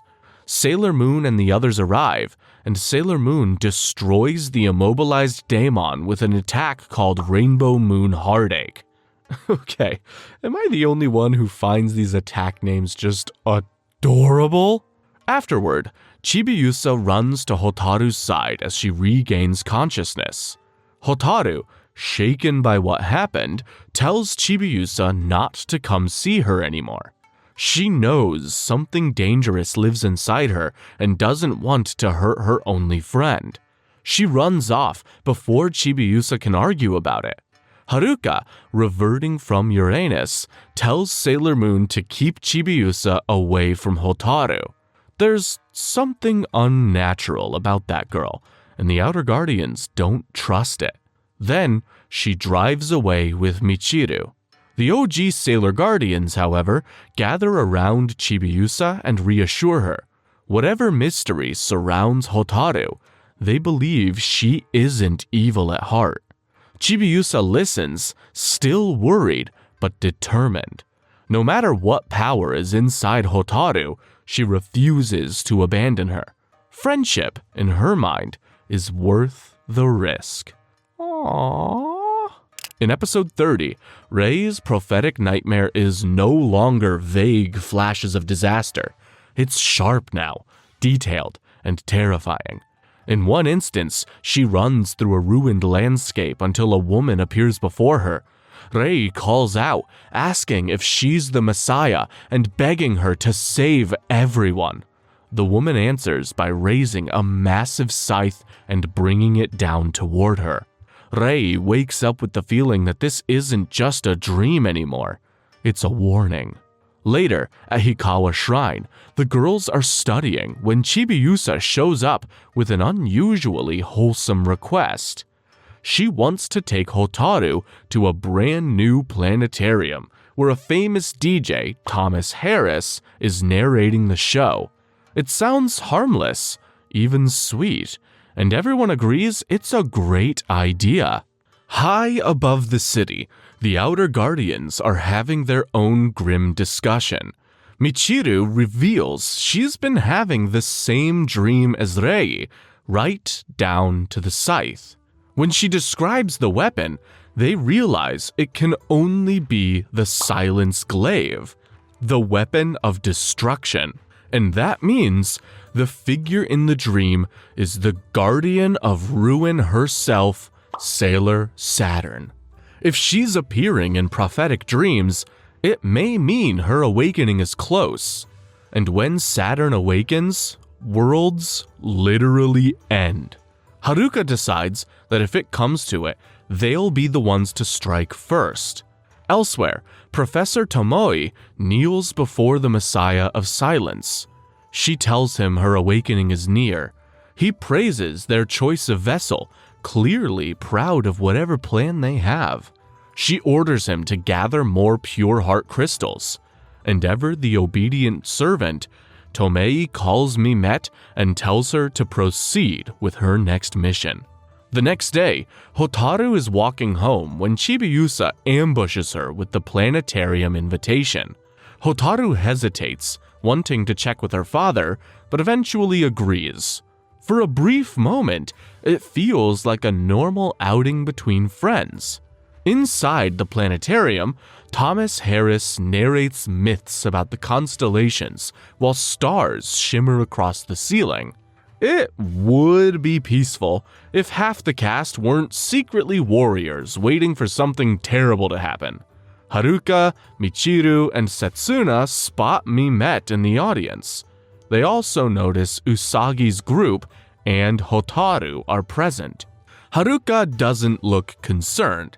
If anything, she seems ready. An attack now might force Hotaru to reveal her true nature. Usagi and the OG Guardians step aside with Setsuna, who decides they can't keep secrets any longer. She explains that their enemies are the Deathbusters, beings from outer space trying to bring about absolute silence, aka just destroying the whole world. That'd be pretty quiet, yeah. Upon something called the Garnet Orb, she shows them Rei's recurring vision. What you were observing was the silence, the destruction of the world, which we must try to prevent. The destruction of the world? They see the scythe-wielding figure, and Setsuna tells them this is Sailor Saturn, the warrior who awakens only at the end of the world. Spooky. Back in the auditorium, Mimet launches her daemon U Choten. In true Mimette fashion, she tries to get Thomas Harris's autograph first and gets rejected. Feeling offended, she blasts the audience unconscious with Charm Buster. Hotaru suddenly collapses into one of her seizures. Chibiusa panics and tries to get help, but Sailor Uranus stops her. Haruka wants to see what happens next. Sailor Moon and the others transform and confront Mimette. Uchoten moves to steal the DJ's pure heart crystal, but Mimette orders her to eliminate the Sailor Guardians first. Then, Daemon attacks. Tuxedo Mask intervenes briefly, but the chaos continues, and Hotaru is struck in the crossfire. Then, suddenly, everything changes. Hotaru rises, surrounded by a glowing pink aura. The symbol of Saturn appears on her forehead. Her expression hardens into something ancient and cold. She stares at the daemon, and it freezes in place, completely immobilized. Sailor Moon transforms into Super Sailor Moon and destroys the daemon with Rainbow Moon Heartache. The immediate threat is gone. The real one remains, however. Without hesitation, Sailor Uranus, Neptune, and Pluto attack Hotaru. Chibiusa throws herself in front of her friend. Sailor Moon shoves the Outer Guardians aside just in time. The OG Guardians demand answers. The Outer Guardians finally say it outright. Hotaru is Sailor Saturn, and if she awakens fully, she will bring destruction. Their solution is simple and brutal. Kill her before that happens. The OG Guardians refuse to accept that. There has to be another way. The Outer Guardians argue that this fundamental difference is why they could never truly work together as a team. As the argument escalates, Hotaru suddenly vanishes. She reappears in her own bed at home, unconscious once more. Kaolinite stands over her, gently scolding her like a misbehaving child for not coming straight home. In the basement, Professor Tomoe speaks to Pharaoh 90, the supreme leader of the Deathbusters, explaining that they could not have chosen a better vessel for their Messiah of Silence than Sailor Saturn herself. Above ground, the Sailor Guardians are left with a reality they can no longer ignore. The impending apocalypse has a name, it has a face, and it's the quiet girl Chibiusa just wanted to take to see the stars. In episode 31, Chibiusa runs through the rain, replaying the Outer Guardians' grim warnings in her head. Silence is coming. Hotaru is dangerous. Hotaru must be stopped. None of it lines up with the gentle, fragile girl she knows. She reaches Hotaru's house, throws the door open without bothering to knock, and searches every room. The place is completely empty. No furniture, no signs of life, nothing. Then, a hand touches her shoulder and she nearly jumps out of her skin, only to see Setsuna. She got there first and found the same thing. Chibiusa, overwhelmed and scared, accuses her of making Hotaru disappear. Setsuna calmly denies it, but that doesn't stop Chibiusa from saying she hates her. Poor girl. Later, at Mamoru's apartment, the girls gather around as he digs into Professor Tomoe's background online. Not only is Tomoe a professor at Mugen Academy, he actually owns the place. That alone is unsettling. Ami suggests they investigate the school directly. Setsuna arrives with a completely soaked Chibiusa in tow. Mamoru thanks her, then gently presses her for answers about Mugen Academy. Setsuna reluctantly explains what she knows. Apparently, Tomoe founded the academy 3 years ago, and ever since, strange incidents have followed. Haruka and Michiru enrolled to investigate from the inside. Setsuna believes Tomoe is connected to the Deathbusters. As for Hotaru, All that's certain is that she is the reincarnation of Sailor Saturn, the guardian of destruction, and the one who brings silence. Chibiusa immediately defends her friend, insisting Hotaru is kind and doesn't deserve to die. Usagi wonders aloud if there isn't another solution besides killing her. After all, Hotaru is a Sailor Guardian too. Setsuna quietly admits this is exactly why she didn't want to involve them. Once emotions enter the equation, things get complicated. And with Sailor Saturn, the stakes are literally apocalyptic.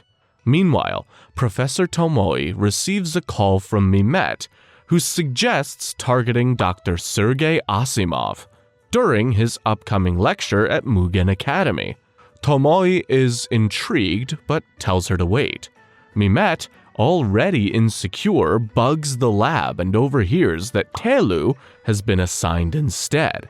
Furious and determined to prove herself, Mimette tricks Telu with a fake message and takes the mission for herself. Among the Witches 5, teamwork means sabotage. The girls arrive at Mugen Academy, which is open to visitors because of the lecture. Convenient timing. Back at his apartment, Mamoru uncovers a disturbing article.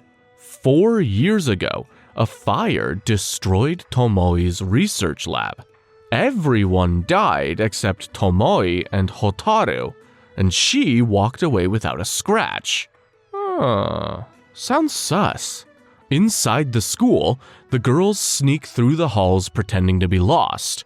Ami suggests finding the computer room, because if there's dark science happening, it's probably near a keyboard.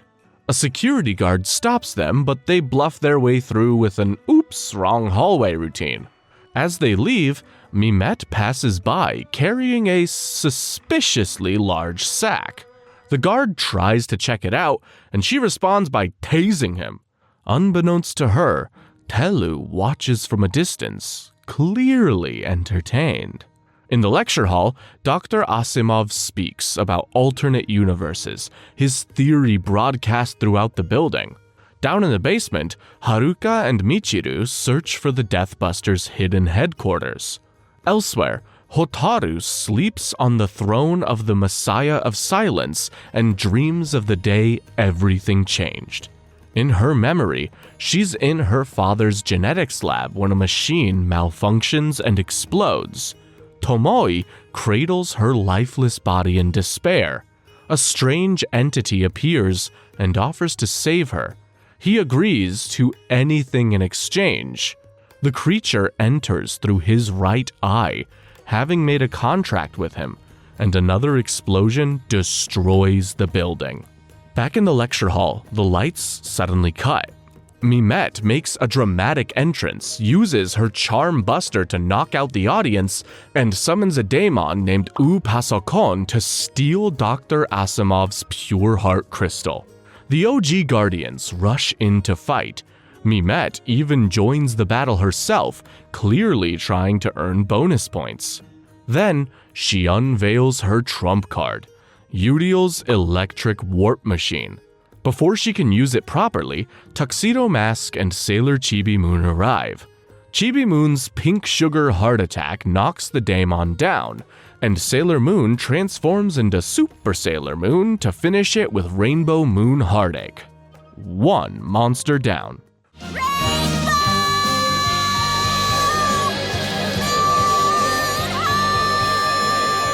Cornered, Mimette activates the warp machine and transfers herself into a giant television on stage, becoming enormous and dramatically pleased with herself. She boasts about her increased power. Unfortunately for her, Telu chooses that exact moment to show up. Telu calmly points out that stealing someone else's invention isn't very nice. She also explains why Uriel never used it. If someone unplugs the TV while you're inside of it, you're trapped inside forever. Mimette starts begging, but Telu pulls the plug anyway. Just like that, Mimette vanishes into electronic limbo. Tellu walks away laughing, satisfied. The Sailor Guardians stare in disbelief at the ruthless backstabbing. The Deathbusters' greatest weakness might just be their own egos. In episode 32, Professor Tomoe adopts a new strategy in collecting pure crystal hearts. Daimons have become too predictable and prone to failure, so he calls on Tellu, who's been working on this new strategy. We'll find out later what this innovation is all about. Somewhere in Juban district, a new plant shop opens selling teluns, a strange flower that blooms beautifully without sunlight or water. That alone is suspicious. Setsuna immediately senses something off about them. Elsewhere, Chibiusa tries to visit Hotaru at Mugen Academy, but Usagi stops her, worried about everything that's been happening. Meanwhile, Hotaru briefly gains control over her body, separate from the darker presence within her, and wanders out of the school. She passes the Telun shop, where the overly friendly owner gifts her one of the plants. Hotaru thinks it would make a nice present and gives it to Chibiusa. Not long after, Kaolinite suddenly appears and abducts Hotaru. Uh-oh. Back at home, Setsuna scans the Telun Chibiusa received. The plant responds by blooming aggressively and attempting to attack her. Thankfully, the garnet rod reacts in time and neutralizes it. Setsuna immediately meets up with Usagi and Chibiusa to destroy the plant without hesitation. The trio investigate the Telun shop. Inside, Tellu reveals her plan. As customers admire the blooming flowers, the Teluns activate and extract their pure crystal hearts. Tellu collects the stolen hearts in a star-shaped brooch, proudly showcasing her more efficient harvesting method. To be fair, it's cleaner than Daemon's, and arguably worse. Sailor Moon, Sailor Chibi Moon, and Sailor Pluto confront Tellu, but she commands her plants to attack. Vines lash out and ensnare Pluto, electrocuting her while the others struggle to break through. Just when things look grim, Tuxedo Mask arrives to provide backup. Sailor Moon powers up into Super Sailor Moon and unleashes enough energy to destroy most of the Teluns. Tellu, however, preserves one special plant and forces it to evolve into a towering Hyper Telun. As chaos escalates, Tuxedo Mask targets Tellu's brooch and destroys it, freeing the trapped pure heart crystals. For a brief second, Tellu believes she still has control, until the Hyper Telun turns on her. In desperation, she tries to electrocute it with her vines, but the backlash destroys both the plant and herself. How ironic! After the dust settles, the Sailor Guardians find a student ID revealing that Tellu had been posing as a Mugen Academy student. That detail confirms what they've been suspecting for a while. Mugen isn't just a school. It's the Deathbusters' base of operations hiding in plain sight. And with Hotaru still connected to it all, the danger feels closer than ever. In episode 33, Ami, Rei, Makoto, and Minako go over the Mugen Academy student handbook Tellu left behind after getting herself killed by her own plant monster. Usagi shows up mid-investigation to loudly congratulate Ami for getting a perfect score on the national mock exam. Ami, embarrassed as usual, admits she tied with another student, Yui Bido from Mugen Academy. That little detail only makes the school look shadier, especially since it's hosting the next big practice exam. The girls start thinking about how to sneak in, and Ami shyly reveals she already has a pass because she was planning to take the test anyway. Sometimes being the smartest girl in Japan is very convenient. On exam day, Professor Tomoe and Kaolinite watch the crowd on a monitor. Kaolinite proudly talks about the Academy's growing reputation, which is really just a polite way of saying their trap is working perfectly. Vilui, the newest member of the Witches 5, interrupts them and makes it clear the exam was her idea. The plan is simple. Gather a bunch of brilliant students in one place and harvest their pure heart crystals. She also takes the opportunity to mock Kaolinite for being more interested in clinging to the professor's arm than actually accomplishing anything. Ouch! Meanwhile, Chibiusa sneaks off to check on Hotaru. Mamoru spots her and tries to ask where she's going, but she dodges the question with a smile and runs off. Setsuna follows quietly from a distance. At the Tomoe residence, Chibiusa finds the house eerily empty and wonders what happened to Hotaru after Kaolinite took her.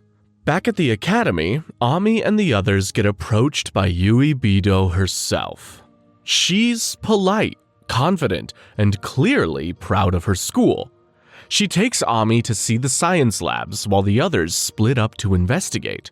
So what's your best subject in school?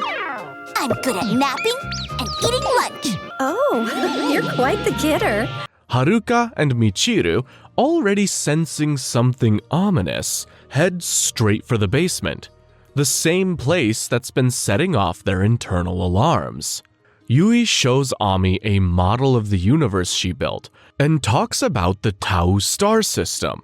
Very few people know this, but the Tau star system is actually the home world of the Deathbusters. Make of that what you will. In the meantime, Yui explains that Mugen Academy is divided into 5 specialized departments, and that the top students can even become lecturers. Ami is surprised that students can teach, and she gently argues that intelligence alone doesn't make someone a good teacher. Empathy matters too. Yui dismisses that as sentimental nonsense, insisting that science is pure logic, untouched by emotion. I think I'll stick with Ami on this one. In the principal's office, Tomoe and Kaolinite watch Ami through surveillance cameras and grow suspicious. Vilui volunteers to handle her personally, showing off a bracelet that lets her control nanomachines linked to the Academy's supercomputer. She promises to expose Ami as a Sailor Guardian if she is one, and then eliminate her. As the exam begins, everything looks normal. Rows of students typing away at computers. Then, Vilui activates her program. Pure heart crystals begin floating out of students and into the nanomachines. So much for academic excellence.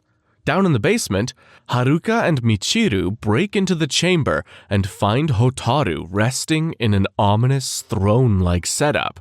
They immediately recognize her as the Messiah of Silence and prepare to destroy her before she awakens. Ami arrives just in time and tries to stop them, insisting that Hotaru is still just an innocent girl being used. Yui then reappears, drops the act, and reveals herself as Vilui. She paralyzes Uranus and Neptune with her Mosaic Buster attack, sending tiny nanomachines into their bodies. Ami refuses to run and transforms into Sailor Mercury, declaring that science shouldn't be twisted for evil. Vilui counters that logic has no need for feelings and attacks again. Mercury freezes the nanomachines, but Vilui overrides the ice with a simple command. Mercury collapses in pain, just as Sailor Moon, Jupiter, Mars, and Venus arrive. Vilui threatens to kill Mercury. Then she launches another attack. Uranus and Neptune recover just enough to transform and strike back with world-shaking and deep submerge. With that combo, Vilui is finally brought to her knees. Sailor Moon becomes Super Sailor Moon with the Holy Grail and realizes Vilui's power is centered in her bracelet. She targets it with Rainbow Moon Heartache. At first, nothing happens. Then, the nanomachines turn on their creator and begin consuming her. In the end, it's her own technology that destroys her, and the supercomputer collapses along with her. The stolen pure hearts return to their owners, and the students wake up unharmed. Mercury quietly notes that Vilui once claimed that science didn't need a heart, but the universe seems to disagree. Professor Tomoe announces Vilui's defeat with unsettling calm. Kaolinite smugly decides that one less rival is fine by her. Tomoe, however, is pleased for another reason. He has confirmed the Sailor Guardians' identities. He declares the real battle is only beginning and makes Hotaru vanish through a portal. As Sailor Moon calls out to her, Hotaru briefly appears with an unsettling smile. Outside in the falling snow, Chibiusa waits stubbornly for Hotaru to return. Mamoru and Setsuna bring her an umbrella, but she insists she'll stay. When she asks if Hotaru will come back someday, Setsuna doesn't answer with words, just a quiet embrace. In episode 34, with the other witches gone, the final member of the Witches 5, Cyprien, steps up. She uses her powers to teleport civilians straight into Mugen Academy at night, harvesting their pure heart crystals in one clean sweep. The OG Sailor Guardians rush in to stop her, but Cyprien is ready as hell. She spots them immediately and warps them up into her office like she's rearranging furniture. Calmly, she announces that she knows exactly who they are. The girls respond with a full group transformation anyway, because if you're gonna fight, you might as well do it properly. Just as they prepare to attack, a red light appears. It turns out to be Pitilo, who merges with Cyprien to form a twin witch duo. They proudly declare their bond unbreakable and their teamwork is flawless. To prove it, they trap the Sailor Guardians in a separate dimension and begin a coordinated assault. Every attack the Sailors launch gets absorbed into the twins' staves, powering them up instead.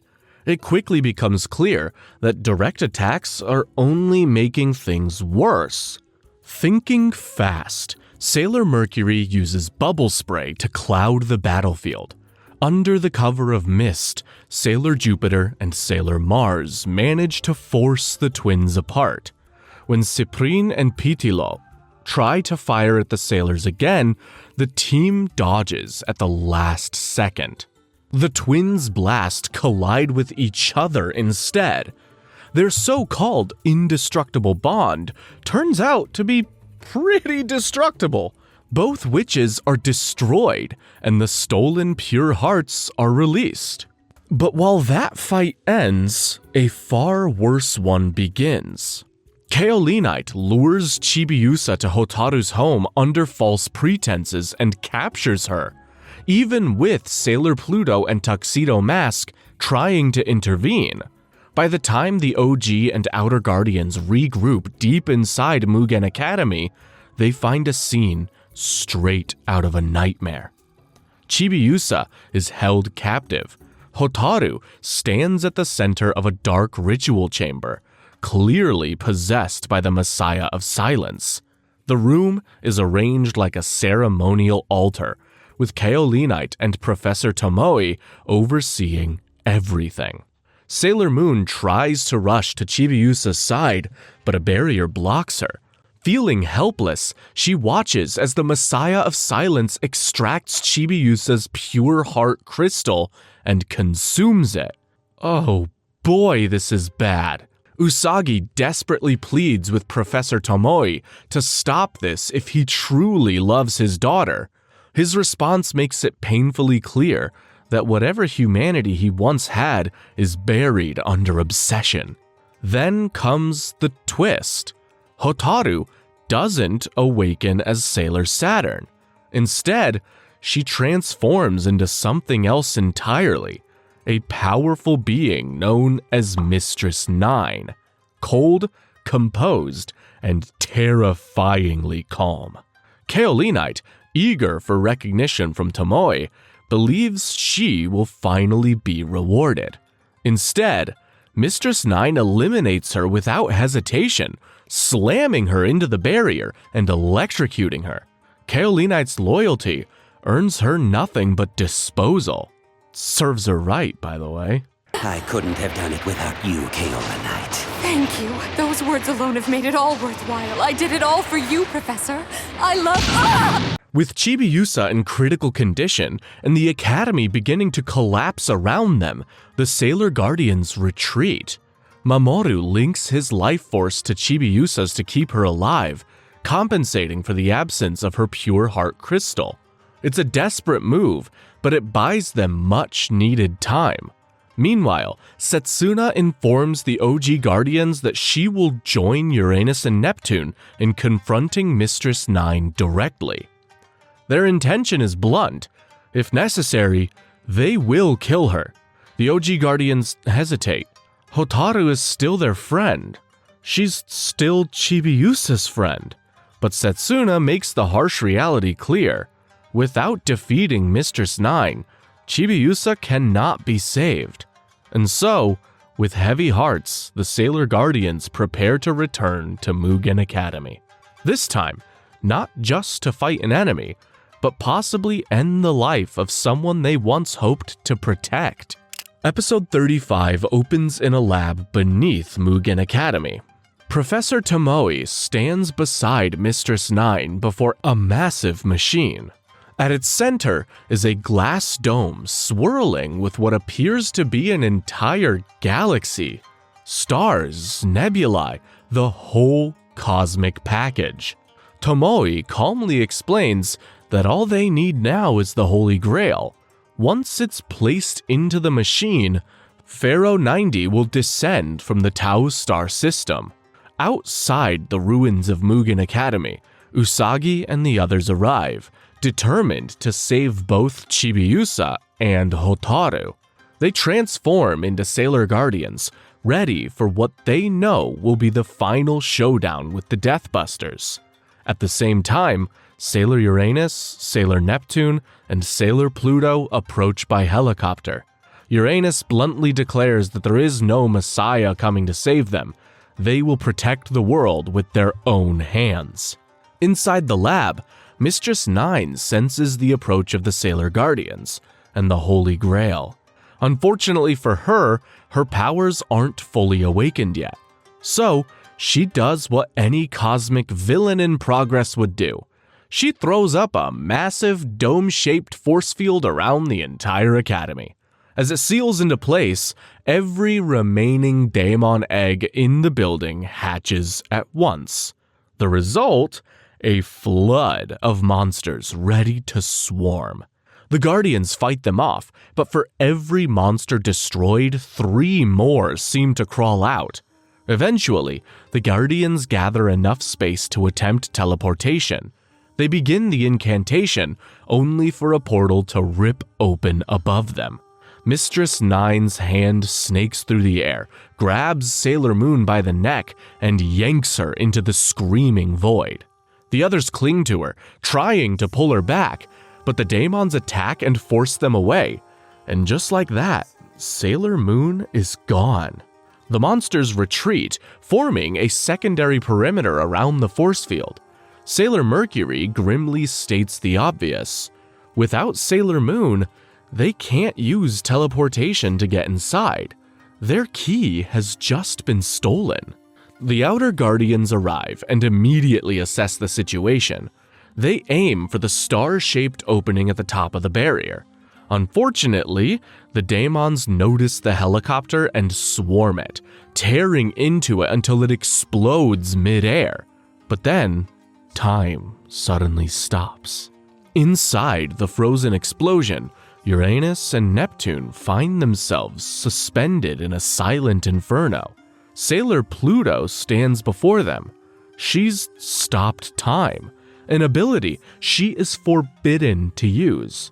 She never told them she could do it because using it comes with consequences. Neptune softly asks what will happen to her. Pluto only smiles and tells them to have faith in the true Messiah. Then, she teleports Uranus and Neptune safely onto the Academy roof. Time resumes, and the helicopter explodes in full, with Pluto in it. Damn. Inside the lab, Mistress Nine remarks on the Outer Guardian's tactics with amused admiration. Tomoe, however, praises the overwhelming power of the Messiah of Silence. Mistress Nine, aka the Messiah of Silence, begins to explain that it was the pure heart crystals she devoured that strengthened her. But suddenly, Hotaru's consciousness resurfaces. Hotaru insists that the pure heart crystals should not be used for evil. She then switches back to villain mode and announces she will personally retrieve the Holy Grail, calling Tomoe Germatoid. She orders him to eliminate the intruding guardians. Outside, the force field begins expanding, threatening to engulf the surrounding city. Mercury analyzes it and determines there's only one option left: stop it from growing. The 4 remaining OG Guardians spread out around the dome and combine their powers, forming a 4-sided barrier to contain it. Inside the Mugen Academy ruins, Sailor Moon regains consciousness. She sees Hotaru lying nearby and rushes to her, calling her name with relief. Elsewhere in the building, Uranus and Neptune advance through an eerie hallway lined with humanoid puppet bodies.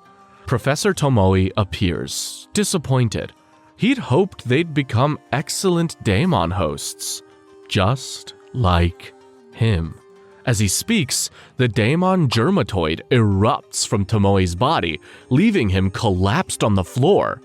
Uranus attacks with world shaking, blasting Germatoid apart, only for the fragments to merge into the surrounding puppet bodies. Dozens of identical enemies awaken, laughing. Germatoid smugly declares he's already analyzed their powers. It becomes a brutal fight, and the puppets overwhelm them. Just when defeat seems certain, Sailor Pluto's voice echoes. The deep aqua mirror and space sword appear before Neptune and Uranus. Neptune uses the mirror to identify the real Germatoid hidden among the duplicates. Uranus strikes it down with the space sword and the illusion collapses. All the puppets vanish. Behind the 2 guardians, Professor Tomoe stirs on the ground and weakly whispers Hotaru's name. For the first time in a long time, he sounds like an actual father. Meanwhile, Sailor Moon holds Hotaru close. The girl explains she overheard the enemy say that if the Holy Grail shines here, everything will be destroyed. Sailor Moon reassures her, but Hotaru urges Usagi to hurry and save Chibiusa. Usagi freezes. How does she know her real name? The girl laughs softly, and then reveals that she is merely Hotaru's body, because she absorbed the real Hotaru. After that, she transforms back into Mistress Nine and introduces herself properly. She is a being from the Tau star system. And right on cue, Uranus and Neptune arrive, prepared to destroy her for the sake of the world. But Sailor Moon steps in front of them. Mistress Nine simply laughs and gestures toward the lab and the machine built to summon Pharaoh 90. She calls out to him, asking him to wait just a little bit longer. Creepy. In episode 36, Mistress Nine makes her final move. not with force, but with deception, disguising herself as Hotaru in a desperate attempt to trick Sailor Moon into surrendering the Holy Grail. Sailor Uranus and Sailor Neptune immediately sense the trap and urgently warn Sailor Moon to protect the Grail at all costs. But Usagi, believing that Hotaru's true self is still trapped inside and crying out for help, ignores their warning and places her faith in her friend. In doing so, she hands over the Holy Grail, allowing Pharaoh 90 to finally cross through the portal from the Tau star system to Earth. Damn it, Usagi! Suddenly, the sky darkens with apocalyptic energy. Yet, within the depths of her own consciousness, Hotaru awakens, strengthened by the love she's received from Sailor Moon, the quiet devotion of her father, and the precious friendship she shared with Chibiusa. Declaring that she has people she cares about, Hotaru destroys Mistress 9 from within and awakens as Sailor Saturn, the long-feared soldier of destruction. She somehow magically returns Chibiusa's pure heart crystal and gently thanks her for being her one and only true friend, while Luna, Artemis, and even Mamoru sense Saturn's immense presence. Furious, Sailor Uranus lashes out at Sailor Moon for her carelessness, accusing her of bringing about the end of the world. But Sailor Saturn intervenes and thanks Usagi by protecting both her and Hotaru. She explains that only she can stop Pharaoh 90 by entering its core and destroying it from within, even if it means sacrificing herself.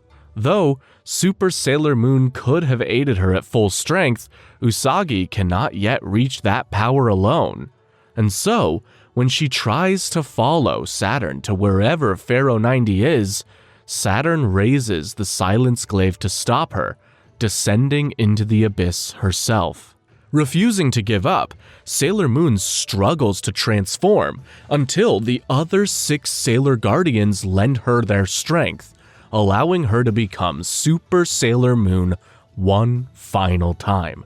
With renewed resolve, she enters Pharaoh 90's core and joins Sailor Saturn, and together, their light eradicates the entity from within. When the darkness finally clears and daylight returns, butterflies drift gently through the air, revealing a weakened but victorious Super Sailor Moon cradling a newborn baby in her arms. Apparently, Hotaru has been reborn, not as a child of destruction, but as a child given a second chance at life. In the last episode of Season 3, Super Sailor Moon is left gravely weakened. Her energy nearly spent, she collapses into the arms of Sailor Uranus and Sailor Neptune, who catch her before she hits the ground. The OG Guardians quickly arrive to help her to her feet. Meanwhile, Haruka and Michiru care for the reborn Hotaru, making sure the baby is safe before returning her to a recovering Professor Tomoe. With no memory of the recent chaos, Tomoe embraces Hotaru as his own child, unaware of the cosmic stakes that were narrowly avoided. With their duties complete, the Outer Guardians turn their attention back to Sailor Moon. Chibiusa, still worried for Hotaru, struggles to process everything that's just happened. She glimpses Sailor Pluto's spirit in a vision and begins to understand the inner conflict that Hotaru endured, a battle between her good self, Sailor Saturn, and her evil counterpart, Mistress 9. Thanks to Super Sailor Moon's intervention, Saturn emerged victorious, suppressing Mistress 9's evil influence. Even though she's sad that Pluto cannot remain, Chibiusa is happy to learn that Hotaru has been reborn. And now she has been reincarnated on this beautiful planet, giving her a chance to start her life over from the beginning. Can't she just time travel to when they're the same age again?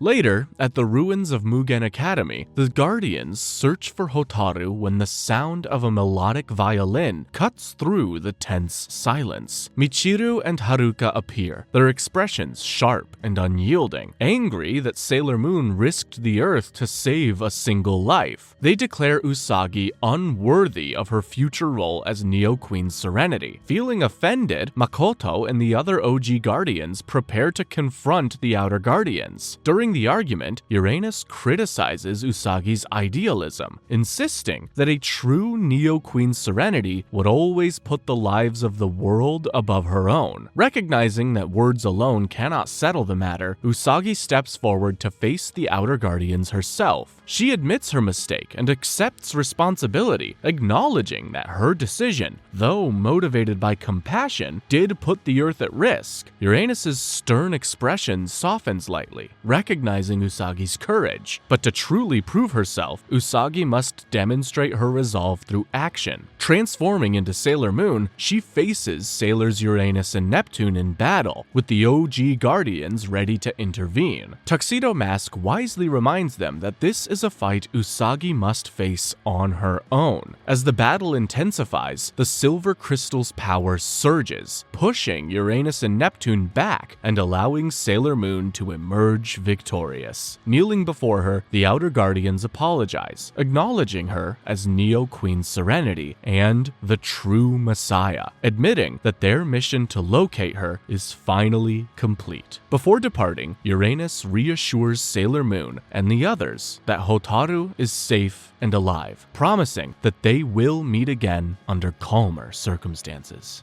In the first episode of Season 4, we see a shimmering crystal forest. From there, a lonely voice calls out, lamenting that the forest itself is crying. The speaker pleads for anyone who can hear him to answer. He is revealed to be a Pegasus, radiant and otherworldly, with a golden horn. That night, Chibiusa hears the same voice in her dream, drawn by curiosity and something deeper she doesn't quite understand yet. She follows it through the crystalline forest and finally comes face to face with the Pegasus. When she reaches out to him, a wave of golden light washes over her, transforming her into her princess form. Then, the Pegasus gently asks her to keep their meeting a secret. The next day, everyone gathers at the park to watch a solar eclipse. While they wait, Unazuki, Matoki's younger sister, notices that Chibiusa seems unusually distracted.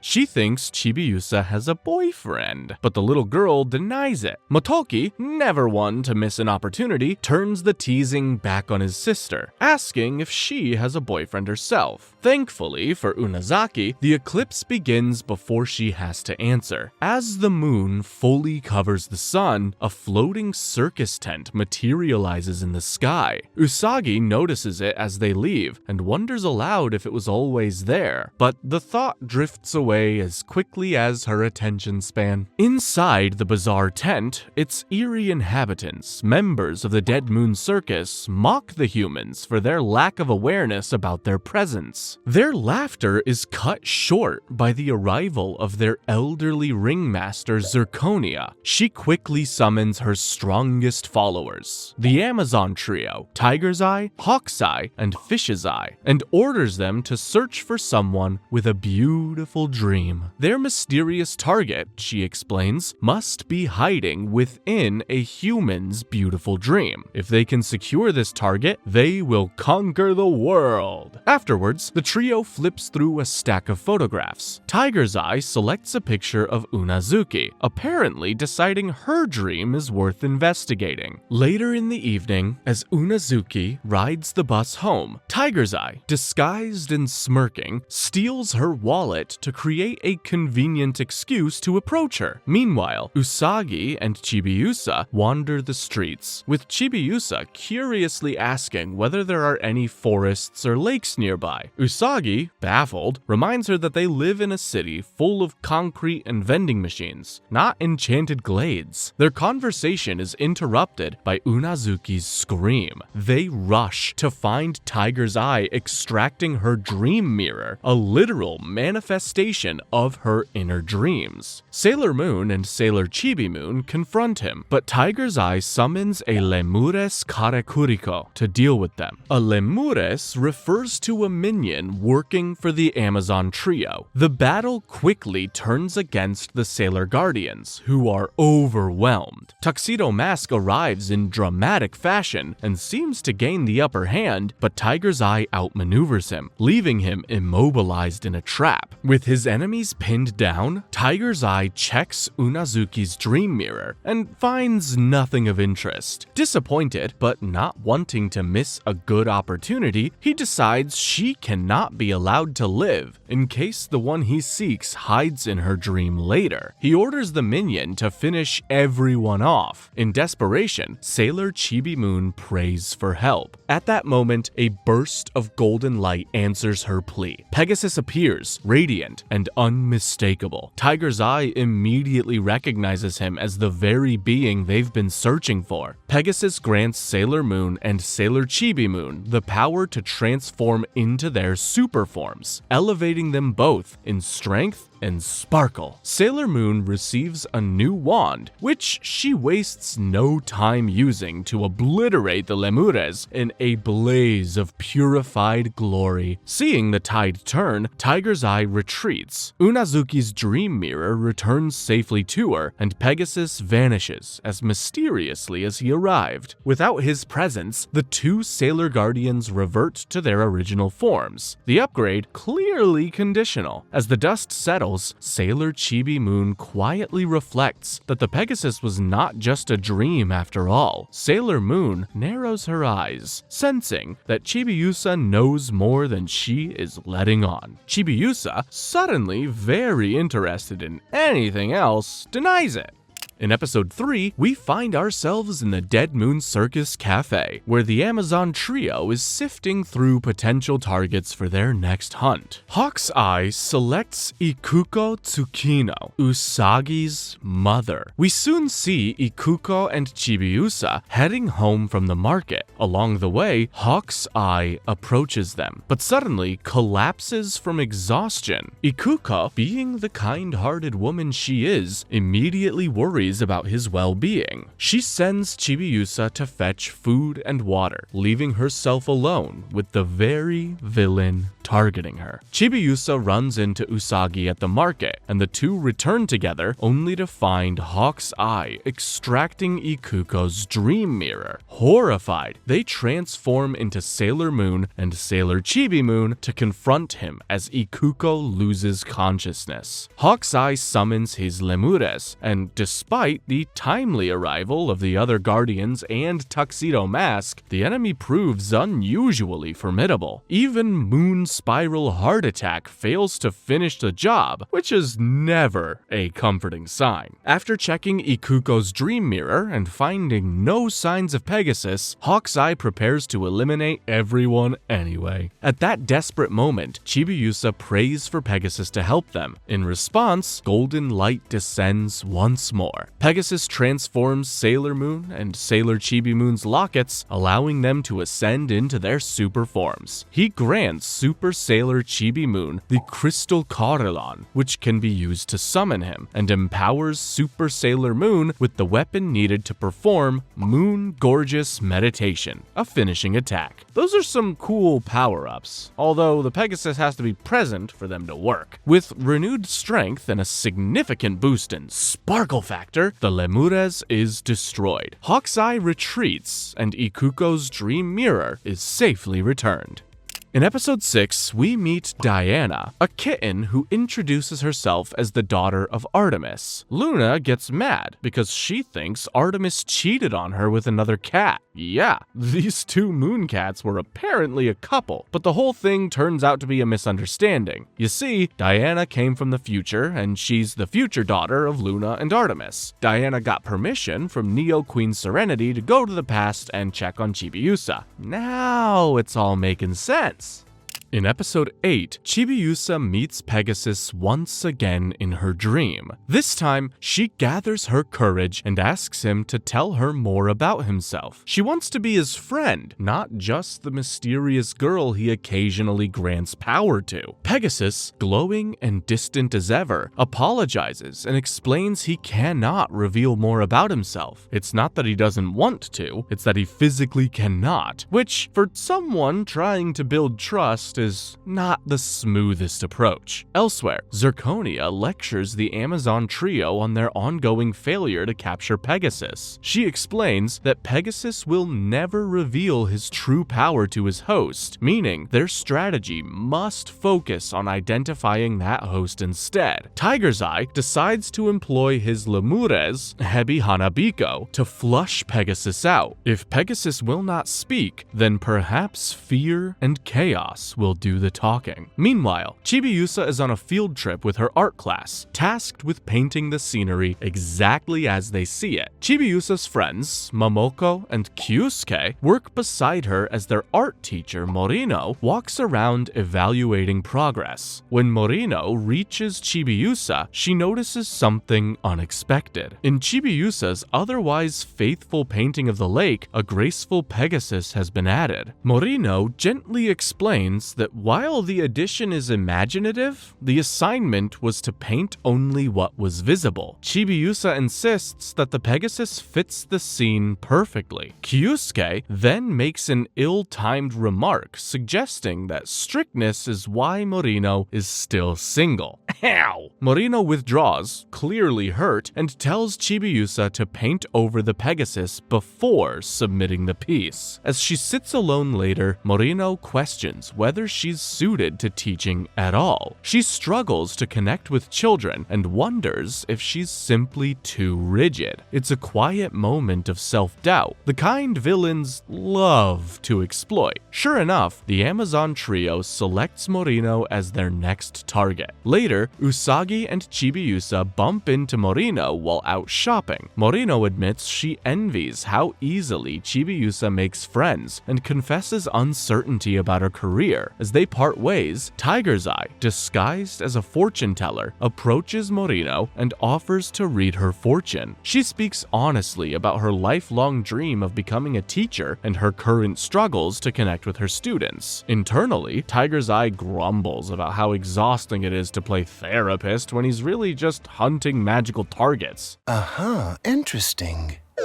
So boring. At some point, he drops the act, trips her, and reveals his true form. Usagi, Chibiusa, and Mamoru hear Morino's scream and rush to the scene. Tiger's Eye extracts her dream mirror and looks inside, only to find no sign of Pegasus. Sailor Moon and Sailor Chibi Moon arrive just in time to confront him, but Tiger's Eye wastes no time attacking with his whip and knives. Tuxedo Mask restrains him for long enough for Sailor Chibi Moon to call Pegasus. Pegasus appears in a flash of golden light, only for Hebi Hanabiko to hurl herself into him, corrupting the beautiful dream of his host. Tiger's Eye retreats as Pegasus turns to stone and Chibiusa falls into a trance, overwhelmed by the lemures' influence. Within her dreamscape, Hebi Hanabiko tempts Chibiusa to seize control of Pegasus and claim his power for herself. But Chibiusa refuses. She doesn't want to own Pegasus. She wants to be his friend. With that declaration, she rejects the corruption, forces the lemures out of her dream, and restores Pegasus. Super Sailor Moon follows up with Moon Gorgeous Meditation, destroying Hebi Hanabiko and saving Morino. When Morino awakens, Chibiusa assures her that everything is alright. As they part, Morino recalls the painting and asks why Chibiusa submitted it without removing the Pegasus. Chibiusa explains that when she saw the scenery, she felt it would be more beautiful with a Pegasus there, and she wanted to preserve that feeling. Morino Tsukino admits she cannot give her a perfect grade, but quietly confesses that she likes the picture too. In that moment, she regains confidence, not just as a teacher enforcing rules, but as someone who can nurture imagination rather than suppress it. That night, Pegasus appears in Chibiusa's bedroom once more, this time bearing the stallion Rev, a small bell that will allow her to call him whenever they are alone. He tells her that he would like to be her friend as well. Chibiusa asks for his name, but he gently says he cannot reveal it yet. This time, she doesn't mind. Friendship, she realizes, does not require knowing everything at once.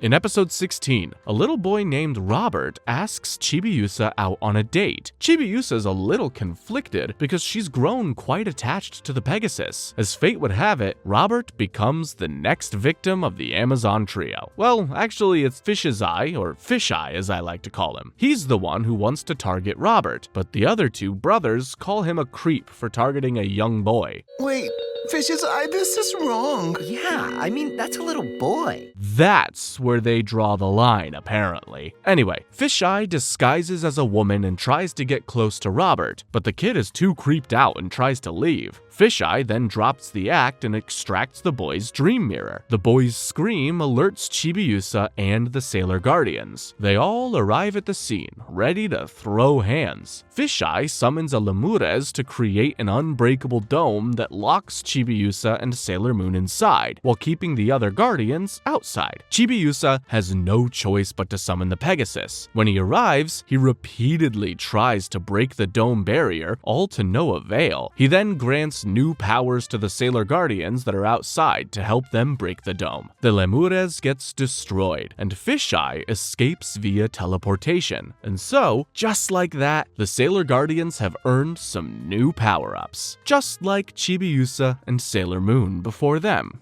In episode 21, Fisheye lands on a new target, and he is more than excited. That's because it's a guy, and not just any guy. It's Mamoru. You really do love the guys, don't you, Fish's Eye? That may be, but he still gets dumped a lot. Just like last time, Fisheye disguises himself as a lady and approaches Mamoru with a bruise. As Mamoru tries to tend to the bruise, Usagi gets mad jealous and tells Fisheye to stay away. Fisheye does stay away after taunting Usagi, but at this point, he's convinced that Mamoru is the host to the Pegasus. He also starts questioning why he and his colleagues don't have any dreams of their own. At the circus tent, Zirconia summons the brothers. When they appear, she tells them that Queen Nehelenia has some words for them. The trio has no idea who she's talking about, so she tells them that Queen Nehelenia is the actual ruler of the Dead Moon Circus. Zirconia summons the queen, and what looks like the outline of her face appears on Zirconia's dress. The queen tells the Amazon trio that she's tired of waiting and has no use for useless servants. She then threatens that the spell cast upon them will not be renewed by the next moon if they fail to capture the Pegasus. After the queen disappears, Fisheye asks Zirconia what the queen meant by the spell that was cast upon them. Zirconia reveals that the Amazon trio were just beastly creatures that have been given human form thanks to a spell, and the only way to renew that spell is with the horn of the Pegasus, which is known as the Golden Crystal. Well, things just got serious. Fisheye meets up with Mamoru again, promising to protect him from harm if he stays with him, or her, because he's in disguise at this point, but Mamoru declines. Out of frustration, Fisheye forcefully takes a look at his dream mirror and is shocked to learn the Pegasus isn't there. He then flees the scene while Sailor Moon and Chibiusa are fighting his Lemures, but not before stealing a kiss from an unconscious Mamoru. What a freak.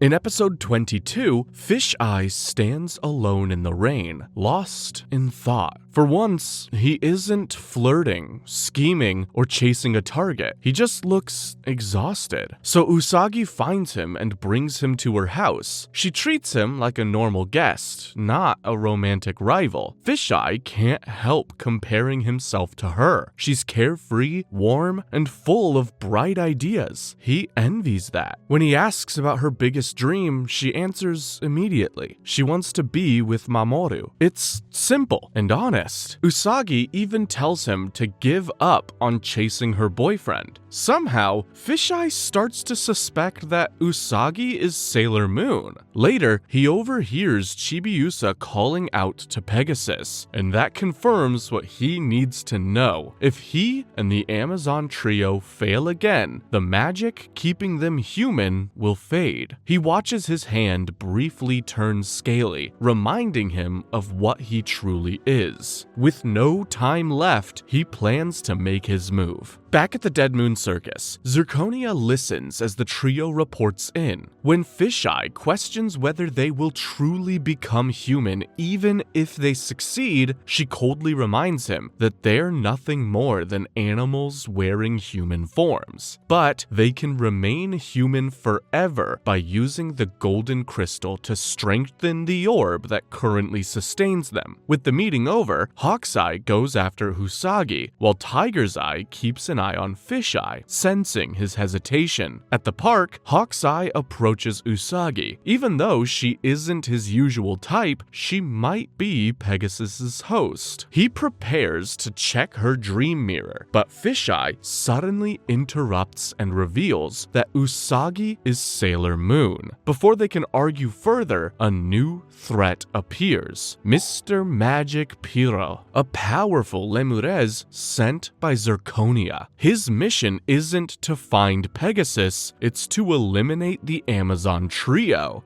I'm on an errand for Madame Zirconia. She sent me to take out the garbage. Jeez, talk about betrayal. The battle turns chaotic. Magic Piro attacks with deadly energy clovers. One strike shatters Usagi's dream mirror, leaving her motionless and empty. Hawk's Eye is hit as well. Even while dying, he hopes they can prove Zirconia wrong and presses the orb that currently sustains their human forms into his comrade's hands before collapsing. Fisheye attacks with anger and grief, but his knives are turned into harmless moths. Tiger's Eye's whip becomes a snake. Magic Piro mocks them as they struggle. With no options left, Fisheye realizes that using the orb to save himself and Tiger's Eye would only delay the inevitable. Instead, they decide to use it to restore Usagi's dream mirror. Tiger's Eye accepts their fate calmly, believing that if they are reborn, maybe next time they will truly be human. The orb's power restores Usagi. At Fisheye's request, Usagi and Chibiusa transform into Sailor Moon and Sailor Chibi Moon. The other Guardians arrive to help, with Sailor Mars holding off the Lemures long enough for Chibiusa to call Pegasus. With Pegasus's support, Sailor Moon destroys Magic Piro with Moon Gorgeous Meditation. After the battle, Sailor Moon kneels beside the fallen trio and asks why Fisheye saved her. He admits that he envies her dreams. As they fade, the Amazons revert to their original animal forms. Pegasus then appears and does something unexpected. He revives them and grants each of them their own dream mirror, the very thing they'd been stealing from others. For the first time, they experience real, beautiful dreams. They transform into small orbs of light and enter their mirrors peacefully. Pegasus explains that no soul capable of dreaming is ever truly lost. Back at the circus, Zirconia is furious and sends some mysterious silhouetted girls to take action.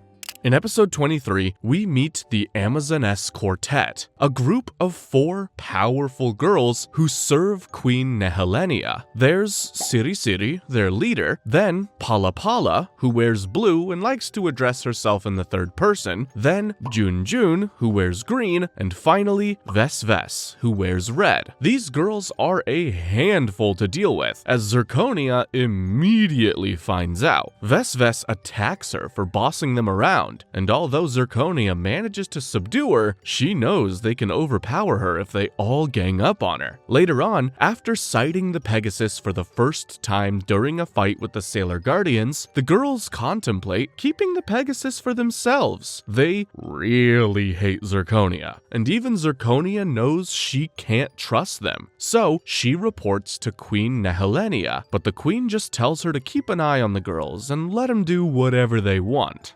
In episode 31, Chibiusa is really crushing on the Pegasus. At this point, she just wishes she can grow up already and be good enough for the magical stallion. She finally gets her wish during an encounter between her and Sailor Moon versus Pala Pala. The enemy literally swaps her body with Sailor Moon's just to mess with them. Later that night, Chibiusa, now in Usagi's body, sees the Pegasus in her dream. The stallion is understandably surprised at her new appearance and takes her to Elysion, the world of dreams. Unfortunately, the place is now in ruins, thanks to the Dead Moon Circus, who once invaded the place in search of the golden crystal. The Pegasus reveals his name as Helios, the protector of the golden crystal. The reason he transformed into the Pegasus was to protect the golden crystal after he was captured by the Dead Moon Circus. Unfortunately, Helios reveals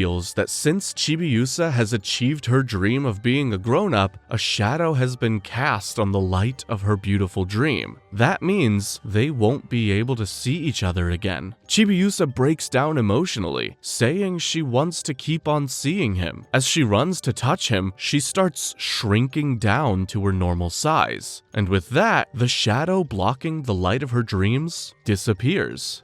Episode 33 follows the standard formula. The Amazoness Quartet try to find the dream mirror which hides the Pegasus. The color of the mirror must be gold due to the golden crystal. When they fail to achieve this, they summon a Lemures to consume the regular dream mirrors that they find. Then the Sailor Guardians intervene to stop them. At the end of the episode, however, Queen Nehelenia has decided to take matters into her own hands. We also see the frozen body of Helios before he transformed into the Pegasus. In episode 34, Queen Nehelenia wants to step into the real world herself. Unfortunately, reality proves less welcoming than expected. The moment she reaches beyond her magical mirror, sunlight burns her hand like a hot stove, forcing her to recoil. Since she cannot leave her mirror directly, Nehelenia chooses a more dramatic approach. She spreads a massive network of dark spider webs across Tokyo, slowly blanketing the city in shadow, just like the darkness that once swallowed Elysion. The Sailor Guardians quickly notice something is wrong, but Mamoru feels the effects first, and much worse than anyone else. When he touches one of the webs, he is hit with immense pain. As Prince Endymion, his life force is tied to the Earth itself, so when the planet is attacked, he essentially feels it personally. The next morning, Chibiusa wakes up expecting a normal day, and instead finds Tokyo completely covered in webs, with the sky dark as night. Pegasus appears and explains that the spreading darkness makes it easier for the enemy to locate him. In other words, Nehelenia has just turned the entire city into a giant tracking device. Pegasus prepares to leave in order to protect Chibiusa, but she refuses to let him go. After everything they've been through, she insists on keeping her promise to protect him. Meanwhile, Ami analyzes the mysterious webs and quickly traces their source to the Dead Moon Circus tent. The Sailor Guardians head there immediately, only to find the Amazoness Quartet waiting at the entrance. This time, the quartet isn't bothering with putting on a show. Dressed in civilian clothes, they're openly rounding up people and pulling out their dream mirrors in search of the golden mirror, aka the mirror with the golden crystal. A fight breaks out between the two groups. Just when things look bad, Tuxedo Mask arrives to help. Even though he is clearly suffering from the pain caused by the spreading darkness, he still manages to intervene and free the Sailor Guardians. The two groups prepare for another clash, but before the fight properly begins, Zirconia suddenly calls the Amazoness quartet back. As the villains retreat, the sky grows even darker. The sun itself becomes eclipsed by the literal dead moon, casting an ominous shadow over the city. Mamoru immediately doubles over in pain again. Just then, Pegasus appears once more. Instead of encouraging the Sailor Guardians to charge forward, he gives them a warning. They are not yet ready to enter the dead moon and confront the true mastermind behind the circus. In other words, you ain't seen nothing yet.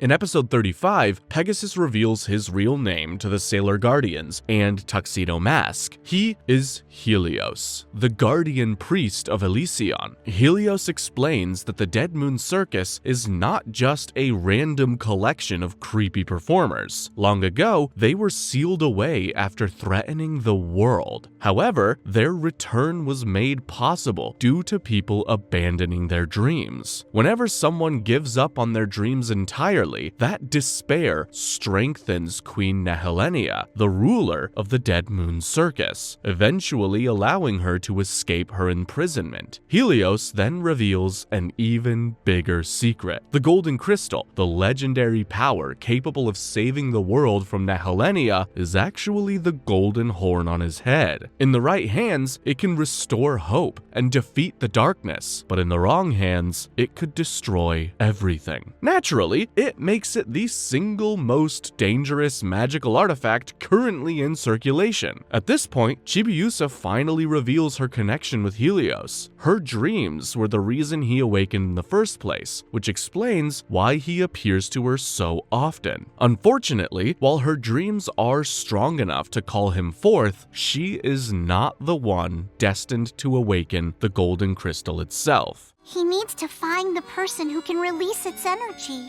With that revelation delivered, Helios departs once again, leaving the Sailor Guardians with a new mission. Find the person who can awaken the Golden Crystal before Nehelenia does. While the Sailor Guardians prepare to confront Nehelenia, Mamoru is left behind in the care of Luna, Artemis, and Diana. The Sailor Guardians soon head out toward the Dead Moon Circus tent, ready for the final confrontation. However, the street ahead is suddenly filled with a bunch of lemures from the circus. The Sailor Guardians fight their way through the lemures to reach the tent. Inside, the Amazoness quartet call upon Queen Nehelenia for support. She empowers their magical orbs, giving them a major boost in strength. When the fight begins, the quartet quickly gains the upper hand, managing to subdue nearly all of the Sailor Guardians. Before long, only Super Sailor Moon and Super Sailor Chibi Moon remain standing. Just when things look hopeless, Chibiusa summons Helios once again. The Pegasus arrives in a burst of golden light and frees the other Sailor Guardians from their restraints, shifting the battle back in their favor. Seizing the moment, Sailor Moon unleashes Moon Gorgeous Meditation, aiming to finish the quartet once and for all. But Zirconia suddenly appears and intercepts the blast, making her dramatic entrance into the battle. After formally introducing herself, because even villains appreciate proper theatrical timing, she decides to attack in a rather unconventional way. Using her servant Zircon like a golf ball, she literally ricochets him around the arena at high speed before launching him straight into Sailor Chibi Moon from behind. The impact pulls out Chibiusa Chibiusa's dream mirror, revealing something astonishing inside. Her mirror is the golden mirror, the very one the Dead Moon Circus has been searching for all along. Helios immediately flies into the mirror, revealing that the golden mirror is directly connected to him. Somehow, Chibiusa manages to grab the mirror and pull it back into herself, but Zirconia wastes no time countering. With a flick of her power, she traps Chibiusa inside a magical mirror prison. The Sailor Guardians watch in horror as their friend becomes literally sealed inside a reflection. In episode 36, with Chibiusa captured by the Dead Moon Circus, things quickly go from bad to worse. Trapped inside the enemy's domain, Chibiusa eventually discovers the physical body of Helios, who has been imprisoned there this entire time. She's then confronted and overpowered by Queen Nehelenia herself, who finally decides it's time to explain her entire villain backstory. Nehelenia reveals that her hatred goes all the way back to the age of the Silver Millennium. While the Moon Kingdom prospered peacefully under the rule of Queen Serenity, Nehelenia watched from the shadows, growing increasingly bitter about the kingdom's happiness and harmony. Naturally, instead of pursuing therapy or self-improvement, she chose the classic villain route: revenge. To achieve it, she attempted to claim the golden crystal for herself. Unfortunately for her, the crystal had excellent moral judgment and immediately rejected her, attacking her when it sensed her malicious intentions. Enraged by this rejection, Nehelenia captured Helios, the guardian of Elysion, hoping to seize control of the golden crystal through him. However, this crime did not go unanswered. Queen Serenity stepped in and punished Nehelenia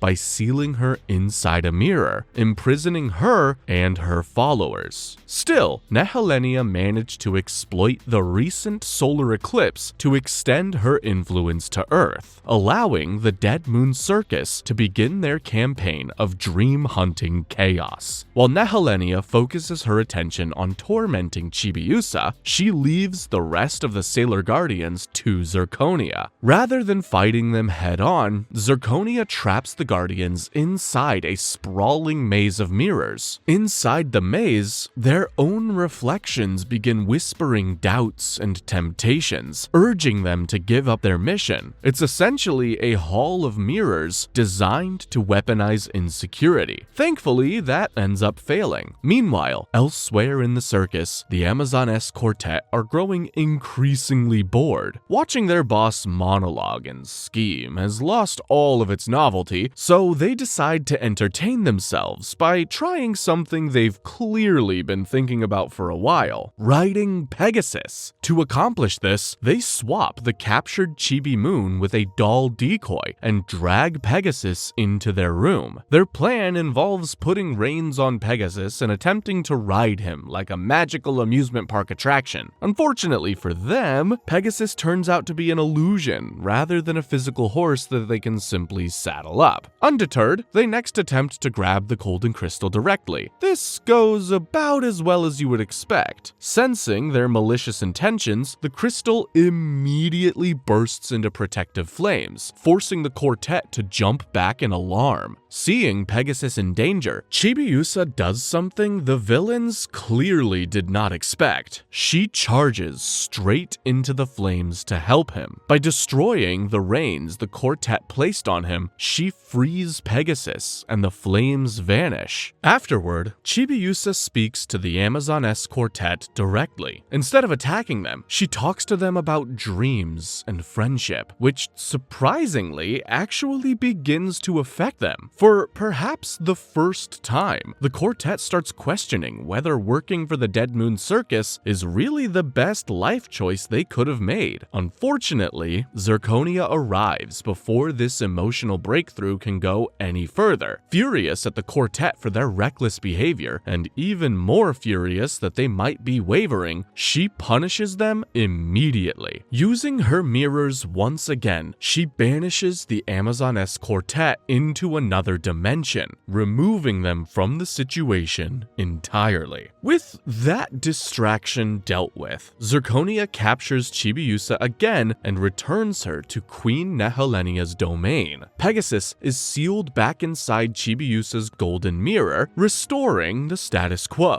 As for the Amazoness quartet, trapped in their mirror prison, they have time to reflect, quite literally, on everything that has happened. Slowly but surely, they begin to realize an uncomfortable truth. They may have been fighting on the wrong side all along. In episode 37, Queen Nehelenia orders Zirconia to eliminate the Sailor Guardians while she personally handles Chibiusa. Nehelenia summons Chibiusa's golden dream mirror and threatens to shatter it, which could destroy Chibiusa's dreams entirely unless Pegasus comes out. Faced with that ultimatum, Pegasus reluctantly appears. Unfortunately for him, Nehelenia pushes things even further, forcing him into an impossible choice. Either allow Chibiusa's dreams to be destroyed, or give her what she wants once he reunites his heart with his body and restores the golden crystal. With no real way around the situation, Pegasus accepts his fate and reunites his heart with his physical form, transforming back into Helios. Naturally, Nehelenia immediately begins tormenting both Helios and Chibiusa to extract the golden crystal. Meanwhile, from their dimensional prison, the Amazoness quartet watch the fight unfold like spectators. Unsurprisingly, they are actually rooting for the Sailor Guardians. Unfortunately, Zirconia decides to ruin that moment by summoning the quartet out of their prison. At first, it seems like she intends to let them fight the Guardians again, but instead, she traps them and begins siphoning their power to strengthen herself. As the quartet realize they may be finished, the Sailor Guardians encourage them to destroy the magical orbs that grant them power and eternal youth. Doing so would free them from Zirconia's control, but it would also mean giving up their endless childhood. After breaking Zirconia's grip on them, the quartet teams up with the Sailor Guardians. After that, Zirconia suddenly decides that retreat is the best strategy. Back in Nehelenia's chamber, the situation is far worse. Despite Chibiusa's desperate pleas, Nehelenia finally succeeds in obtaining the golden crystal from Helios. When Zirconia reports her failure against the Guardians and the quartet, Nehelenia coldly dismisses her, revealing that Zirconia was nothing more than a reflection of herself all along. With that revelation, Zirconia vanishes entirely. Finally, stepping out from her mirror prison, Nehelenia unleashes her power upon the earth. As the dead moon eclipse reaches completion, the sky over Tokyo fills with descending dead moon circus tents, spreading across the city. This isn't the kind of circus that anybody asked for. In episode 38, Mamoru, still in agony, is suddenly summoned to Elysion by Helios. There, he appears in the form of his past self, Prince Endymion, and Helios shows him the beautiful sanctuary of Elysion as it once was. That is, a peaceful land sustained by the beautiful dreams of humanity. Helios apologizes for failing to protect the golden crystal, clearly feeling the weight of that responsibility. However, Endymion reminds him that Elysion survives because people continue to dream, and he believes those dreams will never truly disappear. Meanwhile, back in Tokyo, the Sailor Guardians confront Nehelenia directly. With the golden crystal amplifying her power, she is stronger than ever and practically untouchable. The Guardians throw everything they have at her, but Nehelenia shrugs off their attacks like they're minor inconveniences. Watching from the sidelines, the Amazoness quartet realize that brute force is clearly not going to win this fight. If the Guardians are going to have any chance, means someone needs to get the golden crystal away from Nehelenia. Luckily for everyone, the quartet still has one trick left. They pull off a classic switcheroo, quietly swapping the golden crystal with a pineapple while Nehelenia is distracted. Sure, let's try it. After all, we've got nothing to lose. So, when Nehelenia prepares to finish off the Sailor Guardians with the golden crystal's power, she's understandably furious to discover that the crystal has vanished and she's now holding a pineapple instead. By that point, the quartet had already tossed the real golden crystal to Sailor Moon. Enraged by their betrayal, Nehelenia blasts the quartet away without hesitation. Unfortunately, when Sailor Moon attempts to use the golden crystal, nothing happens. Nehelenia immediately bursts into mocking laughter, explaining that the golden crystal's power has already been drained. According to her, it takes tremendous power to bring the crystal's energy to the surface, and only she can do it. For a moment, it seems like she might be right, but Chibiusa refuses to accept that explanation. Grabbing the golden crystal alongside Sailor Moon, she calls out to the people of Tokyo, asking them to lend their dreams and strength to help defeat Nehelenia. It's a bold move, essentially turning the entire city into one giant source of magical moral support. Chibiusa then shouts her transformation phrase, Moon Cosmic Dream Action, encouraging everyone to repeat it, and surprisingly, it works. The people's collective dreams begin pouring into the golden crystal, reigniting its power right before Nehelenia's horrified eyes. With the golden crystal now blazing at full strength, Sailor Moon and Sailor Chibi Moon combine their power and unleash their attack. Nehelenia can only scream in sheer panic as the energy overwhelms her, the power of countless dreams crashing down at her all at once. So just like that, the evil queen gets defeated through the power of dreams. In the last episode of Season 4, the power of the golden crystal finally sweeps across Tokyo. This erases the influence of the Dead Moon Circus and brings their twisted carnival to a definitive end. As she catches her breath, Sailor Moon realizes something important and very concerning. Queen Nehelenia is alive. Worse yet, she's clutching the unconscious Chibi Moon as the battlefield begins to crumble apart. The massive ruins start rising into the sky, slowly being pulled upward toward the ominous new moon above. Sailor Moon quickly grabs onto the drifting debris and chases after Nehelenia, climbing higher and higher as the entire structure is dragged skyward. During the ascent, Nehelenia begins to realize what is happening. The golden crystal's power, awakened through Chibiusa's dreams, is preparing to seal her away once again. Sailor Moon finally reaches the top of a long, winding stairway just in time to hear a pure scream of horror. When she looks up, she discovers the reason. Nehelenia's stolen youth has finally faded, revealing her true form. Don't come any closer. You of the white moon.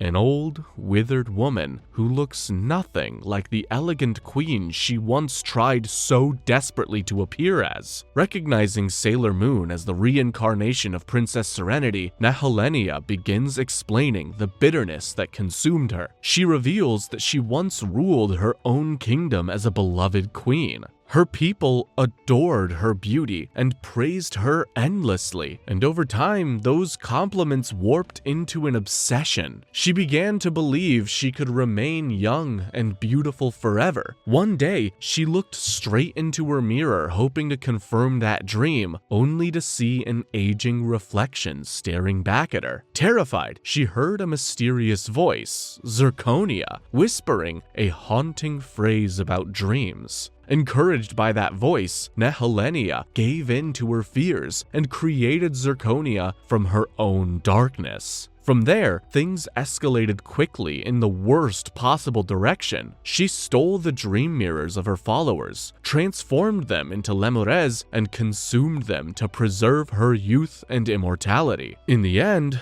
she achieved eternal beauty, but at the cost of becoming a lonely queen ruling over monsters instead of people. Not exactly the dream she had in mind. After finishing her story, Nehelenia explains that the rising ruins are being pulled toward the new moon, where she will be sealed away once again. She intends to use that prison to restore her beauty, rather than live on as the old woman she's become. Sailor Moon, rather than responding with anger, shows her pity. This reaction irritates Nehelenia far more than any attack ever could. Enraged, Nehelenia lashes out by conjuring a monstrous form of zirconia and sending it after Sailor Moon, blaming her for destroying the beauty she fought so hard to maintain. Sailor Moon defends herself, but continues looking at Nehelenia with compassion instead of hatred. That familiar gaze reminds Nehelenia of the moment long ago when Queen Serenity sealed her away.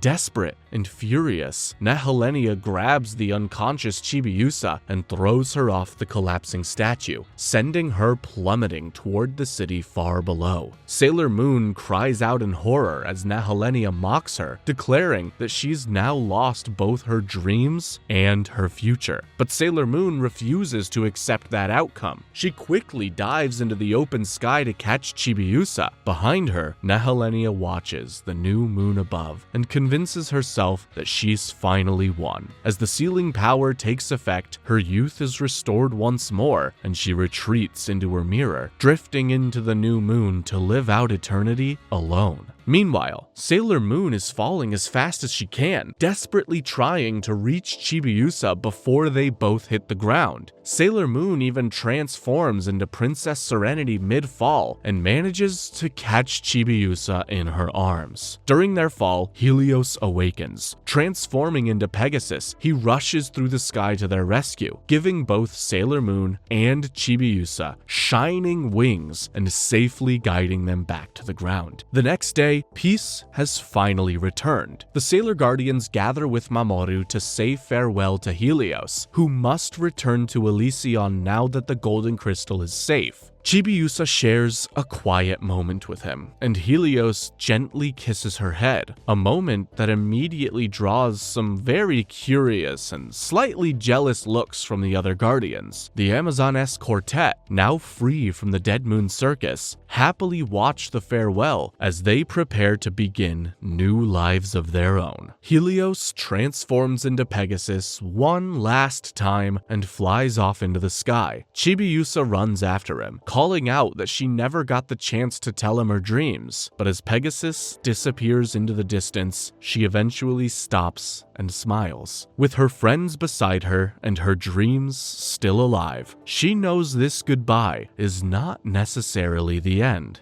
In the first episode of Season 5, we see Professor Tomoe spending time with an infant Hotaru. Moments later, Sailor Pluto arrives. True to her mysterious, always on schedule nature, Setsuna announces that it's time for her to take Hotaru away. Meanwhile, life continues normally for Usagi and her friends. Well, as normal as life can be for a group of teenage magical warriors. A new school term is about to begin, and Usagi, Ami, Makoto, and Minako are thrilled because they will finally be attending the same high school together. Mamoru and Chibiusa soon arrive with bittersweet news. It's time for Chibiusa and Diana to return to the future. Far away in the darkness of space, Queen Nehelenia still floats inside the mirror that once imprisoned her. She takes comfort in the fact that even in eternal isolation, her beauty remains untouched. That's clearly still her #1 priority. Unfortunately, her quiet exile doesn't last long. A mysterious feminine voice suddenly speaks to her, promising her freedom. And now, I will free you from this despicable seal that you are imprisoned in. The mirror shatters instantly, releasing Nehelenia into the sky above Tokyo. Understandably surprised, she soon learns from the voice that Sailor Moon and her friends are still alive. Worse yet, visions replay the humiliating moment when Sailor Moon rescued Chibiusa from her grasp. The reminder reignites Nehelenia's rage. Encouraged by the unseen voice, Nehelenia releases her hatred in the form of a black dream mirror. She's told that destroying it will allow her to take revenge. Naturally, she does not hesitate. The mirror explodes into thousands of fragments that scatter across Tokyo like a strange meteor shower. On the ground, Usagi and the others watch the falling shards and assume they're simply shooting stars. Rei, however, senses something ominous about them, while Ami and Mamoru find the sheer number of meteors suspicious. Their concerns prove valid when the space-time door, the path for teleporting across timelines, suddenly closes, trapping Chibiusa in the present. One tiny shard strikes Mamoru directly in his right eye. For a moment, it glows faintly, which is exactly as unsettling as it sounds. Elsewhere in the city, Haruka and Michiru are visiting an aquarium, quietly discussing a disturbing sensation spreading through the ocean. As they leave the building, the strange crystal fragments begin raining down again. One strikes Haruka's hand, prompting Michiru to carefully remove it. The shard suddenly glows, and Haruka tosses it aside. Unfortunately, that decision does not end the problem. The crystal grows into a glass-like woman resembling Nehelenia. Then another appears, and another. Soon, several of these eerie figures, called mirror paredri, surround the pair. Speaking through her glass minions, Nehelenia declares that because Haruka and Michiru are Sailor Guardians, they must be destroyed. The mirror paredri attack, but before things get too dangerous, a familiar voice interrupts the battle. It's Sailor Pluto. She's holding baby Hotaru and announces that the time for her powers of destruction is approaching once again. In other words, things are about to escalate dramatically. Pluto hides Hotaru safely nearby, while Haruka and Michiru transform into Sailor Uranus and Sailor Neptune. With the three outer guardians reunited, the battle begins in earnest. At first, the mirror paredri seem fragile, shattering easily when struck, but every destroyed enemy simply regenerates into multiple new ones. Soon, the Guardians are overwhelmed. Pluto becomes immobilized. Uranus nearly falls from the rooftop, while Neptune struggles to hold on to her, and baby Hotaru is left defenseless. One of the paredri approaches her, raising a claw to strike. This is when something incredible happens. A glowing Saturn symbol appears on Hotaru's forehead, and a burst of pure white energy erupts outward, completely annihilating the attacker. The battlefield suddenly shifts into a surreal dimensional space where Pluto, Uranus, and Neptune float amid ribbons of their signature colors. Hotaru has awakened a new power within them. Planetary symbols appear on their foreheads as the three guardians evolve into even stronger Super Sailor forms. Empowered by Hotaru's gift, they unleash stronger versions of their attacks, obliterating the mirror paredri within seconds. When the battle ends, Hotaru reappears before them. She's no longer a baby, but a young child, around 5 years old, having advanced through a few years of development in what might be the fastest growth spurt in anime history. She shares another vision with the Guardians and warns them that the princess is in grave danger. In episode 2, Usagi and Mamoru are spending some quiet time together at the park. Usagi keeps asking him a bunch of romantic questions, and Mamoru keeps answering them with a robotic yes. Usagi starts whining about how he's not really paying attention to her. While she's venting, the sunlight reflects off the metallic balloon she's holding and flashes directly into Mamoru's right eye, the same eye that recently absorbed one of Nehelenia's mirror shards. The light triggers a sudden vision of Queen Nehelenia, and the pain hits him instantly. Mamoru collapses to the ground, clutching his head. In desperation, Mamoru knocks the balloon away, accidentally striking Usagi's hand in the process. Stop it!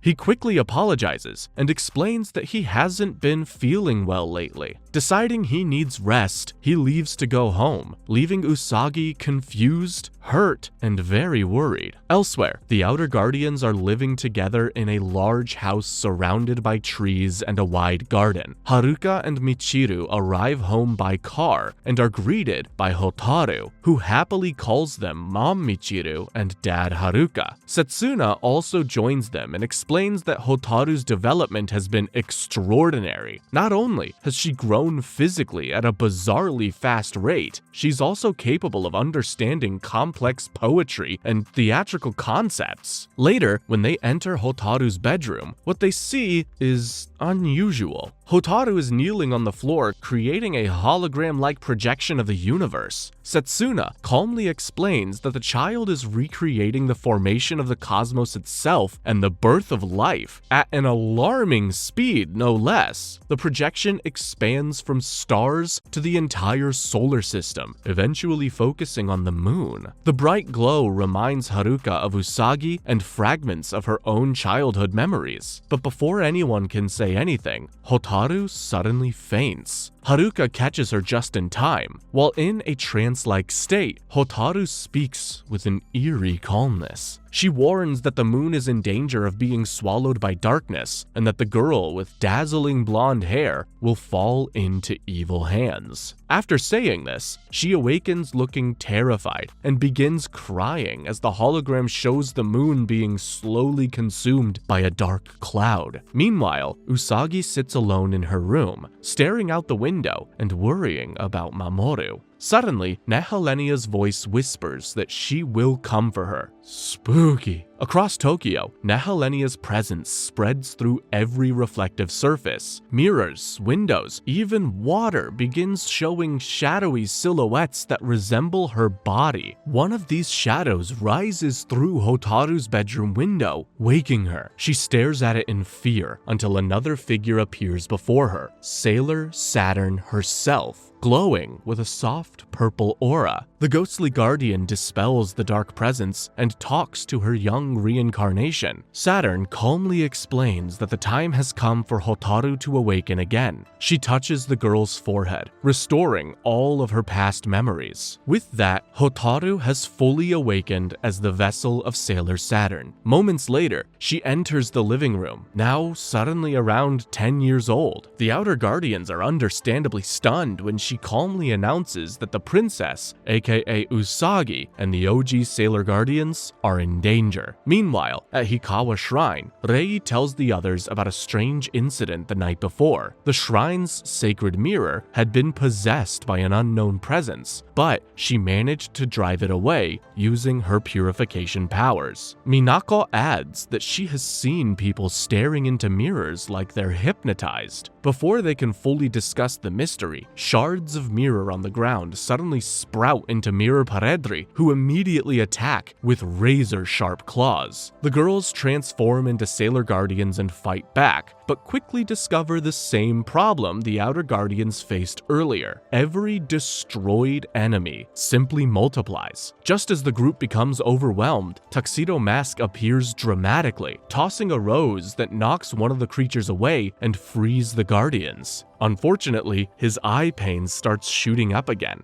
Anyone who would dare bring about chaos to this world must answer to me, Tuxedo Mask.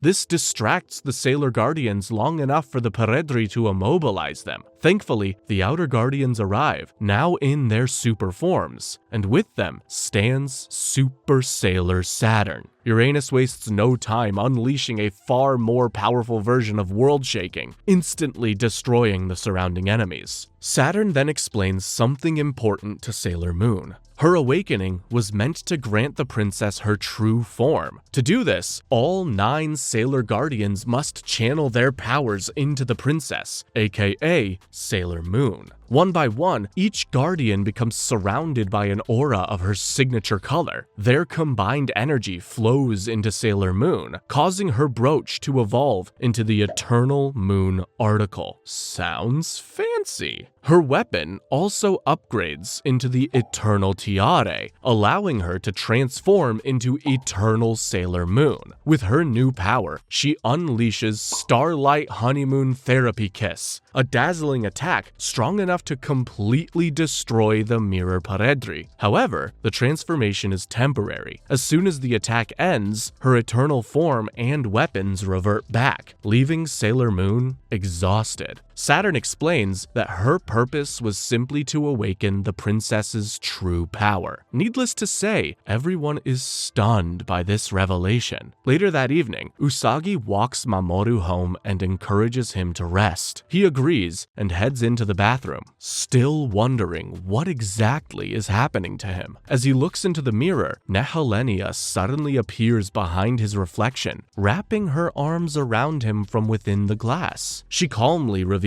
her plan to destroy Usagi by taking everyone she loves. Mamoru can't move or resist. Nehelenia now has complete control over him. All he can do is stare helplessly into the mirror as her influence takes hold. In episode 3, a disturbing pattern begins to emerge across Tokyo. A lot of young women everywhere are standing in front of mirrors, staring at their reflections with unusual intensity. One by one, they quietly ask the same question: who is the most beautiful in the world? Without hesitation, they answer, "I am." Behind their reflections, shadowy figures resembling Queen Nehelenia appear. Creepy. Later, at Hikawa Shrine, Usagi tells her friends everything she witnessed when she went to Mamoru's apartment. She found mirrors everywhere, and Mamoru was obsessively staring at them. Usagi confesses that she fears Mamoru may have been affected by the mysterious illness that's plaguing the young women. Rei points out that mirrors keep appearing in every strange event recently. Her shrine's sacred mirror had been briefly possessed a few days earlier, and the last enemies they fought were made out of glass. Clearly, mirrors are more than just decorative objects in this situation. At that moment, Hotaru arrives with Setsuna. She brings an ominous warning. Usagi will soon become the target of powerful evil forces. Hotaru explains that a mysterious woman emerging from darkness is responsible, and mirrors are the key to her power. Setsuna adds that Mamoru is also in danger, since he is one of the people closest to Usagi. Sailor Uranus and Sailor Neptune have already gone to his apartment, but they will need help. Without hesitation, the Sailor Guardians head out to protect him. Outside Mamoru's building, Uranus and Neptune are already fighting off waves of Mirror Paredri. Pluto and Saturn soon arrive with the OG Guardians. Pluto's dead scream attack temporarily halts the monsters, giving Sailor Moon and the others the chance to enter the building, while the Outer Guardians remain outside to prevent more creatures from entering. As Sailor Moon runs upstairs, a realization hits her. The voice she heard earlier, the shape of the monsters, and the shadow in Mamoru's mirror all match one person. It's Queen Nehelenia. The others struggle to believe it, since Nehelenia was supposed to be sealed inside the Dark Moon. But when they finally reach Mamoru's apartment, the truth becomes undeniable. Mamoru stands exactly where Usagi left him, surrounded by mirrors glowing with dark red light. Sailor Moon tries to reach him, but he suddenly pushes her away. Another shadow begins forming inside the mirror. This time, it fully takes shape. Queen Nehelenia herself emerges from the reflection. Nehelenia. So then, the seal really was broken. She immediately begins blaming the Sailor Guardians for sealing her away and abandoning her to endless loneliness and darkness while they continued living happily on Earth. Sailor Moon insists she never mocked Nehelenia's suffering, but the Queen has no interest in listening. Instead, she declares that Sailor Moon, whom she refers to as the White Moon Princess, will now experience the same despair. Grabbing Mamoru, Nehelenia slowly pulls him into the mirror world. Sailor Moon desperately calls upon her friend's power and transforms into Eternal Sailor Moon to stop her. The Mirror Paredri attack again, but Eternal Sailor Moon destroys them all. Unfortunately, the transformation quickly fades afterwards, leaving her weakened. That brief moment is all Nehelenia needs. With Mamoru fully under her control, she disappears back into the mirror, leaving Sailor Moon with one final message. Mamoru now belongs to her, and Sailor Moon has until the next dawn to rescue him from her domain. If she fails, he will be destroyed by the nightmares inside his own mind. Helpless and exhausted, Sailor Moon can only watch through the mirror as Mamoru vanishes beyond her reach.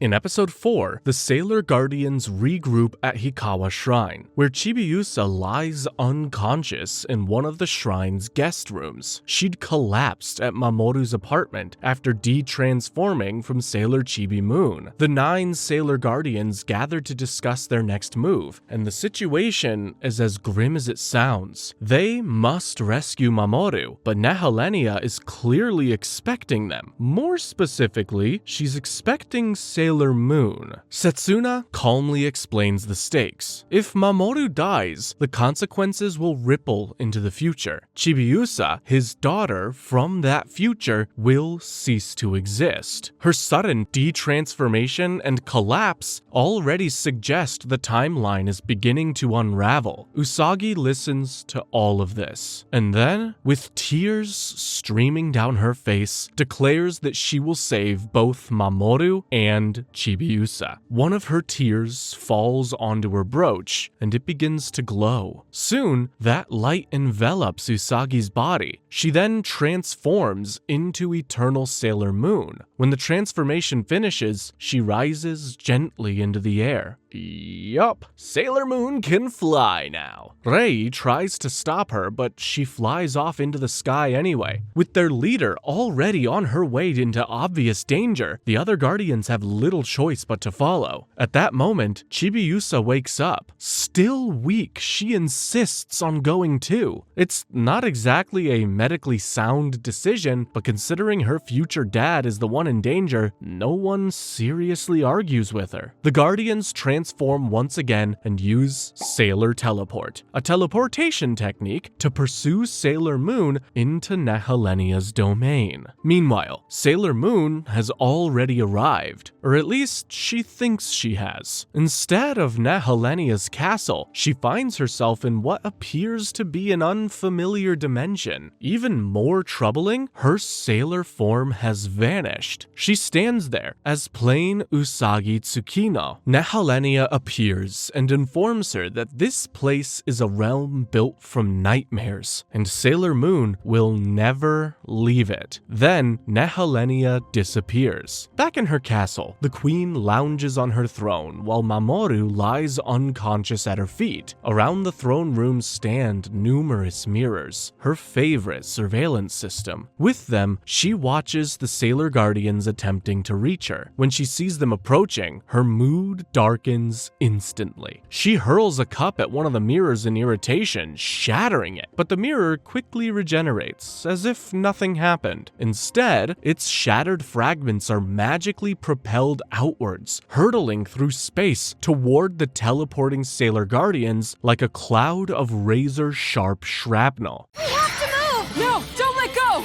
We can't split up. That's what Nehelenia wants. The Guardians notice the shards racing toward them mid-teleport. When it hits them, their formation breaks apart, and the Guardians are scattered across Nehelenia's nightmare dimension. Uranus and Mercury end up getting trapped and sealed inside of mirrors. Elsewhere, Neptune and Mars get trapped within a purple ring of fire. The flames slowly begin to close in, shrinking the circle little by little. It looks like pure torture, and Nehelenia, watching from somewhere unseen, clearly enjoys every second of it.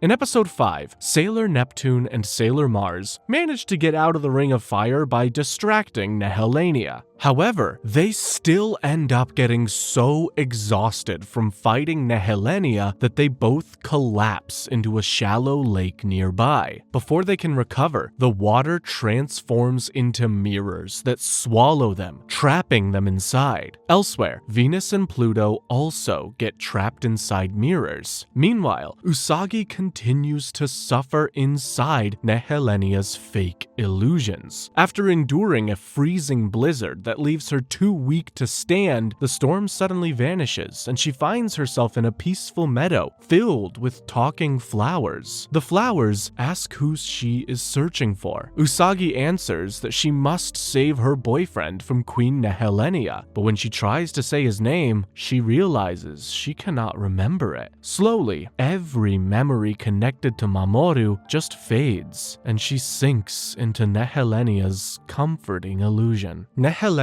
watches with satisfaction and approaches to strike her. Before she can, Sailor Jupiter suddenly appears and throws the queen aside. She tries to wake Usagi, but Nehelenia explains that it is pointless. Usagi does not want to wake up. According to the queen, this is not a nightmare, but a pleasant dream where Usagi has abandoned her burdens. Jupiter refuses to believe it and attacks, but Nehelenia eventually defeats her, and just like the others, Jupiter also gets trapped in a mirror. Left alone, Usagi absent-mindedly picks up Jupiter's earring that fell off. Something about it feels familiar. Then she remembers a rose. Tuxedo Mask's rose, and suddenly all her memories of Mamoru return.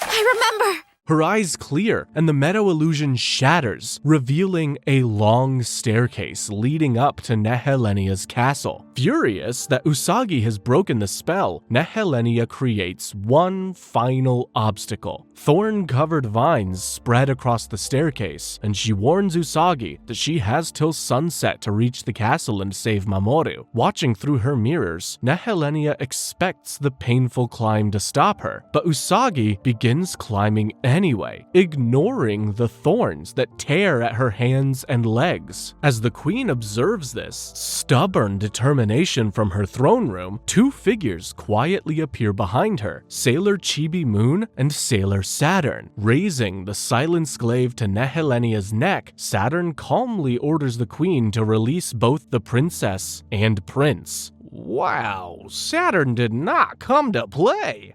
In episode 6, Sailor Chibi Moon and Sailor Saturn confront Queen Nehelenia inside the castle, while Mamoru stands nearby, still trapped under the queen's spell. Chibi Moon clings to him desperately, calling his name again and again, hoping to reach him through the enchantment. Nehelenia mocks their efforts and continues attacking Saturn. As Saturn watches Chibi Moon struggle to save her father, she recalls Sailor Pluto's warning about Chibiusa's fragile existence. If Mamoru is lost, the future itself could unravel. Elsewhere, Usagi painfully climbs toward Nehelenia's castle. The staircase is covered in sharp thorns, and each step leaves her more injured. Yet, she continues forward while clutching Sailor Jupiter's fallen rose earring, the small reminder of her friend giving her strength to continue. Inside the castle, Nehelenia continues tormenting Saturn and and Chibi Moon. Chibi Moon begins to fade as the timeline destabilizes, but she keeps calling to Mamoru. For a moment, he twitches, as if her voice is reaching him, but Nehelenia quickly intervenes, using her magic to force Mamoru to shove Chibi Moon anyway. Raising the Silence Glaive, Saturn threatens to destroy Nehelenia, even if it means sacrificing herself, but she gets distracted as Chibi Moon collapses, and Nehelenia knocks the glaive aside before imprisoning Saturn in a mirror. Damn, things are looking pretty bad for our heroes. Nehelenia then summons the other Sailor Guardians from their mirrors to witness Sailor Moon's final suffering. At that moment, Usagi finally reaches the castle, battered and tired. She sees Chibi Moon fading away and rushes to her side. Chibi Moon tearfully apologizes for failing to save Mamoru, but says she still believes in Sailor Moon. With those words, she disappears in Usagi's arms. Feeling devastated, Usagi breaks down in tears while Nehelenia cruelly mocks her grief. She reveals the 8 captured guardians trapped in mirrors, explaining that she orchestrated everything to make Sailor Moon experience the same crushing loneliness she once endured. Nehelenia then tells her story. Despite being worshipped as a queen, she grew up completely alone, unable to share her feelings with anyone. One day, a mysterious mirror promised her eternal beauty and freedom from loneliness. Seduced by its power, she devoted herself to it and chose isolation over the pain of rejection. Hearing this, Usagi's anger softens into pity, but Nehelenia still blames her for sealing her away in darkness, where she was left alone without even her mirror. Overcome with rage, Nehelenia violently attacks Usagi and nearly strangles her. Yet, when Usagi looks at her through tears, not with hatred but compassion, Nehelenia falters. Usagi refuses to hate her. She says revenge will only continue the cycle of pain and begs Nehelenia to release her friends and take her anger out on her alone. Usagi even offers friendship, insisting that everyone understands loneliness and would accept Nehelenia. The sincerity of her words reaches deeper than Nehelenia expects. As the captured guardians watch in tears, Mamoru begins to cry as well. The dark mirror shard embedded in his eye finally shatters, freeing him from Nehelenia's control. At the same time, the mirrors imprisoning the other Sailor Guardians break apart, releasing them, and Chibi Moon's existence returns as well. With the 9 Guardians reunited and dawn approaching, Usagi believes there is still time to save Nehelenia. As they combine their powers, a dark new moon appears above the castle. Enraged and terrified, Nehelenia launches another attack, but Mamoru transforms into Prince Endymion, standing beside the Sailor Guardians. Together, their powers illuminate the castle with warm light. Usagi fully transforms into Eternal Sailor Moon and raises the Eternal Tiare. Instead of destroying Nehelenia, she uses its power to cleanse the darkness and reach the heart of the Queen's sorrow. The light allows Nehelenia to remember her true childhood dream, not beauty or power, but simply having friends. Overwhelmed, Nehelenia begins to cry and asks for forgiveness. The sinister mirror that once manipulated her shatters, ending the nightmare it created. As the curse breaks, Nehelenia fades away, and the castle begins to collapse. In a final vision, Nehelenia finds herself back in her palace as a young princess, surrounded by her loyal retainers, now human once more. Free from the mirror's influence, she peacefully asks them to sing her a lullaby as she falls asleep, ready to begin a new life. Back in the present, Mamoru and the other Sailor Guardians greet the dawn together. Mamoru returns Jupiter's earring and thanks her friend, while Luna and Artemis reflect that even the darkest dreams can lead to a new morning. Yet, far away in space, a chilling female laugh echoes across the cosmos, the same mysterious voice that released Nehelenia the second time around. Looks like our heroes won't be catching a break anytime soon.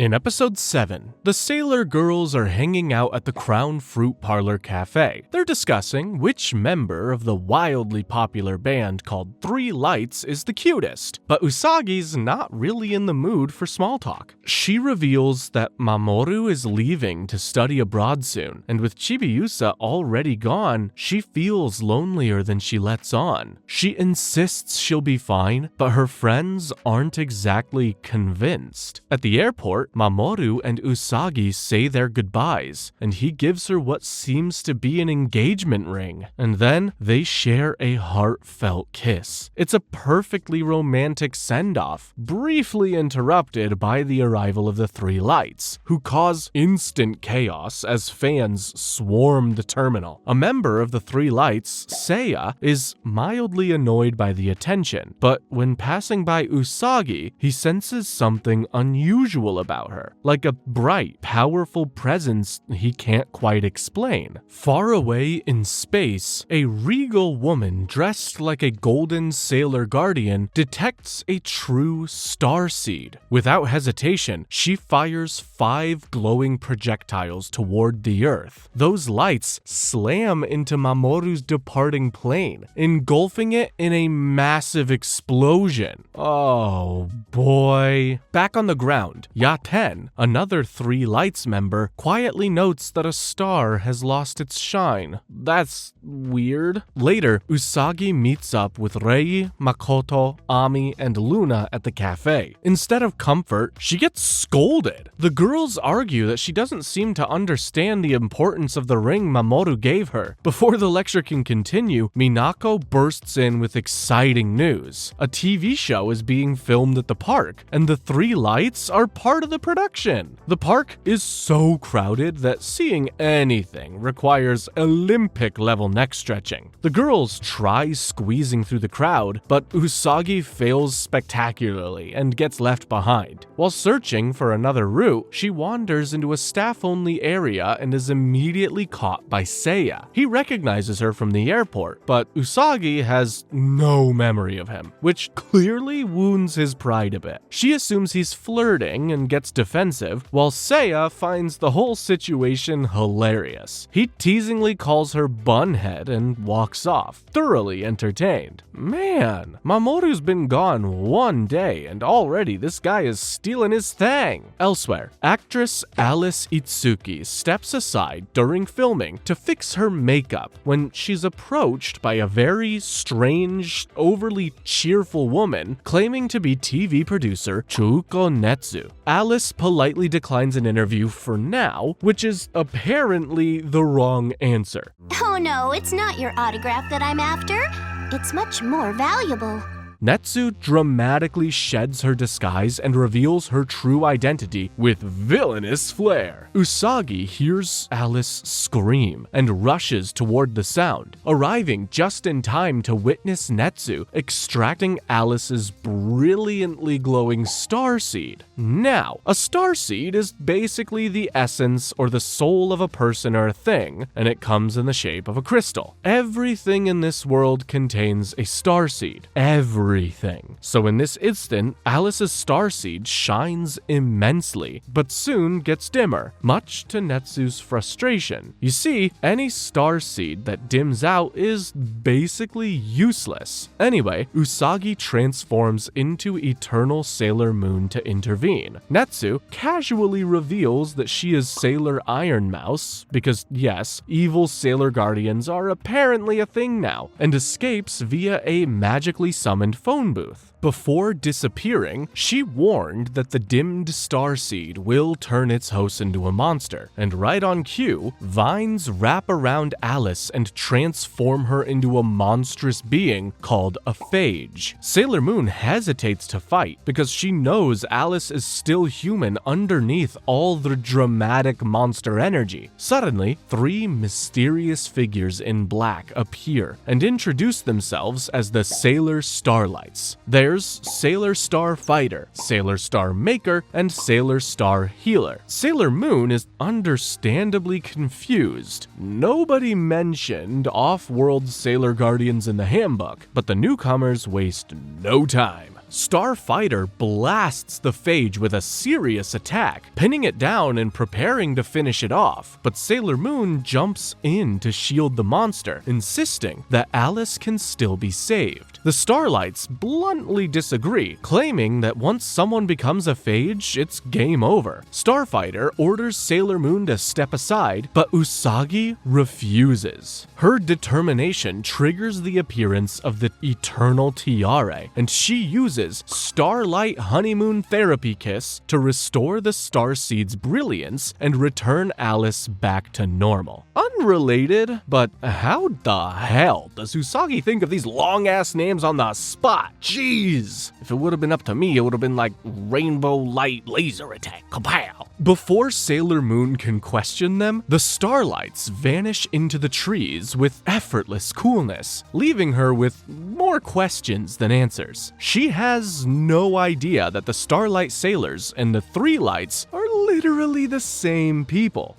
In episode 8, Usagi begins writing a heartfelt love letter to Mamoru, updating him on recent events and telling him how much she misses him. Her romantic mood is quickly ruined when Ami, Minako, and Makoto reveal that they've been reading the love letter over her shoulder. Each of them criticizes it for different reasons, leaving Usagi thoroughly embarrassed. Meanwhile, all three girls have recently joined school clubs. Makoto plans to take cooking classes, but is encouraged to try athletics because of her strength. Minako has joined the volleyball team, and Ami impresses everyone in the computer club with her technical skills. With everyone busy, Usagi ends up heading home with Luna. On the way, she runs into Seiya. At first, neither recognizes the other, but once they do, their conversation quickly turns into bickering. Usagi annoyed by Seiya's cocky attitude, and Seiya amused by her temper. Taiki, the third member of the Three Lights, and Yaten soon appear and call Seiya away. By the way, I feel like it's worth noting that the Starlight Sailors are women, but when they're dressed as the Three Lights, they identify as male. Elsewhere, Sailor Iron Mouse searches television broadcasts for someone with a powerful starseed, and eventually identifies a promising target, a talented American football player named Yuki Kayama. The next morning, Usagi, Ami, and Makoto arrive at school to find Minako already waiting with exciting news. The members of the popular idol group Three Lights will be transferring to Juban High. Even Rei shows up despite attending a different school. A large crowd gathers when the three boys arrive, and the girls reveal their fan club membership numbers with pride. Ami's surprisingly high rank shows she is an especially dedicated fan. Seiya quickly recognizes Usagi and greets her playfully, much to her friend's surprise. The Three Lights end up in the same class as the girls, and Seiya asks Usagi about after-school clubs. Before she can answer, Minako enthusiastically offers to give him a tour. Seiya begins trying different activities, starting with basketball, where his natural talent impresses everyone watching, including Usagi's friends. Taiki and Yaten observe briefly, but decide not to join and leave early. Later, Seiya tries American football, where he is tackled hard during practice. The player who knocked him down kindly helps him up and introduces himself as Yuki Kayama, inviting Seiya to join the team. After practice, Yuki is resting when Chuko Netsu approaches him for an interview. Feeling uncomfortable, he declines, but she suddenly reveals her true identity as Sailor Iron Mouse and attacks him, extracting his starseed. Nearby, Usagi hears a cry and rushes to investigate. She witnesses the attack and transforms into Sailor Moon. Unfortunately for Iron Mouse, Yuki's starseed starts fading instead of shining, meaning it's useless to her. Frustrated, she leaves Sailor Moon behind with the newly created phage monster that takes over Yuki. Both the OG Guardians and the Sailor Starlights Sailors try to stop the monster. In the end, Sailor Moon purifies the phage and restores Yuki to normal. By the time the battle ends, the Starlights have already disappeared. Later, at the Crown Fruit Parlor, Usagi happily shows her friends that she's joined the manga club and starts drawing comics. Hey, where do I sign up? When the others look at her sketch, they see a strange story about an animal with a bald spot eating a fish. They compliment her drawing skills, but cannot figure out what the creature's supposed to be. Feeling annoyed, Usagi finally reveals the answer. It is Luna, which only makes the scene even more ridiculous. Episode 13 is more of the same formula. Netsu extracts a star seed of some guy that she thinks is special. Turns out the seed isn't special. So she flees the scene while Sailor Moon deals with the phage monster. But more importantly, Taiki, who's been very skeptical about whether Sailor Moon is a friend or a foe, starts to grow fond of Usagi. Who's gonna tell him?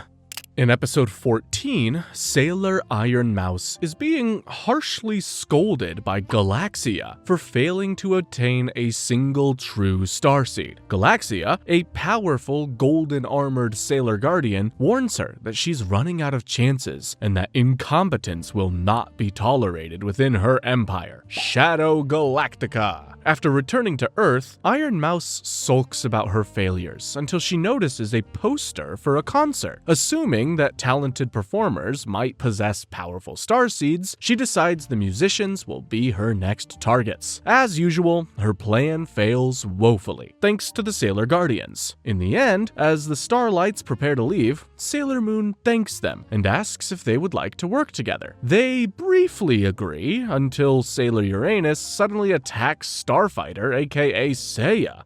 Who's there? Get lost.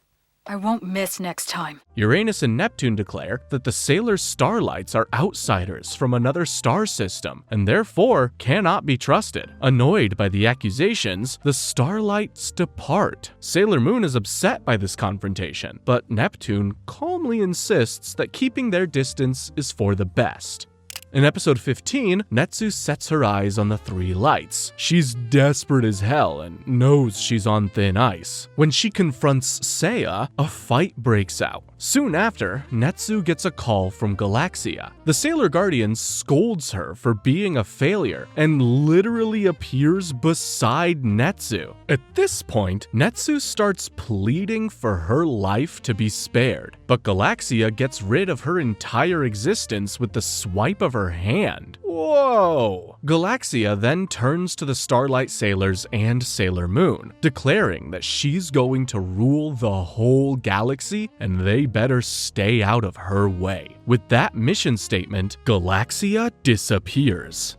In episode 16, Usagi mails another heartfelt letter to Mamoru and gazes at the sky, wondering how he's doing. Lately, too much has happened too fast, and to her embarrassment, Seiya keeps slipping into her thoughts. She's been spending time with the guy for a while now, and she's growing quite fond of him. I guess it doesn't help that Mamoru hasn't replied to any of her letters, but apparently he blew up in a plane, so... Far away, Sailor Galaxia sits upon her throne, calmly holding several starseeds. Her minions, the Sailor Animamates, report that much of the galaxy is already under their control. Unimpressed, Galaxia orders Sailor Aluminum Siren to continue operations on Earth and warns her not to repeat Sailor Iron Mouse's failures. Back on Earth, the OG Guardians gather in the park to discuss this new threat. They question whether the Sailor Starlights can be trusted since they come from outside the solar system, but Usagi firmly believes that they are allies. Sailor Pluto appears with a grave warning. Galaxia is far more dangerous than any enemy they have faced before, and no one can afford to be careless. Later, Usagi sits alone on a bench, distracted by her worries. Luna tries to reassure her, but Usagi is lost in thought until she notices the small umbrella girl. When a gust of wind blows the umbrella away, Usagi retrieves it and kindly returns it to the child before heading home. The girl quietly follows. Usagi and Luna soon realize realize they are being trailed. The child only repeats the word chibi when spoken to, and just as Luna suggests taking her to the police, she suddenly vanishes. At Ginga TV, two of Galaxia's followers, disguised as television staff, argue over work while secretly searching for humans with powerful starseeds. When Usagi gets home, she is stunned to find the strange girl already there. Even more shocking, her mother warmly introduces the child as Usagi's little sister, Chibi. Usagi and Luna can only stare in shock, silently screaming in disbelief. Why are you so surprised? Or are you just pretending to forget that Chibi's your sister?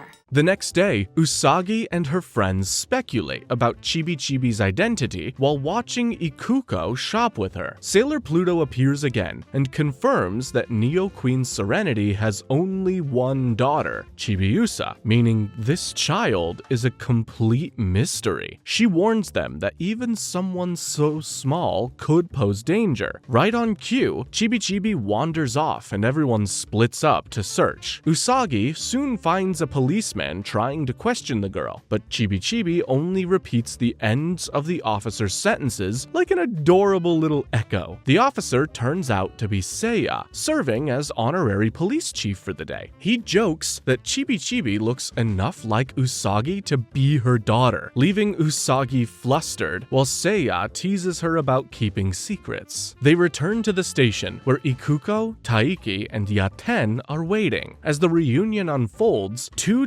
disguised sailor animamates mark the real police chief as a target and follow him outside. Usagi suddenly remembers her friends are still searching and rushes off, running into Sailor Pluto, who informs her the others got distracted by a Three Lights parade. Outside, Sailor Aluminum Siren attacks the police chief and steals his starseed, only to discover it's useless. Furious, she leaves him to transform into a phage. Usagi and Pluto transform and confront the enemy, but other animamates show up and join the fight. The villains easily evade Pluto's attacks and withdraw, leaving a rampaging monster behind. The Sailor Starlights arrive in dramatic fashion and disable the phage with a swift attack. Sailor Moon then purifies him, restoring the victim. The Starlights note that powerful new enemies are appearing, and Sailor Moon must grow stronger. From a distance, Chibi quietly watches everything unfold.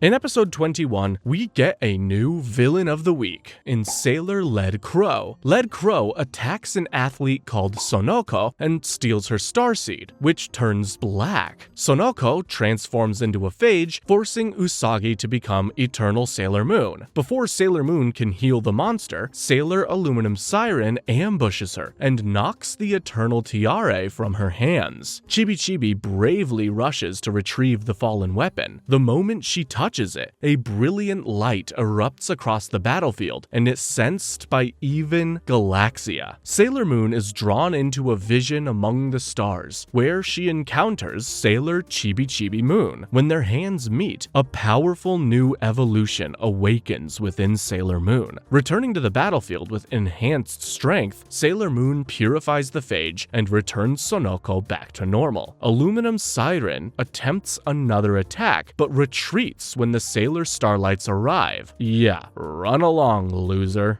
In episode 22, Usagi and her friends meet at the Fruits Parlor Crown to talk about the strange surge of power they felt when Chibi touched the Eternal Tiare. They begin to wonder if the mysterious child somehow arrived to grant them new strength. Elsewhere, the Three Lights sense a familiar presence and grow convinced that their long-lost princess might be nearby. Far away, Sailor Galaxia also notices the unusual energy, but focuses her frustration on Sailor Aluminum Siren's continued failures. Siren insists that she has finally located a true starseed and will claim it soon, while Sailor Lead Crow watches with obvious doubt. The next morning, Usagi arrives at school unusually early and immediately realizes her friends are hiding something. Minako accidentally exposes the secret by waving a ticket in excitement. After some awkward dodging, the truth comes out. Ami, Makoto, and Minako are attending a special in-flight preview of the Three Lights' new movie. The event is exclusive to fan club members, leaving Usagi feeling betrayed and left out. Determined to join them, she rushes to Seiya, but he explains that all the tickets are gone. Taiki and Yaten confirm the same. Her friends feel a little guilty, but not guilty enough to give up their seats. How relatable. Usagi returns home disappointed, only for Chibi to hand over an envelope containing a ticket and a letter addressed to Sailor Moon. The message is from Sailor Aluminum Siren, who invites her aboard and ominously mentions a special seat reserved just for her. Realizing that it's an obvious trap that could endanger everyone on board, Usagi rushes to the airport. On the plane, the Three Lights greet their fans before heading to the upper deck. Usagi tries to stop the flight but fails and ends up seated upstairs near them. She nervously warns Seiya that something bad will happen, but the plane has already taken off. Seiya promises to protect her, though Usagi cannot shake the feeling that the trap has already sprung. Meanwhile, Sailor Aluminum Siren quickly removes the flight attendant's starseeds and releases gas through the ventilation system to put the passengers to sleep. The transformed phages begin moving toward the upper deck. Siren confronts Usagi directly, calls her Sailor Moon, and demands her starseed in exchange for the passengers' safety. Usagi's friends rush in, but are quickly distracted by the phages. When Siren tries to seize Usagi's brooch, a burst of light forces her back. Seiya can no longer stand by and transforms into Sailor Starfighter despite Yaten's warning. Taiki and Yaten follow, revealing themselves as Sailor Starmaker and Sailor Star Healer. Both sides are stunned as identities are exposed all at once. The battle erupts in the cramped cabin. The Sailor Starlights blast the phages aside while the OG Guardians finally transform and join the fight, shocking the Starlights in return. Working together, they hold off the enemies long enough for Sailor Moon to purify the corrupted flight attendant. Frustrated and overwhelmed, Sailor Aluminum Siren attempts one last chaotic attack but is forced to retreat when the combined Sailor Guardians overpower her. Returning to Galaxia empty-handed proves fatal for Siren. Fed up with repeated failures, Galaxia strips away her power bracelets, causing the Animamate to vanish, just like Iron Mouse before her. Sailor Lead Crow is shaken, while Sailor Tin Nyanko coldly remarks that Siren was never capable enough for the mission. Back at the airport, the OG Guardians and the Three Lights face each other in heavy silence. With too many secrets revealed and too many questions unanswered, the Starlights quietly turn and walk away, leaving the uneasy alliance hanging in the air. In episode 23, Usagi sits alone in her classroom, still shaken after learning that Seiya is Sailor Starfighter. Later, at the Fruits Parlor Crown, Ami, Makoto, and Minako chat about the Three Lights while Usagi quietly sulks. Luna suggests the Starlights probably hid their identities for a good reason, and Ami gently reminds Usagi that the OG Guardians also keep their identities a secret. Usagi admits she simply feels hurt because she thought that they were honest friends. Elsewhere, Seiya struggles with the same guilt. Taiki and Yaten remind him that their mission is to find their princess, not get emotionally involved with anyone. Far away, Sailor Tin Nyanko and Sailor Lead Crow kneel before Galaxia. The villain senses a powerful energy growing on Earth and orders them to retrieve a true starseed without fail. Later, Tin Nyanko arrives at Ginga TV and casually cleans out Sailor Aluminum Siren's old desk, calling her a failure. Lead Crow, still loyal to her fallen partner, storms off angrily and swears to defeat the smug newcomer herself. Just the sort of infighting I keep rooting for. Meanwhile, Rei works works part-time as a fortune teller. Seiya visits in disguise and asks for advice about hurting a girl by hiding the truth. Rei tells him that no prediction can fix that problem and that he simply needs to apologize honestly. Soon after, Usagi unknowingly visits the same booth and asks about a boy she wants to see but doesn't know how to face. Rei drops the disguise, scolds her for hesitating, and tells her to go meet him directly. She even hands Usagi a ticket to a Three Lights fan event, basically pushing her towards a confrontation. At a live radio show, the Three Lights perform for a packed audience. Seiya spots Usagi among the fans and, instead of reading a request letter, plays a heartfelt song while publicly apologizing to her and expressing hope that they can trust each other again. After the show, Usagi thanks him and they begin clearing the air, both hoping to cooperate better from now on. The moment is ruined when Taiki and Yaten show up and scold Seiya for getting distracted by personal feelings. Tension rises until a scream cuts through the argument. Usagi rushes off and transforms into Sailor Moon as Sailor-led Crow targets the radio host's starseed, which turns black and creates a phage. The monster attacks using razor-sharp discs, pinning Sailor Moon down until Sailor Mars arrives to help. Working together, the OG Guardians purify the phage. Led Crow refuses to retreat and prepares to keep fighting, but Sailor Tin Nyanko suddenly tries a sneak attack from behind. Before the blast hits Sailor Moon, Seiya leaps in front of her and takes the strike. The two Animamates start to argue and are blasted away by Sailor Star Healer and Sailor Star Maker, who force them to retreat. Sailor Moon desperately calls to Seiya, but the Starlights pull him from her arms. Angry and protective, they blame her for his injury and warn her to stay away from them, insisting that nothing good comes from getting close. Sailor Mars tries to weigh in, but the Starlights leave with Seiya, while Usagi watches helplessly, heartbroken that the fragile trust between them has shattered again.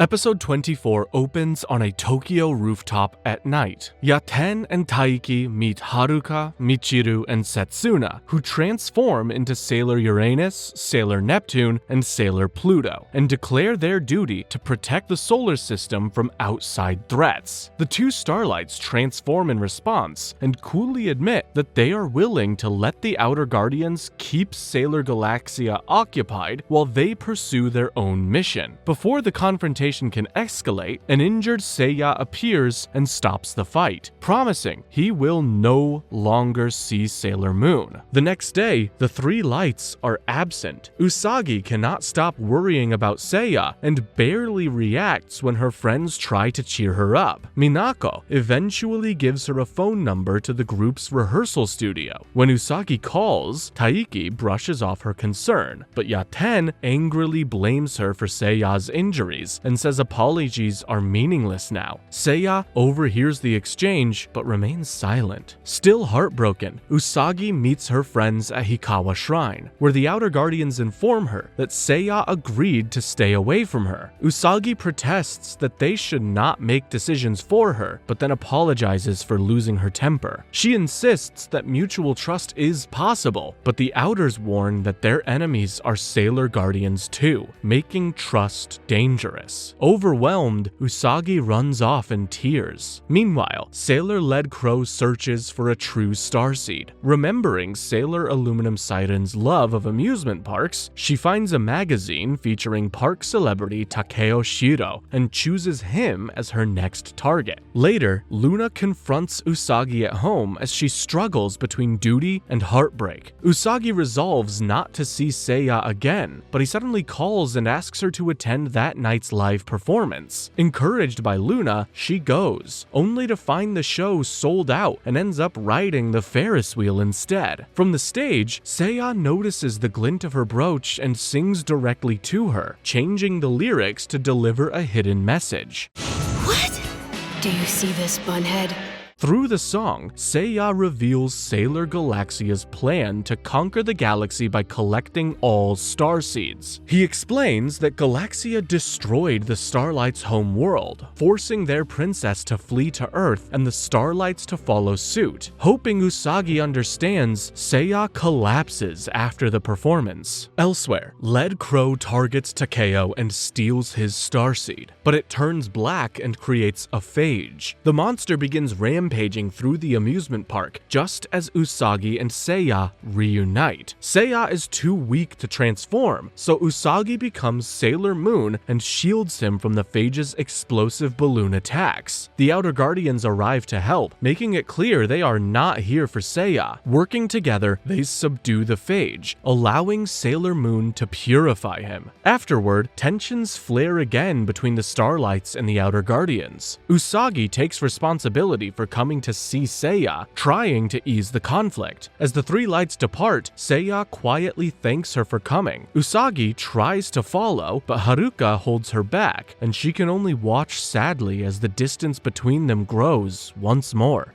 In episode 25, Chibi wanders through Tokyo, following a strange red butterfly that leads her from the city into a quiet forest. Then, a bunch of butterflies gather over a lake and merge into a glowing light that reveals a mysterious incense burner. Petals swirl through the air, and Chibi transforms into Sailor Chibi Moon. At the same time, the three lights notice the same red lights drifting past and realize their princess must be close, while Sailor Galaxia also senses a new presence and wonders if her enemies are gathering. Elsewhere, Usagi is still upset after learning of the Starlight's past. Her friends worry about how distant she's become and try to cheer her up by inviting her to a game event, but she declines. While looking through a magazine, Minako discovers that Taiki will appear as a guest at the game event, and the girls immediately decide to attend so they can talk to him. At the event, Minako, Makoto, and Rei wear cosplay outfits to stand out, while Ami reluctantly joins a fighting game tournament after learning the winner will meet Taiki. Despite having no gaming experience, Ami pushes herself and wins through sheer determination. When she finally meets Taiki, she pleads with him to understand Usagi, arguing that protecting someone important is quite natural. Taiki refuses to listen, still blaming Usagi for Seiya's injuries. But their conversation is cut short when a scream echoes outside. Yup, Lead Crow has created another phage. They really need a better way to filter out the useless starseeds. Sailor Mercury tries to fight, but is quickly overwhelmed. As she's knocked aside, she sees Taiki watching, but he turns away, believing Earth's battles are not his responsibility. Back home, Chibi shows Usagi the incense burner. Its gentle fragrance and the drifting red butterflies calm her, lifting her spirits. The smell of that incense burner,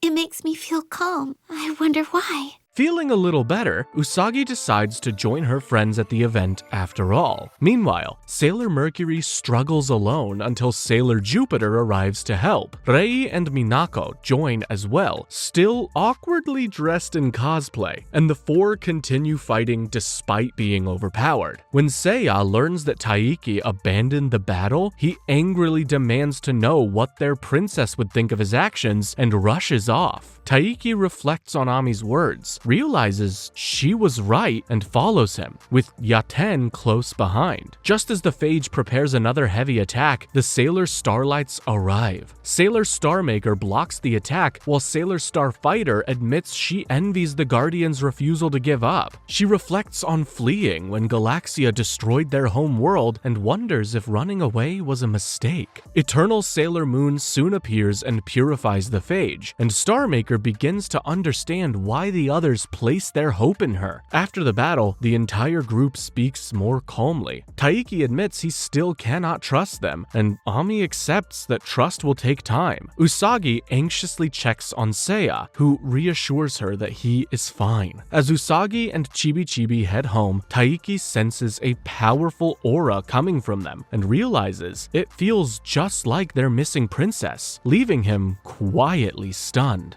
In episode 27, Chibi walks through a school festival and, seeing a red butterfly fly past, chases after it. She finally stops and sits by a tree, then pulls the incense burner out. The butterfly lands on top of it and then disappears. Yaten and Taiki arrive and demand that she give them the burner, recognizing it as belonging to their princess. But Chibi refuses. Makoto and Rei see the confrontation, and Makoto hurries off to help, while Rei goes to alert the others. When Makoto arrives, she gets angry at them for bullying a child and faces off with Yaten. Seiya arrives with the other girls and tells them to stop arguing. The three lights exchange some angry words, and Usagi gets upset that they can't work together. Later on, Yaten and Taiki tell Seiya about how they'd sensed the princess's aura around Chibi, and that she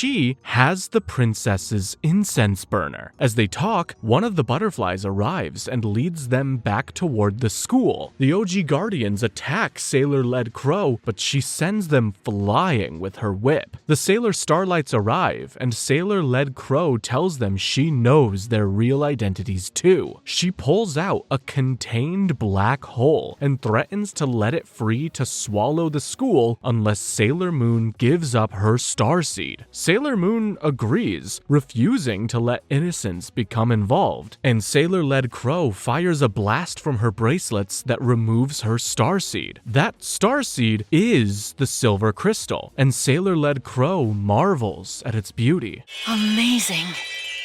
I've never seen such a brilliant starseed before. Then, suddenly, she's hit by an energy blast and drops the black hole's container. Sailor Tin Nyanko laughs at her and says she will take the star seed for herself. Sailor-led Crow eventually gets swallowed up by the slowly growing black hole. Sailor Starfighter tries to fire an attack at Tin Nyanko, but it is instead absorbed by the black hole. Chibi blocks Tin Nyanko's path, and both she and Usagi are also pulled into the black hole. Tin Nyanko starts to leave, but just then, the black hole is destroyed by a massive surge of energy from within. Where the black hole used to be, Chibi now stands, holding the incense burner in the air with the unconscious Usagi floating above her. Tin Nyanko jumps into her phone booth and disappears. A spiral of red butterflies swirls around Usagi, and the silver crystal returns to her body. Princess Kakyu then appears, holding Usagi up in mid-air. Yeah, that is the princess the Sailor Starlights have been searching for.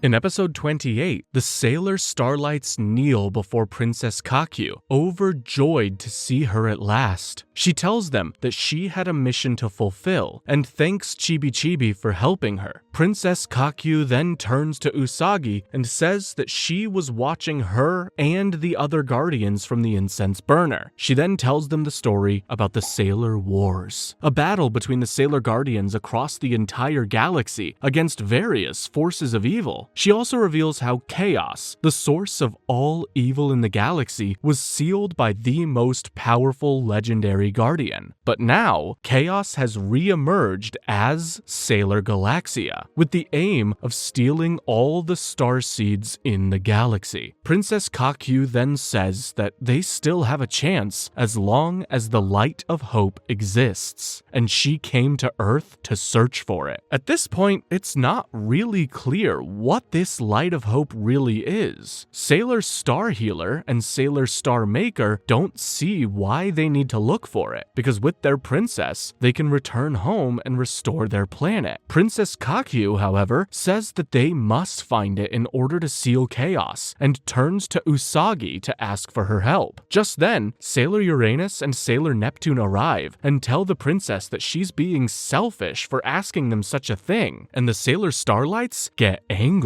Princess Kakyu silences them and tells Usagi that she believes in her. Later, Usagi stands on the roof of the school, sadly wondering why Mamoru won't answer her letters. Seriously, What happened to that guy after the plane thing? Moments after, Nyanko Suzu appears behind her, dressed as a student, and then she reveals herself to be Sailor Tin Nyanko. Down in the classroom, Seiya is cleaning out his desk with a feeling of nostalgia when Rei arrives looking for Usagi. Up on the roof, Usagi dodges the energy blasts from Sailor Tin Nyanko's bracelets and transforms into Eternal Sailor Moon. The OG Guardians and Seiya split up to search the school, and Seiya heads up to the roof. Sailor Moon is determined to prove that she can fight by herself, but cannot do too much more than dodge Nyanko's attacks. Suddenly, a rose flies past and grazes Sailor Tin Nyanko's wrist, making Sailor Moon think that Tuxedo Mask has arrived, but Seiya is standing there instead. He transforms into Sailor Starfighter and attacks, throwing Tin Nyanko back. When Starfighter orders Sailor Moon to attack the enemy, Sailor Moon stares at her in shock for a long moment before finally gathering her wits. Sailor Moon attacks, but Sailor Tin Nyanko dodges at the last minute, and the attack only hits half of her, removing one bracelet and turning her costume white on that side. After Sailor Tin Nyanko retreats, Sailor Moon drops to her knees and stares at the rose on the ground. Usagi and Seiya stand on the roof as it begins to rain, and Usagi admits that she was never very good at doing difficult things. She says that she thought she was fine on her own, but once she saw the rose, she thought of Mamoru, and now she can't stand it anymore and she wants to see him. Usagi falls to her knees again, crying that she wants to see Mamoru. Seiya crouches down, resting his hands on his shoulders, and asks her if he isn't good enough. Meanwhile, Usagi's friends watch the scene from the top of the stairs to the roof.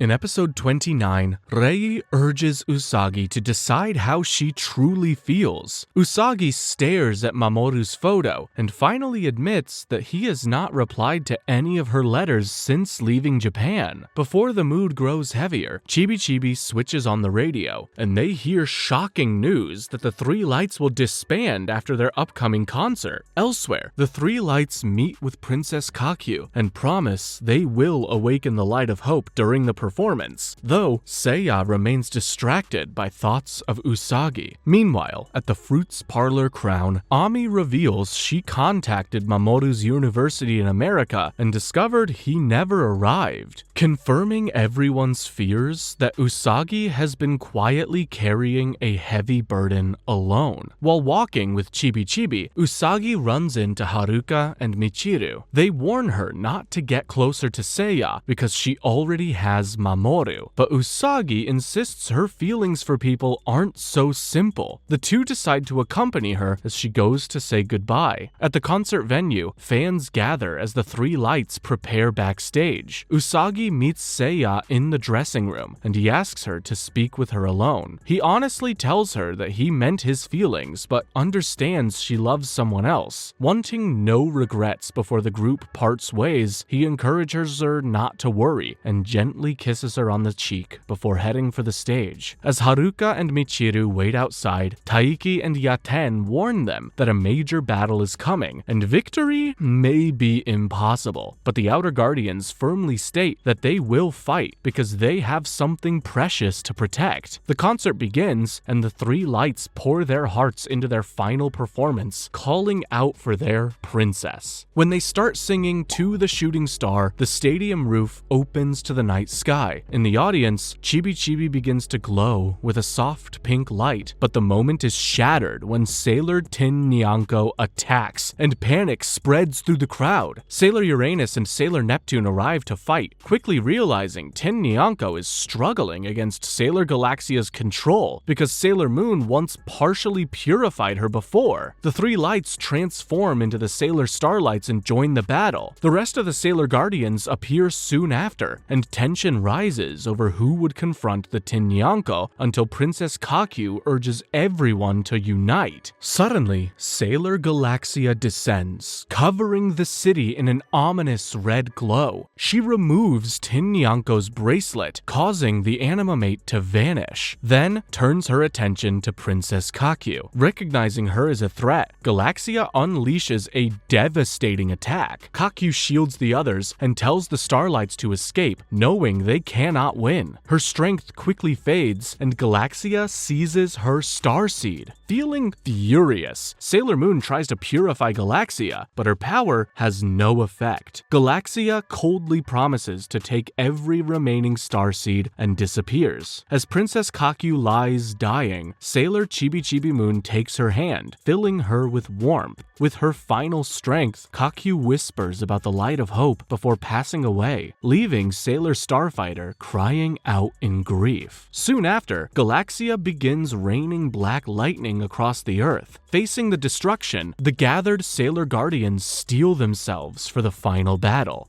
In episode 30, black lightning spreads across Tokyo as Sailor Galaxia projects her image onto screens worldwide, declaring the galaxy hers and Earth's people insignificant. The Sailor Starlights recognize this as the same destruction that doomed their own world. Using her computer, Sailor Mercury locates the enemy stronghold at Ginga TV. Ignoring warnings, the Starlights rush off to confront Galaxia, determined to save Princess Kaku. A bolt of dark lightning nearly strikes Eternal Sailor Moon, but Sailor Saturn and Sailor Pluto arrive just in time to block it. Marching straight into Ginga TV, the Starlights are lured into a trap and transported to Galaxia's throne room, where she boasts that escape is impossible. Elsewhere, the Sailor Guardians regroup at Hikawa Shrine, shaken by the enemy's overwhelming power. Even so, Usagi refuses to surrender. The Outer Guardians reunite and quietly resolve to fight together. Realizing their allies have slipped away, the OG Guardians track them near Ginga TV. Seeing the city in ruins, they entrust Chibi to Luna and Artemis. They transform and head into battle, vowing to protect the planet. At Ginga TV, a lethal barrier blocks their path. Screens outside broadcast the throne room battle, showing Galaxia effortlessly deflecting the Starlights' attacks and striking them down. Sailor Moon struggles to rush in, but is restrained by her friends. Suddenly, a pink light appears as Sailor Chibi Moon teleports the OG Guardians into the throne room. Reunited with the Starlights, Sailor Moon demands Galaxia leave Earth, but Galaxia only laughs and fires a deadly barrage. The OG Guardians shield the Starlights and take the full impact. Watching from afar, the Outer Guardians see the light of their guardian planets fading. Galaxia coldly extracts the starseeds of Sailor Mars, Sailor Mercury, Sailor Jupiter, and Sailor Venus. As they vanish, they entrust Sailor Moon's safety to the Starlights. Sailor Moon breaks down, begging her friends not to leave, but one by one, they disappear. I won't be there to protect you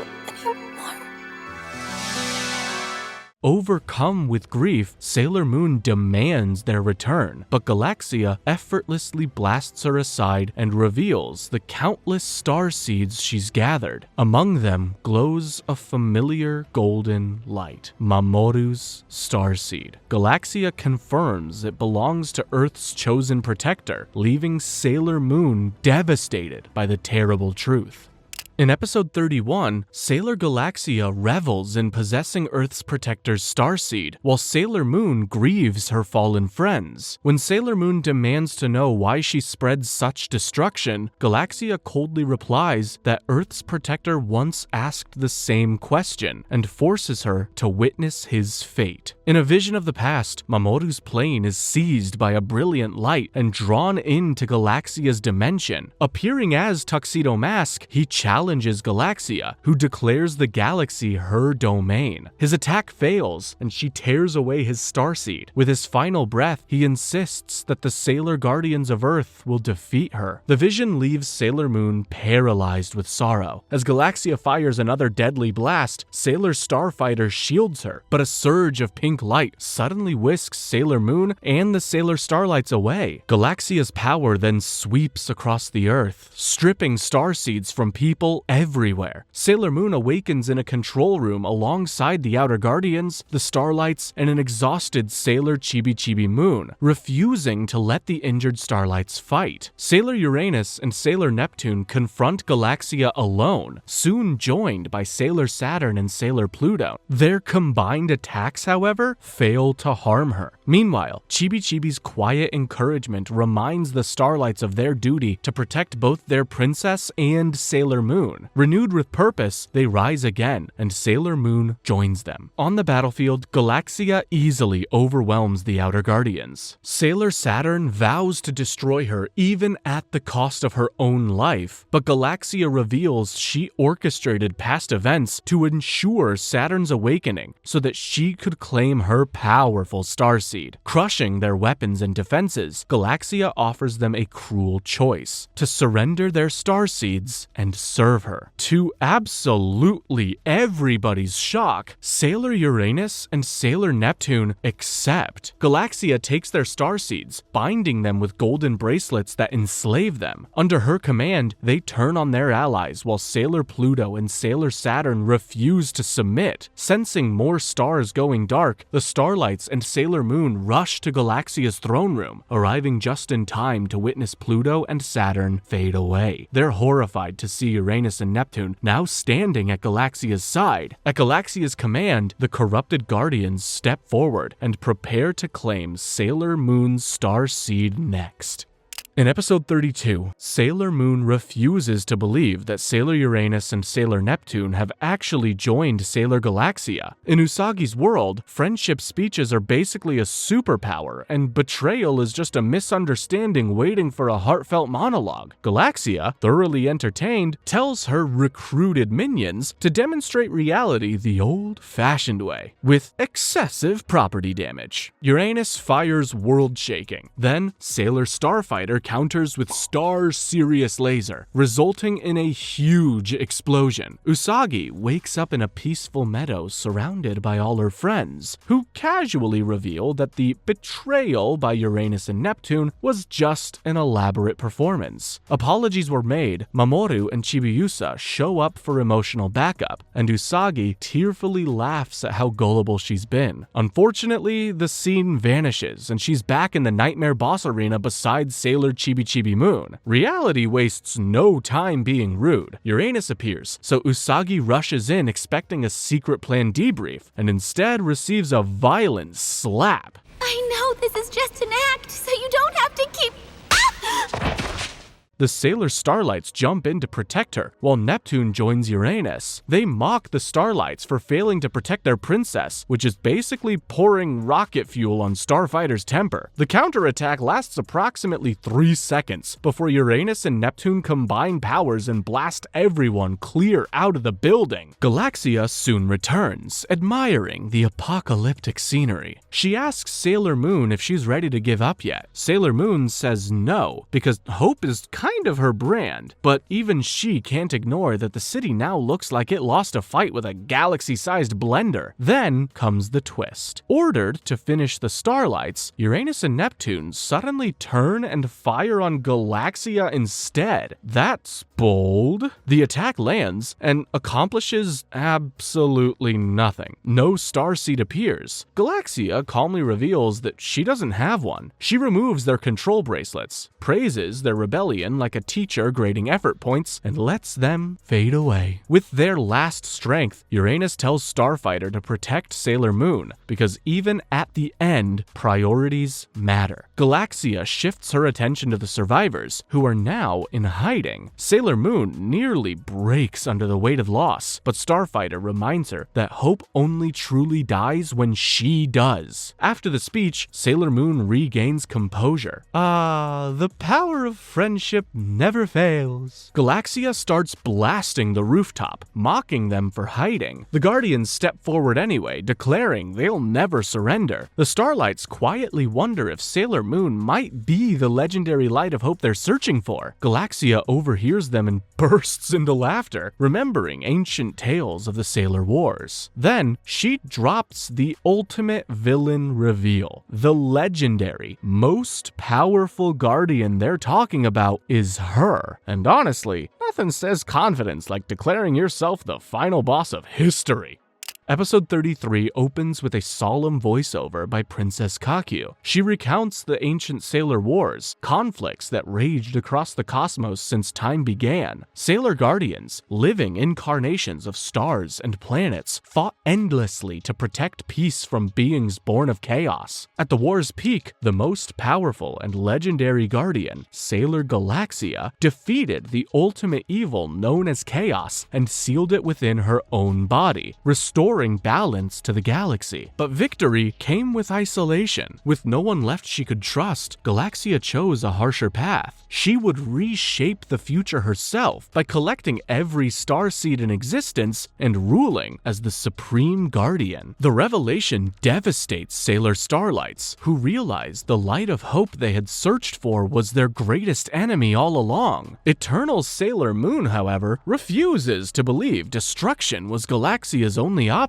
She insists that cooperation, not sacrifice, could have saved everyone, and that the good still lingering in Galaxia's heart can be reached. Galaxia dismisses her idealism as naive fantasy and attacks, forcing Sailor Starfighter to shield Sailor Moon from harm. As Galaxia condemns Sailor Guardians for betraying each other when facing death, the Starlights fiercely deny her accusations. They combine their powers in a desperate assault, managing to injure Galaxia's arm. Enraged, she retaliates and crushes them with overwhelming force. A wounded Starfighter attempts to rise again, only for Galaxia to shatter her bracelet underfoot. Unable to watch her friends suffer, Sailor Moon steps between them and pleads for the fighting to stop. She believes Galaxia can still feel pain, regret, compassion, proof that light remains within her. Galaxia rejects the idea and declares her intent to recreate the galaxy as a goddess. Sailor Moon summons her eternal tiare and channels healing light in an attempt to restore Galaxia's true self. The Starlights recognize the warm radiance as their princess's power, but Galaxia destroys the tiare before the healing can finish and vows to crush Sailor Moon's starseed forever. Starfighter stands in defense of Sailor Moon, preparing to die protecting the light she believes in. The Starlights make one final stand, but Galaxia easily overwhelms them again. As Sailor Moon faces losing everyone, a mysterious voice urges her to protect the galaxy and the light of hope at any cost. She reveals the legendary silver crystal and tries to unleash its power, but it falters. Galaxia identifies it as the Moon Princess's starseed and shatters it, leaving Sailor Moon gravely weakened and reverting to her fragile civilian form. The Starlights despair, wondering why their combined strength is still not enough. Princess Kakyu's voice reminds them of their purpose and the bonds they forged with the Sailor Guardians long ago. Within her own mind, the true Galaxia reflects on her past. She remembers realizing that chaos was slowly regaining strength within her and that her body would not contain it forever. To prevent its return, she separated her own starseed, which is the true light of hope, by the way, and sent it far away, trusting that it would one day be protected by the new worlds born of love and justice. As Galaxia prepares the final strike, Sailor Chibi sheds a single tear. The tear spreads into the waves of warm pink light that wash across the battlefield. The Starlights feel the gentle energy and return Sailor Moon's starseed to her. Galaxia realizes, too late, that the light of hope has finally awakened. Radiant pink light spreads across half the earth, signaling that even after endless war and loss, hope still refuses to die.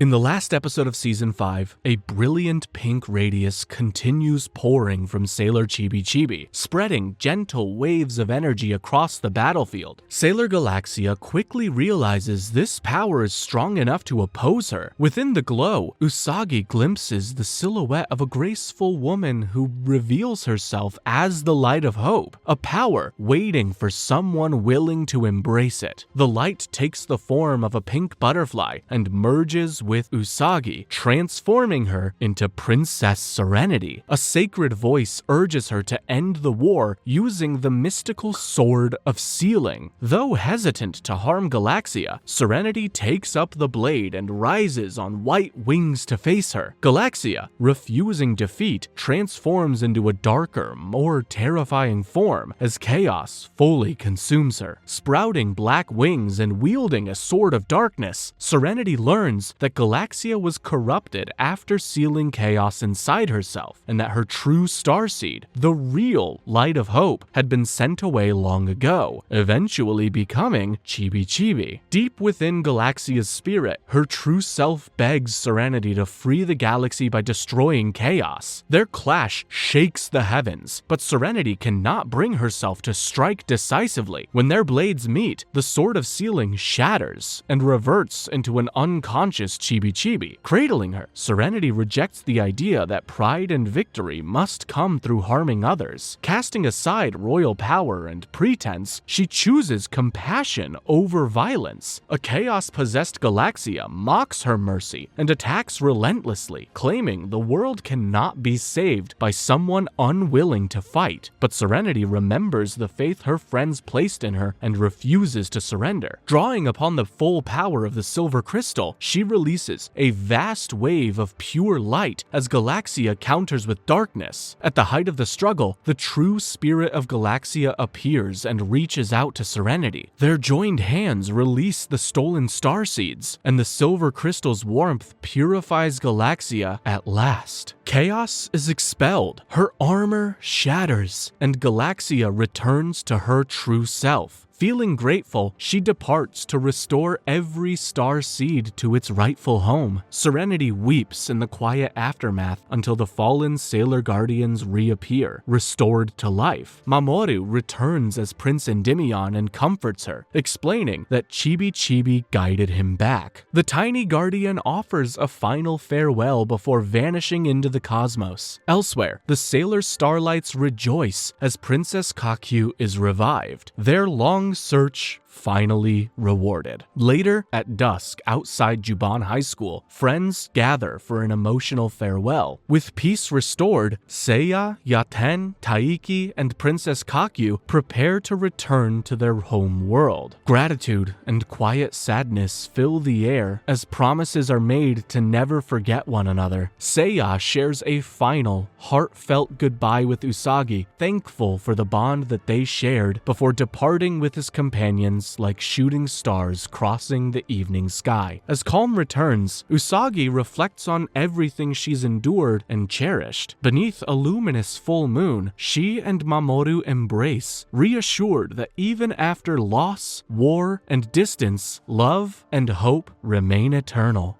And that is the entire story of Sailor Moon. What a roller coaster that was! Anyway, feel free to click the link on screen to watch another one of my videos, and in the meantime, peace!